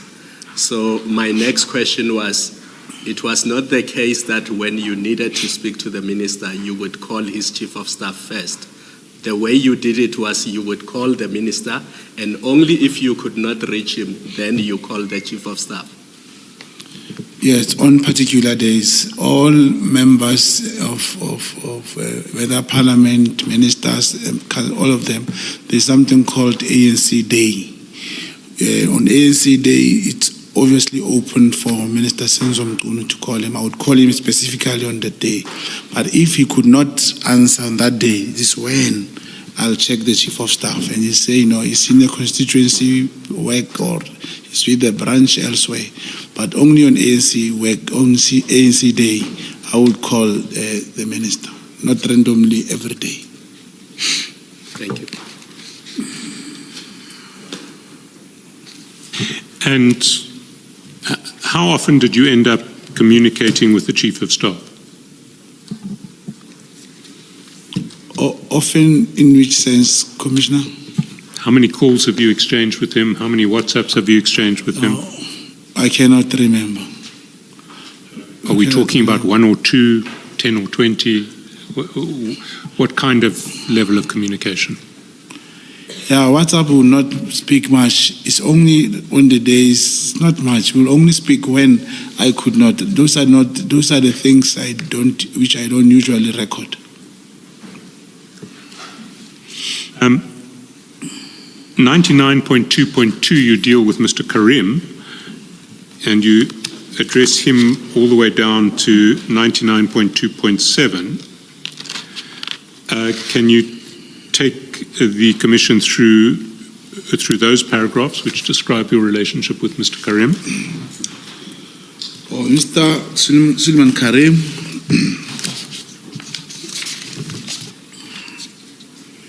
is and was always a very prominent businessman in Mahikeng. I've known him for a number of years in that capacity. I used to run a business where I distributed groceries which I obtained on a wholesale basis from Mr. Karim and then distribute on retail basis for profit within the larger Mahikeng community. Mr. Karim is a prominent business person within the Mahikeng society, and he has done a lot for the upliftment of especially the youth in the greater Mahikeng area. I was aware that Mr. Karim was an investor in the contract or tender awarded to Matlala by the South African Police Service, which later became contentious. Mr. Karim and I have traditionally had a very good relationship. So, sorry, I asked you to go all the way through, but can I get clarity on 99.2.3? When you say you were aware that he was an investor in the tender awarded to Mr. Matlala by the SAPS, was that something you knew independent of your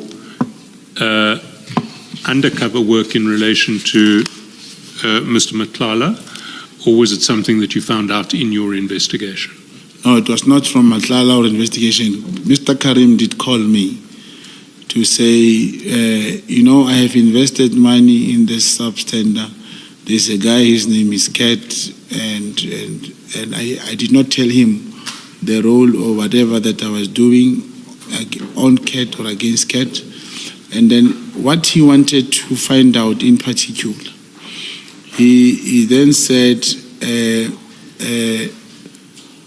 I wish I can find out if this, I'm starting to feel that this tender is not authentic, kind of due diligence. Is there anyone that you know in SAPS who can tell us, who can confirm that this contract indeed is authentic or not? And I couldn't really find that out for him. That's when I started talking to Kat, which also opened the way for me when I spoke to Kat. But Kat, do you have appointment letter?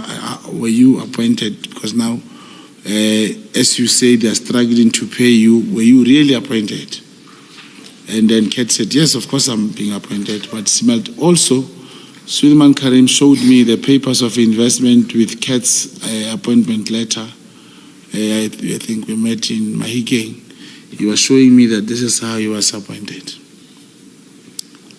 And I also said, I believe this is authentic. It looked very authentic. Sorry, I didn't hear that last statement of yours. It looked very authentic, but remember, I never said to Suleiman Karim that it was General Sibia who gave me the contact number of the service provider. But I told him, yes, it is authentic, because I could see the same tender which I was having some investigations on. And when you say he showed you the papers of investment, what do you mean by that? Did he? The loan agreement.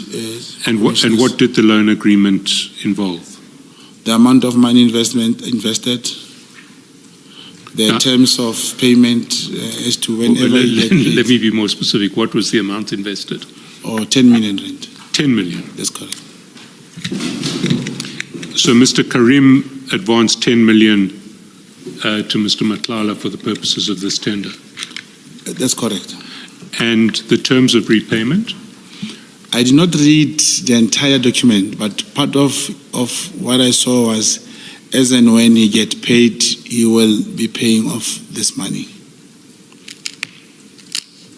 This loan agreement is to Mr. Matlala personally or the business that got the tender? or the business, the Mediware tender. It was strictly for the particular tender we are referring to. Thank you.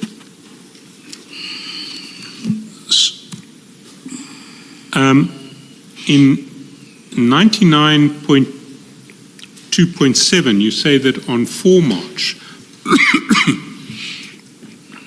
you sent Mr. Mr. Karim a WhatsApp containing a screenshot, and you say purported to have been sent by Minister Mkhwanazi. I think that's an error, purported to have been sent to Minister Mkhwanazi. If we can just go to that screenshot, it's at page 118.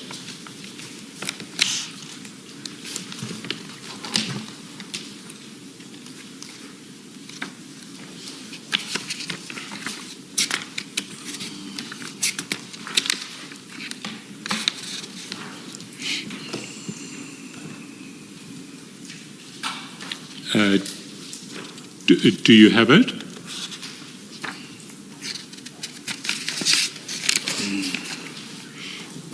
To me, it's not 118. If you look at the footer, page 118. Oh, yes, that's it. There is a message from Mr. Nhlanhla sent to you.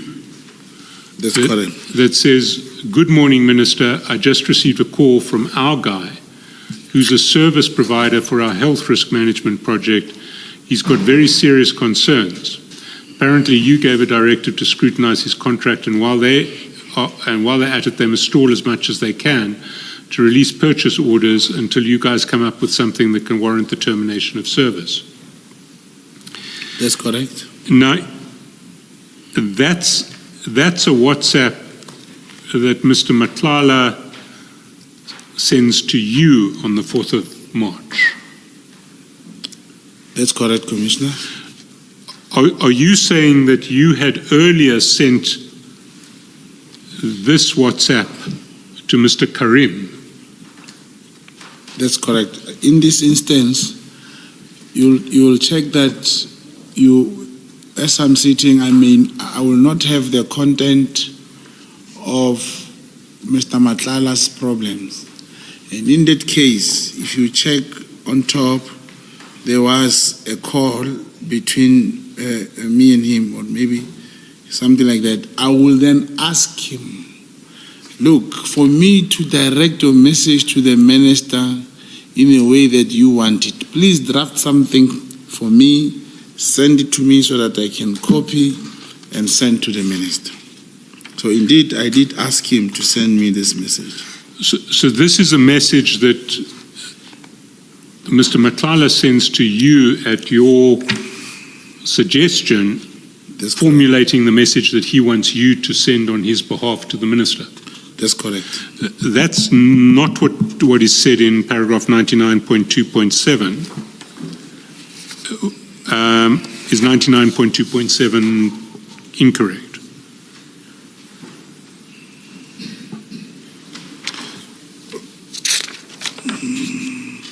Because in 99.2.7 you talk about you sending message to Karim. This message to Mr. Karim. Yes.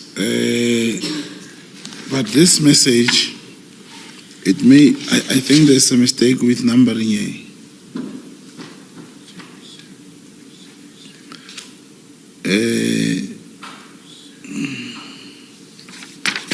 It will be a problem with numbering, commissioners. What I know is that the message that I'm referring to, on 4 March 2025, I sent Mr. Karim a message containing screenshot to have been sent by minister. It must be a signal message which I'm able to craft, like I've been saying. I wish I could be allowed to do something and bring it. It's the message that says whatever that I will want Karim to hear, something that will make him feel okay about the response from the minister. So I believe I'll have to find the correct reference in respect of that. Okay, don't need to take it further now. Then, paragraph 99.3, you respond to the various references in the chats to an iPad guy. That's correct, Commissioner. Maybe I can take them to you.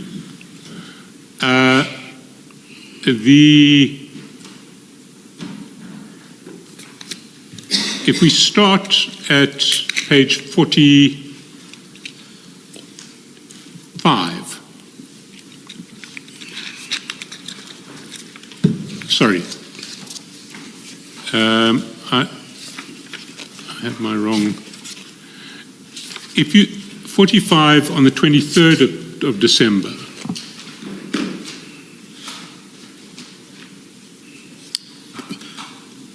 You write to Mr. Nhlanhla saying iPad guy name, and then you follow that up with my brother, any news from iPad, and then there is an audio video call. Two, in fact. What were you interested in relation to iPad there? What was your inquiry with Mr. Nhlanhla about?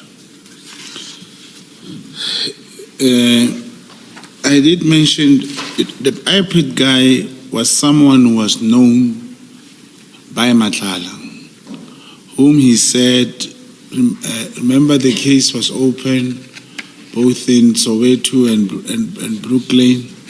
He said to me he has someone in iPad who can help with investigation of these cases.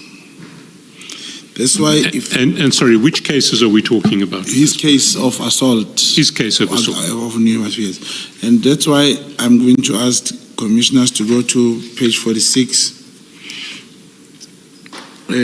You commissioners will realize that every time it is me who ask him about the iPad and his court case, because I wanted to know in particular what is the name of this iPad guy. I did not know him. I still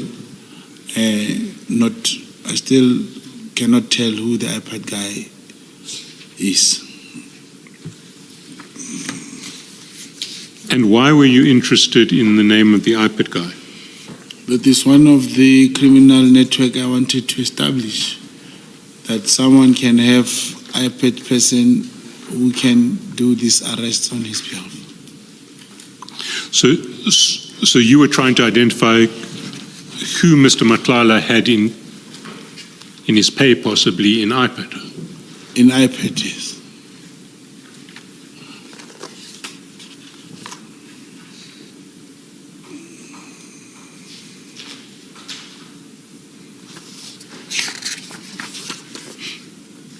Then the other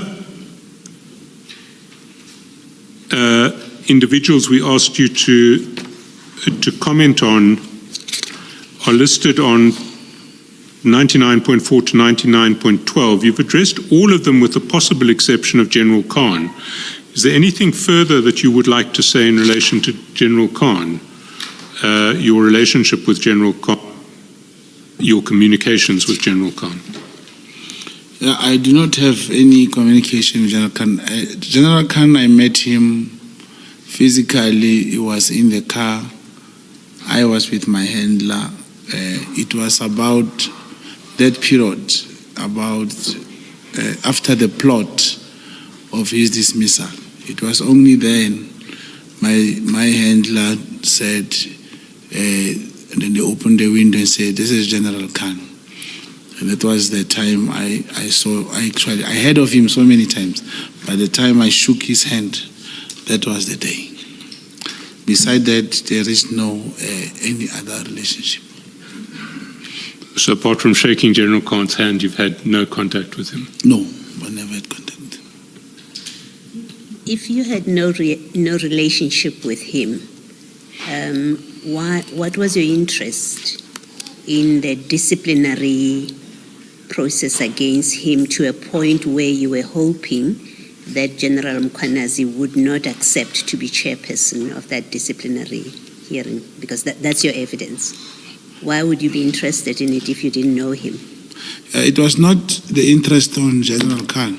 Even if it was General James, as long as it was in the crime intelligence and having someone plotted against, I would do the same. It was not about General Khan. Thank you. Thank you. And then in 99.13, you say you performed no role for Mr. Matlala in relation to the Minister of Police, Mr. Mkhwanazi. No role, that's correct. And then we deal with the signal chats. And there are 3 signal chats that you received from the Minister that you confirm. And maybe if we can take them in chronological order and start with the signal chat that you forwarded to Mr. Matlala on 27 December. That's Annexure BM9 at page. Can we go there?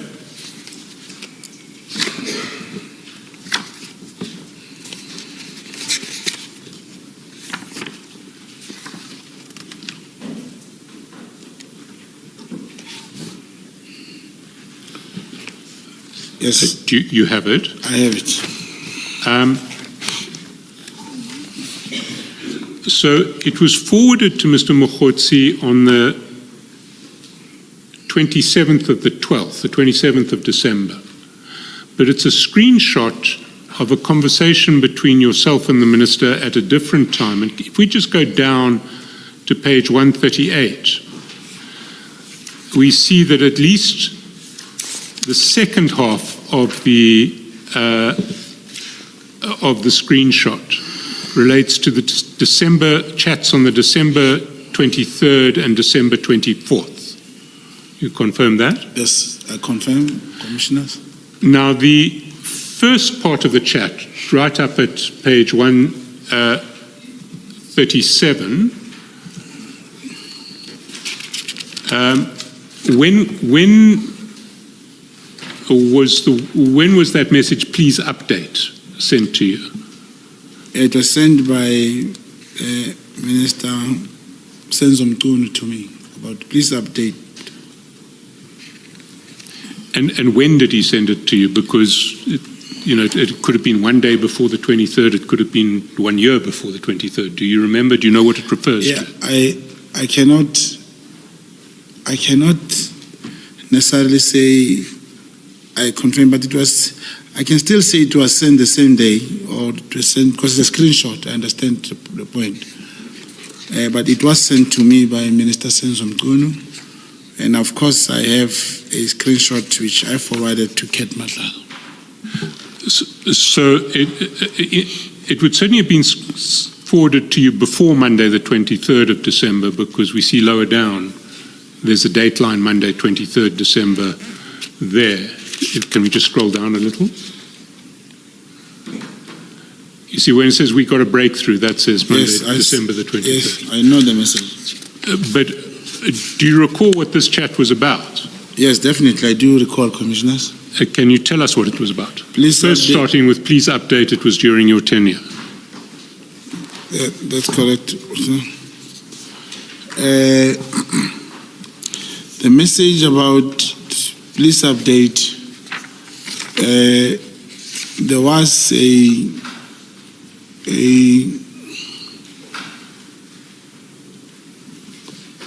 what we call in Stelfontein, Operation Volumkoti, that one in Flagstop. The minister did go there, and the part where I talk about the tenure, I was referring to, we had a call, and I was trying to identify for him because there was the leaders of community in Stelfontein.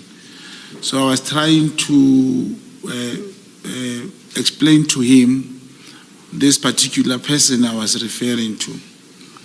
And then I said that was the time when he was speaking. That time the minister was talking, and he wanted to know an update, and I said, and if you can change the time, This time came after we have spoken when I said during your tenure.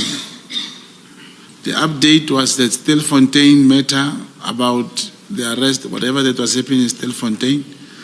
But when I say it was... And is that the arrest you told us about earlier, the operation with the Sun City docket and... No. No. That was the Stilfontein, the Zamazamas. He went there many times. But the police update, and it was your tenure, it's not the same message. I was not responding to police update. If you check the time, he sent me 5 minutes to 2.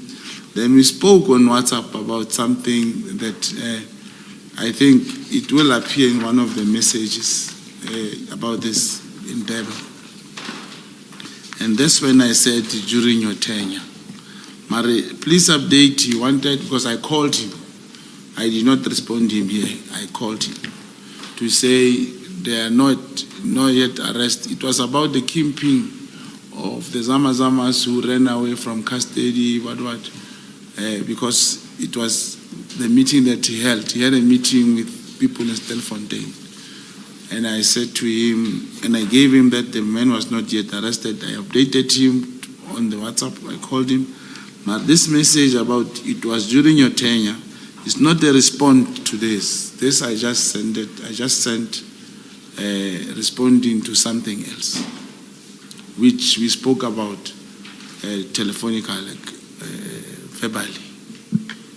This first part of the message, which you say was about the arrest, you say this one had to do with Operation Valumgodi, where you say he says please update. Yeah, about the arrest was in Valumgodi. Yes.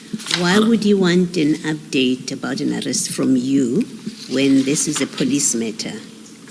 No, commissioners, there's no way if you want an update about arrest, then I could tell him about his tenure. The tenure was something else that we spoke about. It will come up in the other meeting. It should the evidence leader go there, or I will go there. No, before you do that, I'm not asking you about the tenure. I'm not asking you about that. Oh, yes, the update you wanted to know. You've just said that question about please update related to arrests to do with the Operation Valumgodi, right? Am I representing your evidence correctly? That's correct. Okay.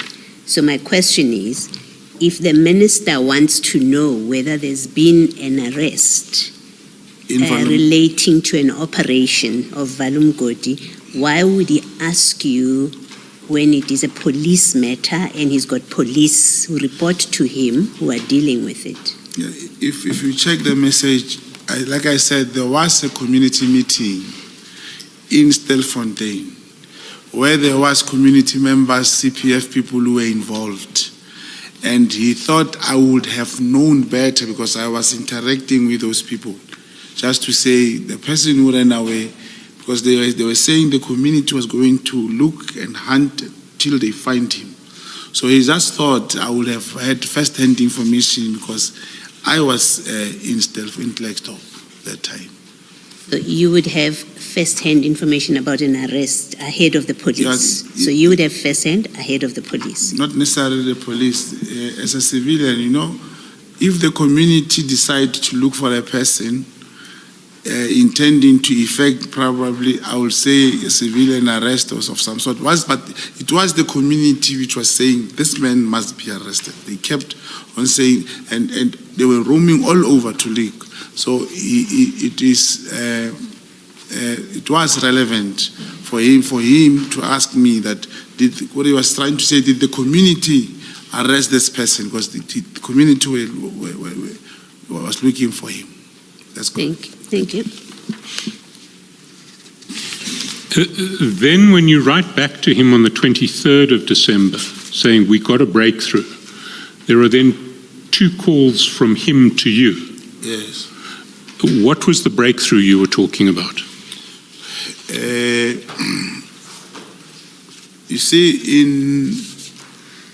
now this is again a different thing.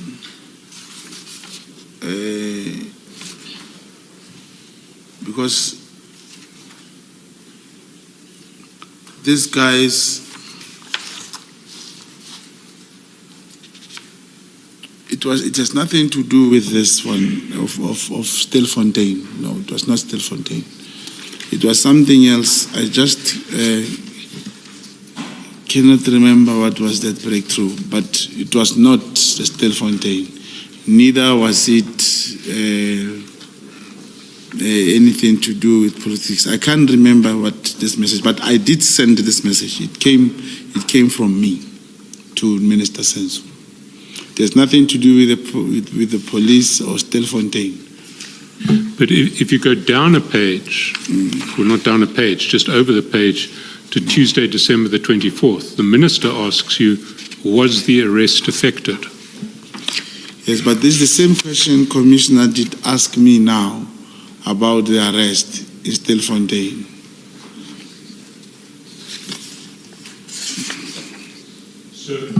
Am I understanding you correctly that the start of this screenshot is talking about Stilfontein? Yes. Please update, it was during your tenure. Yes, during your tenure, it's not Stilfontein again. It's not Stilfontein. The tenure, no. No. Okay, else, so yes. please update sometime before the Monday. Then there's some calls which you say were about Stilfontein. The outgoing calls, you calling the minister. Then we got a breakthrough which you can't remember it's about what that was about, and then there's some incoming calls, and then the minister on Tuesday the 24th says, was the arrest effected? And that Yes. is about Stilfontein. That's about Stilfontein. And we can't, you clearly replied to it because you can see the top of what would be a signal response, but we don't see what you said. Commissioner, it is really natural for one not to capture everything. But if I remember, I can recall something in Stilfontein. There were police officers who were somehow subjected to disciplinary processes, but I never spoke to the minister about that. Those who were charged for letting the kingpin run away and stuff like that. So I really have to put it that the issue of we got a breakthrough, I can't remember what were we talking about, but we were not talking about Stilfontein. I cannot remember because even the community members, the arrest that I was anticipating that we expected from the community members never happened. They couldn't get that person, number one. And when he spoke to me about, where I spoke about the breakthrough, I will have to remember what did I refer to. But where he asked me about the arrest, I know the only time we spoke about the arrest, it was about the Stilfontein from that community. There was no other arrest which we spoke about. But the breakthrough, I can't remember. It was during your tenure. I know where that thing falls in. Because we spoke about something else, and that's why I responded to this one. Do you recall what you spoke about that was something else? Beside the Stilfontein? Besides Stilfontein, yeah. I cannot remember. Do you remember what this during your tenure? Yes, that I remember was about? very well. I think that's what you're being asked. Oh, about the tenure, it was there was a I don't have to take you to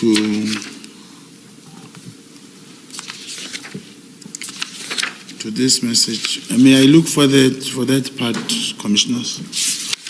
Sorry, which message are you? That's gonna speak to your tenure. Is that the message about the Constitutional Court judgment? No. The Constitutional Court judgment, it has to do with the release of people who were sentenced to life after they were forced into a 204 statement by the PKTT. It's not that one.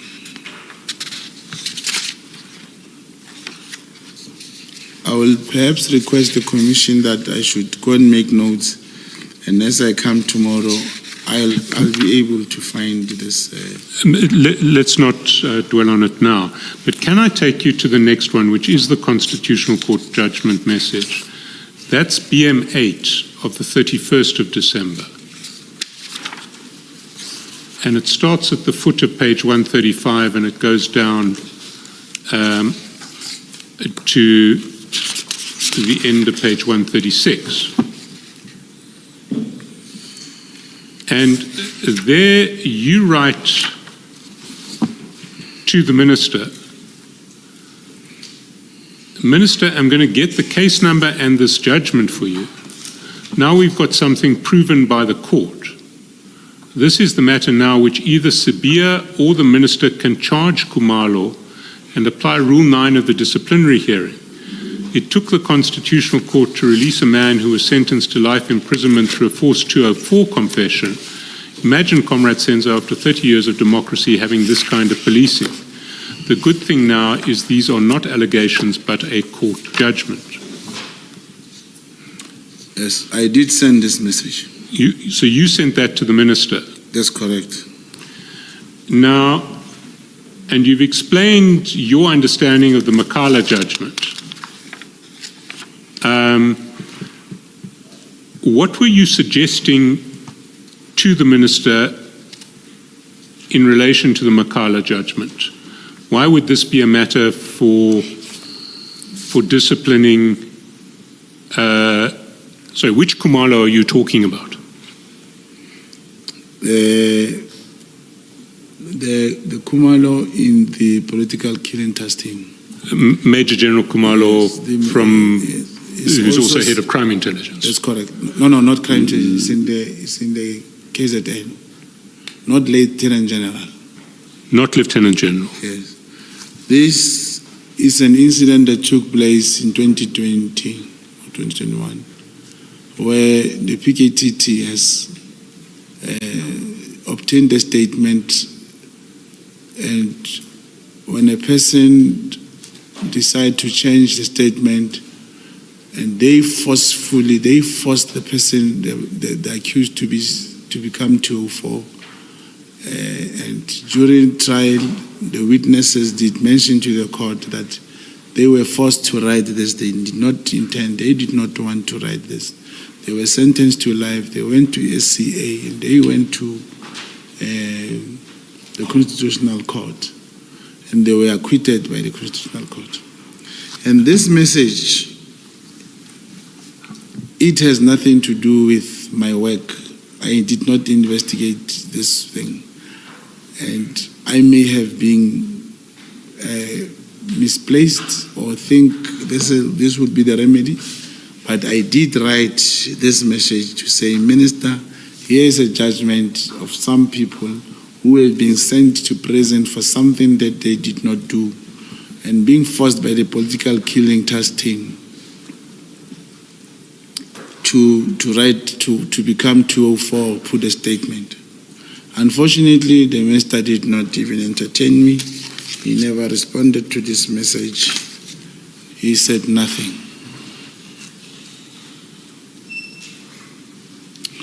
Why were you suggesting that General Sibiya should be the one to do the disciplinary hearing rather than the National Commissioner? To charge them. Indeed. As commissioners, in my mind, I believed either Sibiya or either of the two should do something about it.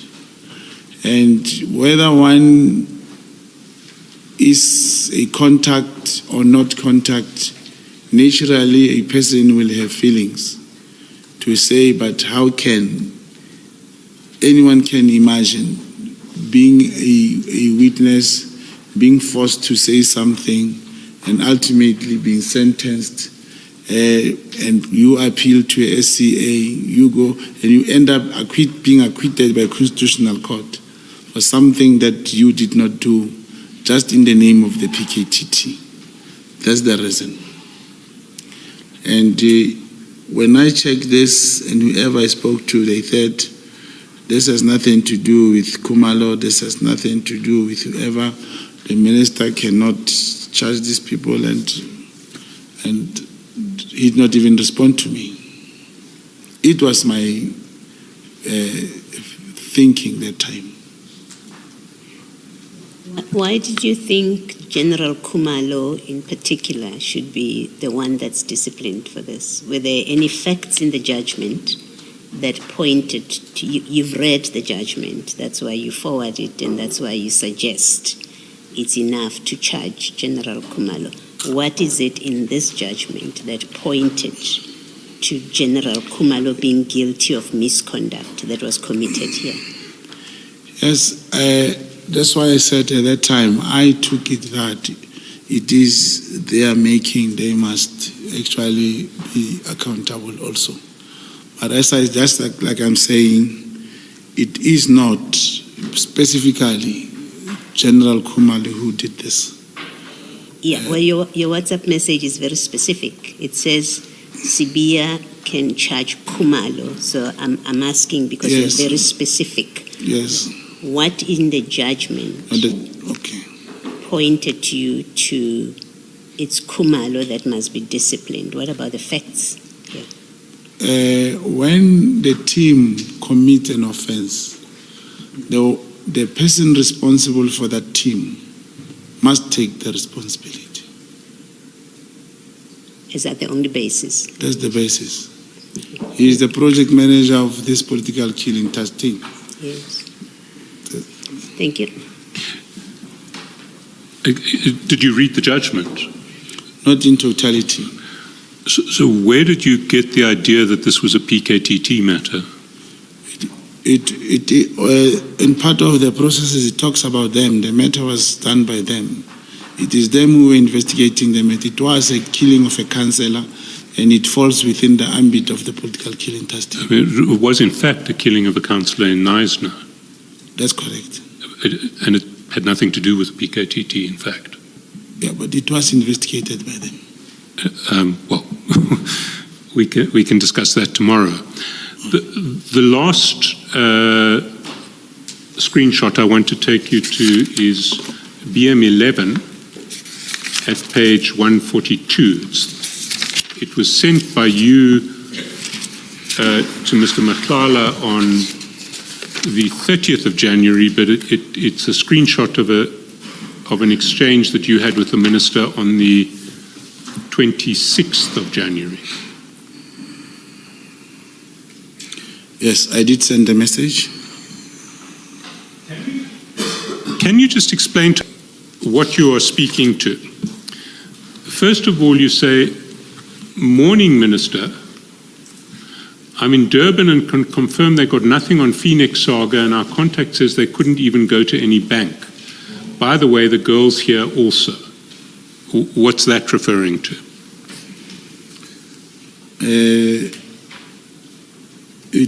There was information that there were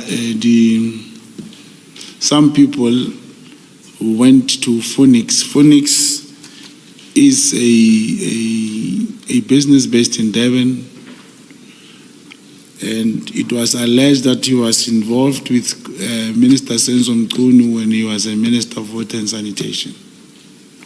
So there were some allegations that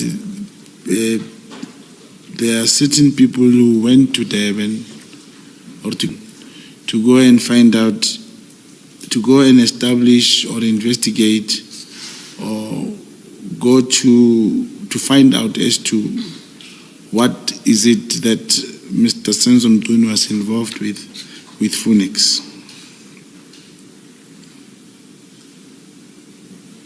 And who was allegedly investigating? I am not sure. It was just information. But somebody must, you say, can confirm that they got nothing on Phoenix Saga. So did you not know who they were? No, we just heard there were two guys from Gauteng, from which organization. It was not, there was no any specific response to that. And how did you know that they got nothing?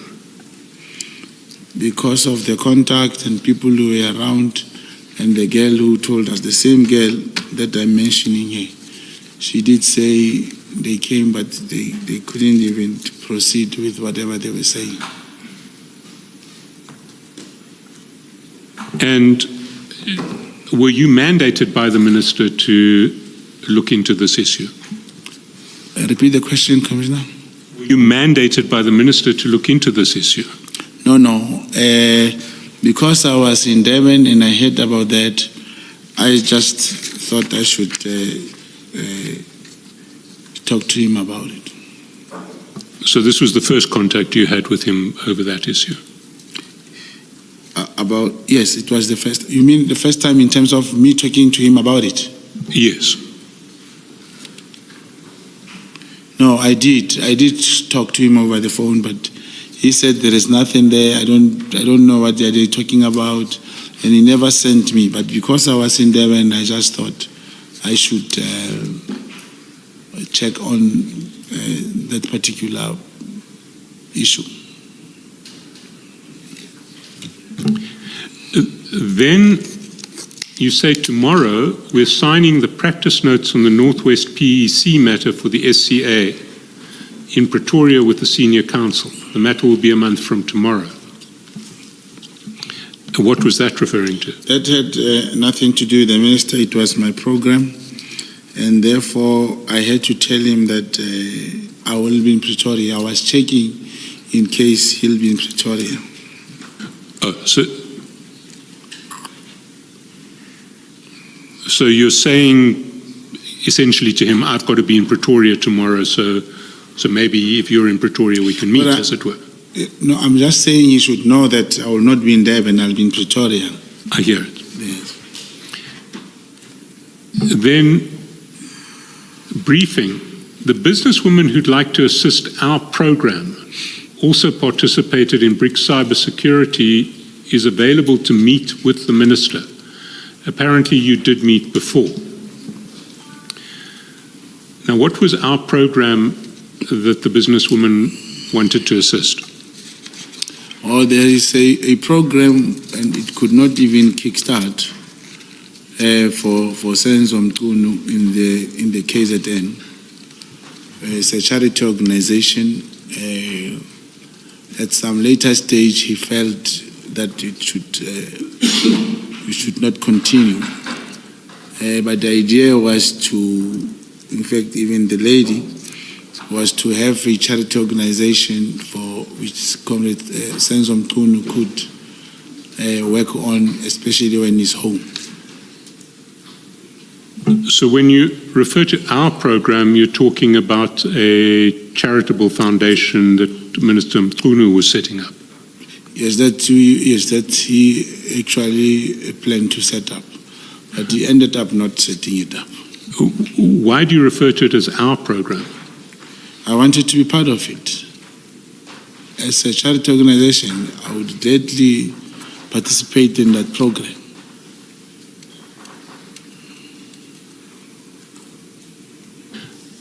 Then, under 2, the guy of the funding is also in Johannesburg from Tuesday. So the guy of the funding, brackets 20, is also in Joburg from Tuesday. He is the one I said has a 3 billion contract with SAPS. Who are you referring to there? Oh, this other guy, and there's no one who has 3 billion. It was a mistake. It's not 3 billion contract with SAPS. But who are you referring to, and what is the value of that contract? The contract was about 30 million contract with SAPS. 30 million, not 3 billion. No, not 3 billion. But who is the guy? Yeah. And that guy, I thought we could also use him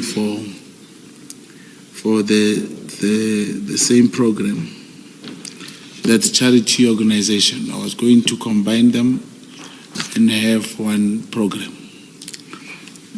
Sorry, but who is he? Oh, Josias. His name was Josias. Sorry, can you? Josias. Josias. Yeah. Josias, is that his first name, his surname? I can't remember his name. We were just interacting, and he said he had a contract with SAPS for 30 million, and the same applies to him. We ended up not meeting with that guy. So are you essentially suggesting to the minister here that someone who has a contract with SAPS can possibly be used as a source of funding for this charity foundation that the minister is setting up? Yeah, like I said, you can see also he did not respond, but he did not agree that they should have this person being a funder or something. It is me who said, and that's why I was very specific to outline, to confirm and kind of a declaration, but to show interest that the person has contract with SAPS, that he was also in Joburg. Then the last section of this message, which spills over the page, also meeting with the DNC and COS today in Durban for finalization of Khumalo and General Mkhwanazi's matters. What does that refer to? Yes, with this whole thing, commissioners,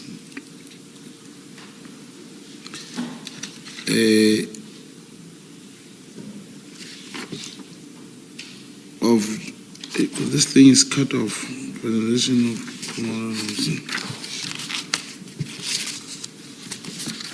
Yes, also that message I sent is true. It's number 3, under number 2. Yes, also it's under number 2.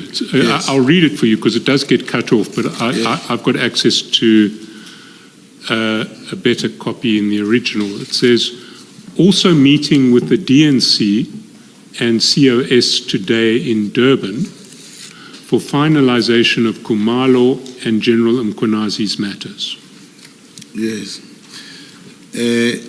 During this period, the Chief of Staff did allude to me that after his conversation with Lieutenant General Mkhwanazi, General Mkhwanazi did mention to him that he has some problems, and whenever he mentioned those problems, he did mention my name. So I have requested that, if possible, we could meet with General with the DNC and Chief of Staff, that I can actually find out specifically what is it that General Mkhwanazi did have a problem about, but and General Sibiya felt that it is not necessary to meet, because I did even ask the minister if that we are able to do, because the Chief of Staff did tell me that generally Lieutenant General Mkhwanazi has a problem with me, and I thought we should find a way that I could, but the minister also did not agree to that, and that meeting never took place. So what is the issue? I mean, you've spoken about the Mkhwanazi matter,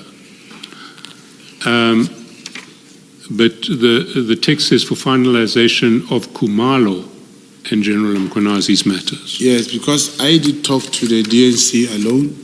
I did talk to the Chief of Staff. I was hoping we'll be able to just to find out that I wanted to speak to the DNCs and Chief of Staff to say, I really need to know what is it that General Mkhwanazi has a problem with, but the meeting never took place.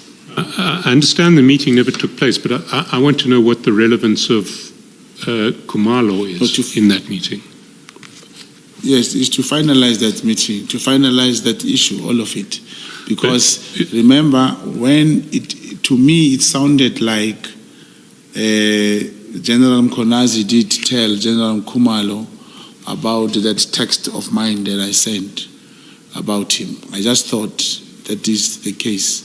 But because we never met, I ended up not knowing what General Khumalo had a problem about. So, when you said you were meeting, you told the minister you were meeting with General Sabia and the Chief of Staff today, Yes. which would have been the 26th of January. Yes, But in fact, that meeting didn't take place. didn't take place. And just if we scroll a little bit down, you then text the minister at 13:16 on the same day. Yes. DNC is waiting for the COS here. This is very significant. Yes, it's because the meeting never materialized. Chief of Staff did not come. So the Chief of Staff didn't come, but General Sabia did come. No, remember General Sabia was in Durban already. But I knew he was going to fly back. And that meeting never materialized. Yes, but you say General Sabia is waiting for the Chief of Staff here. Yes, because I did ask him that the Chief of Staff should meet with him and he must brief him exactly what is it that General Mkhwanazi was saying he had a problem about with me. But that meeting did not materialize. So the meeting never happened. That's correct, Commissioner. But as far as you were concerned, that was because the Chief of Staff didn't come. General Sabia was waiting for him. What I implied to say he was waiting, I meant, remember he's not staying in KZN. And if he was willing to meet the Chief of Staff and not coming, I thought the minister could ask Chief of Staff to go and see him to discuss this issue of General Mkhwanazi. And you say to the minister, this is very significant with a capital S. That's correct, I did. Why would it be significant for the minister? To ask the Chief of Staff to meet with General Sabia. General Sabia said, look, there's nothing that I can do. Get the Chief of Staff, because it is General Mkhwanazi who spoke to the Chief of Staff. So I cannot call him myself. I understand General Sabia's position, but why would it be significant? You're telling the minister this is very significant. What significance was it for the minister? As I said, Commissioners, General Mkhwanazi did say whatever that he said to the Chief of Staff. And for them to meet, I thought it was significant because Chief of Staff was going to relate whatever that he heard from the Lieutenant General Mkhwanazi. And did you see this as a matter of importance for the minister? No, not the minister to attend. For the No, but why would the minister be bothered with something? I mean, it sounds to me that your understanding of what was going on is that General Mkhwanazi had complained to the Chief of Staff about you. That's correct. And a meeting was now to try and sort that out, or at least to let you understand why there was this complaint about you. Why would that be significant for the minister? Not necessarily to understand why. For the Chief of Staff to narrate the story that he heard from General Mkhwanazi, for him to brief him that this is what General Mkhwanazi said. But now that did not happen. Chair, we've run quite a long way past 4. I'm assuming we ought to have stopped at 4, or do we run to 4:30? Should we not get to the end of this part of the testimony? We are a couple of pages to the end. Sure. If you, Mr. Mkhwanazi, are you happy to finish the statement today? It's not my call. I'm afraid you're right there. Let's proceed. It's not going to take long. So the last screenshot is BM10 on 31st of January at page 140.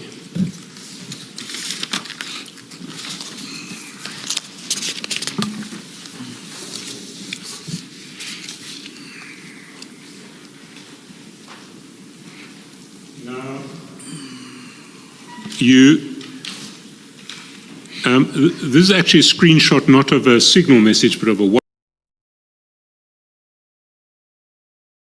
WhatsApp message, which was forwarded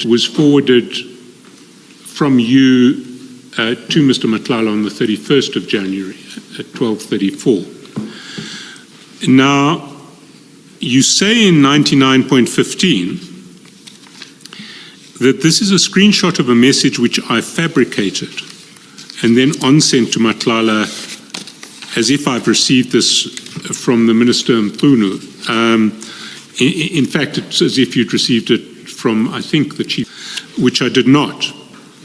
But I wanted to create the impression with Nhlanhla that this was the position.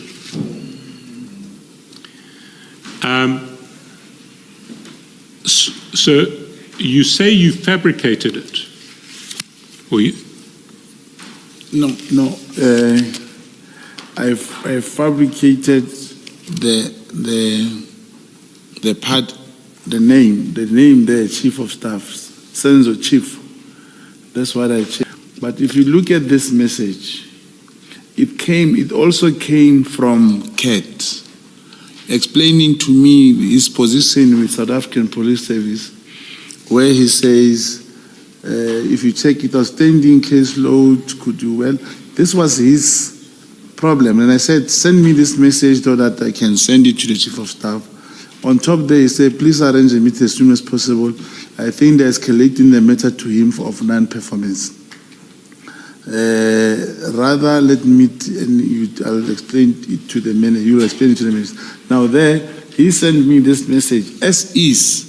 I copied the message and changed that portion where it's written sense of staff, sense of chief.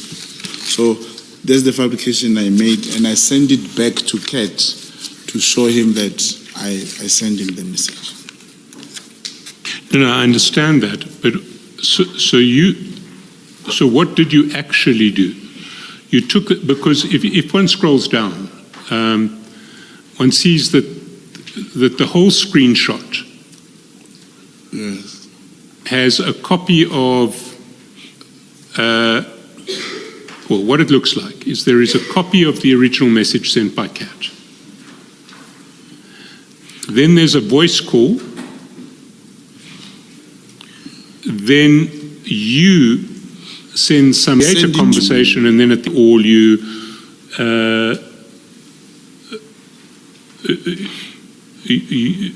you put Senzo Chief in, or have you created a false Senzo Chief to have the conversation with in the first place? As you create your own Senzo Chief. Okay, so this was a conversation that you had essentially with yourself with a label Senzo Chief. That's correct. On WhatsApp.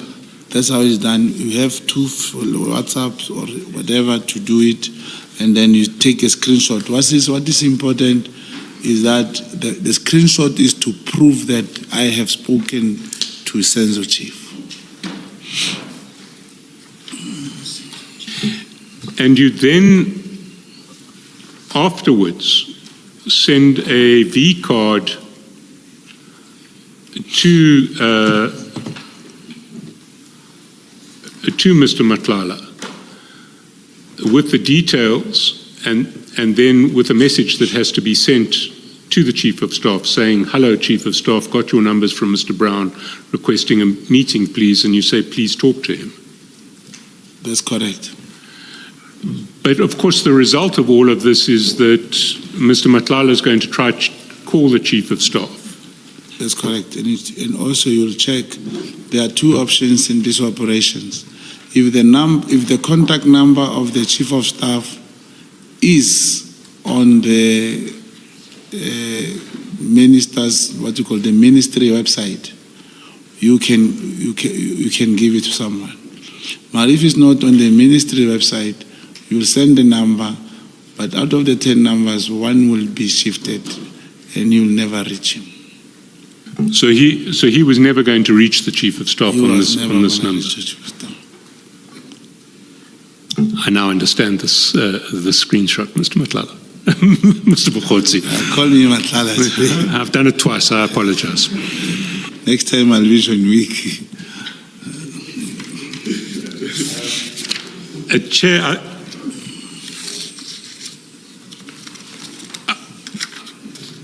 99.17. Maybe if you could just quickly run through the rest of the statement from 99.17 to 101, just to indicate and amplify quickly if there's anything that you want to add. Maybe before you do that, let me just make sure that I understand that page 141, the last two messages where you say, hello, Chief of Staff, got your numbers from Mr. Brown requesting a meeting, please. You're saying that's you writing to Mr. Matlala what he should send to the Chief of Staff. Am I understanding it correctly? That's correct. Okay. Then there's the following message which says, please talk to him. This is you to Mr. Matlala. Are you still writing for him what he should communicate? What in fact are you communicating here? 104. 141. It's that page you were looking at with Mr. Chaskasen just now? 141? So you've got from the bottom, you've got the second from the bottom, and you say that's you constructing a message for Mr. Matlala to send to Chief of Staff. But then you also send him a message that says, please talk to him. Who is this is for? To show, I screenshot again to show Matlala that, or I forwarded, I'm showing him the message that I sent to the Chief of Staff, which I didn't send. Oh, so you're saying to Matlala that you've asked the Chief of Staff to talk to and you. I was quickly, now this must be done quickly because and you also send him a message, please talk to him at that moment. And you know that moment he won't be able to reach him. All right, thank you. And there's another option also, because now I'm talking this openly. Sometimes, in operations like this, one is able to even make a swim swap, and the whole day you don't get calls. Somebody is talking on your number as if it's you. That's not what happened here. That's not what happened. Thank you.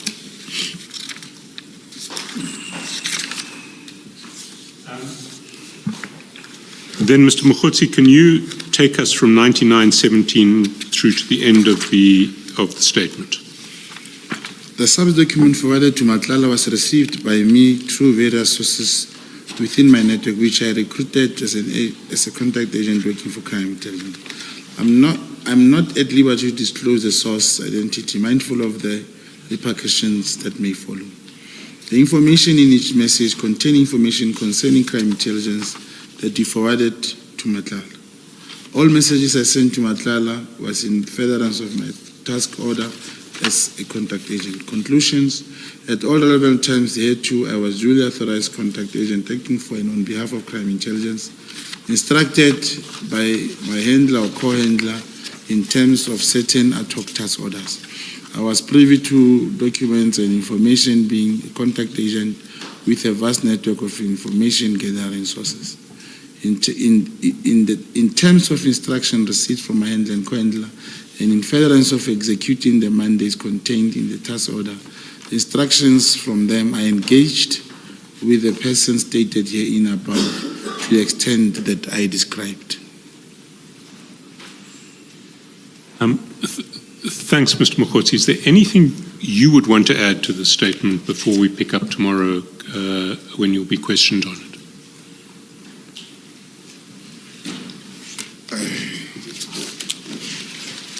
I'm not, I don't think, I've not identified anything so far. But I did mention in the statement somewhere that should there be a necessity for any supplementary, I believe I will be somehow allowed to, or I'll make that request to bring any supplementary. We note that. Thank you. Thank you so much. Chair, we've reached a useful point to end for the day. Thank you.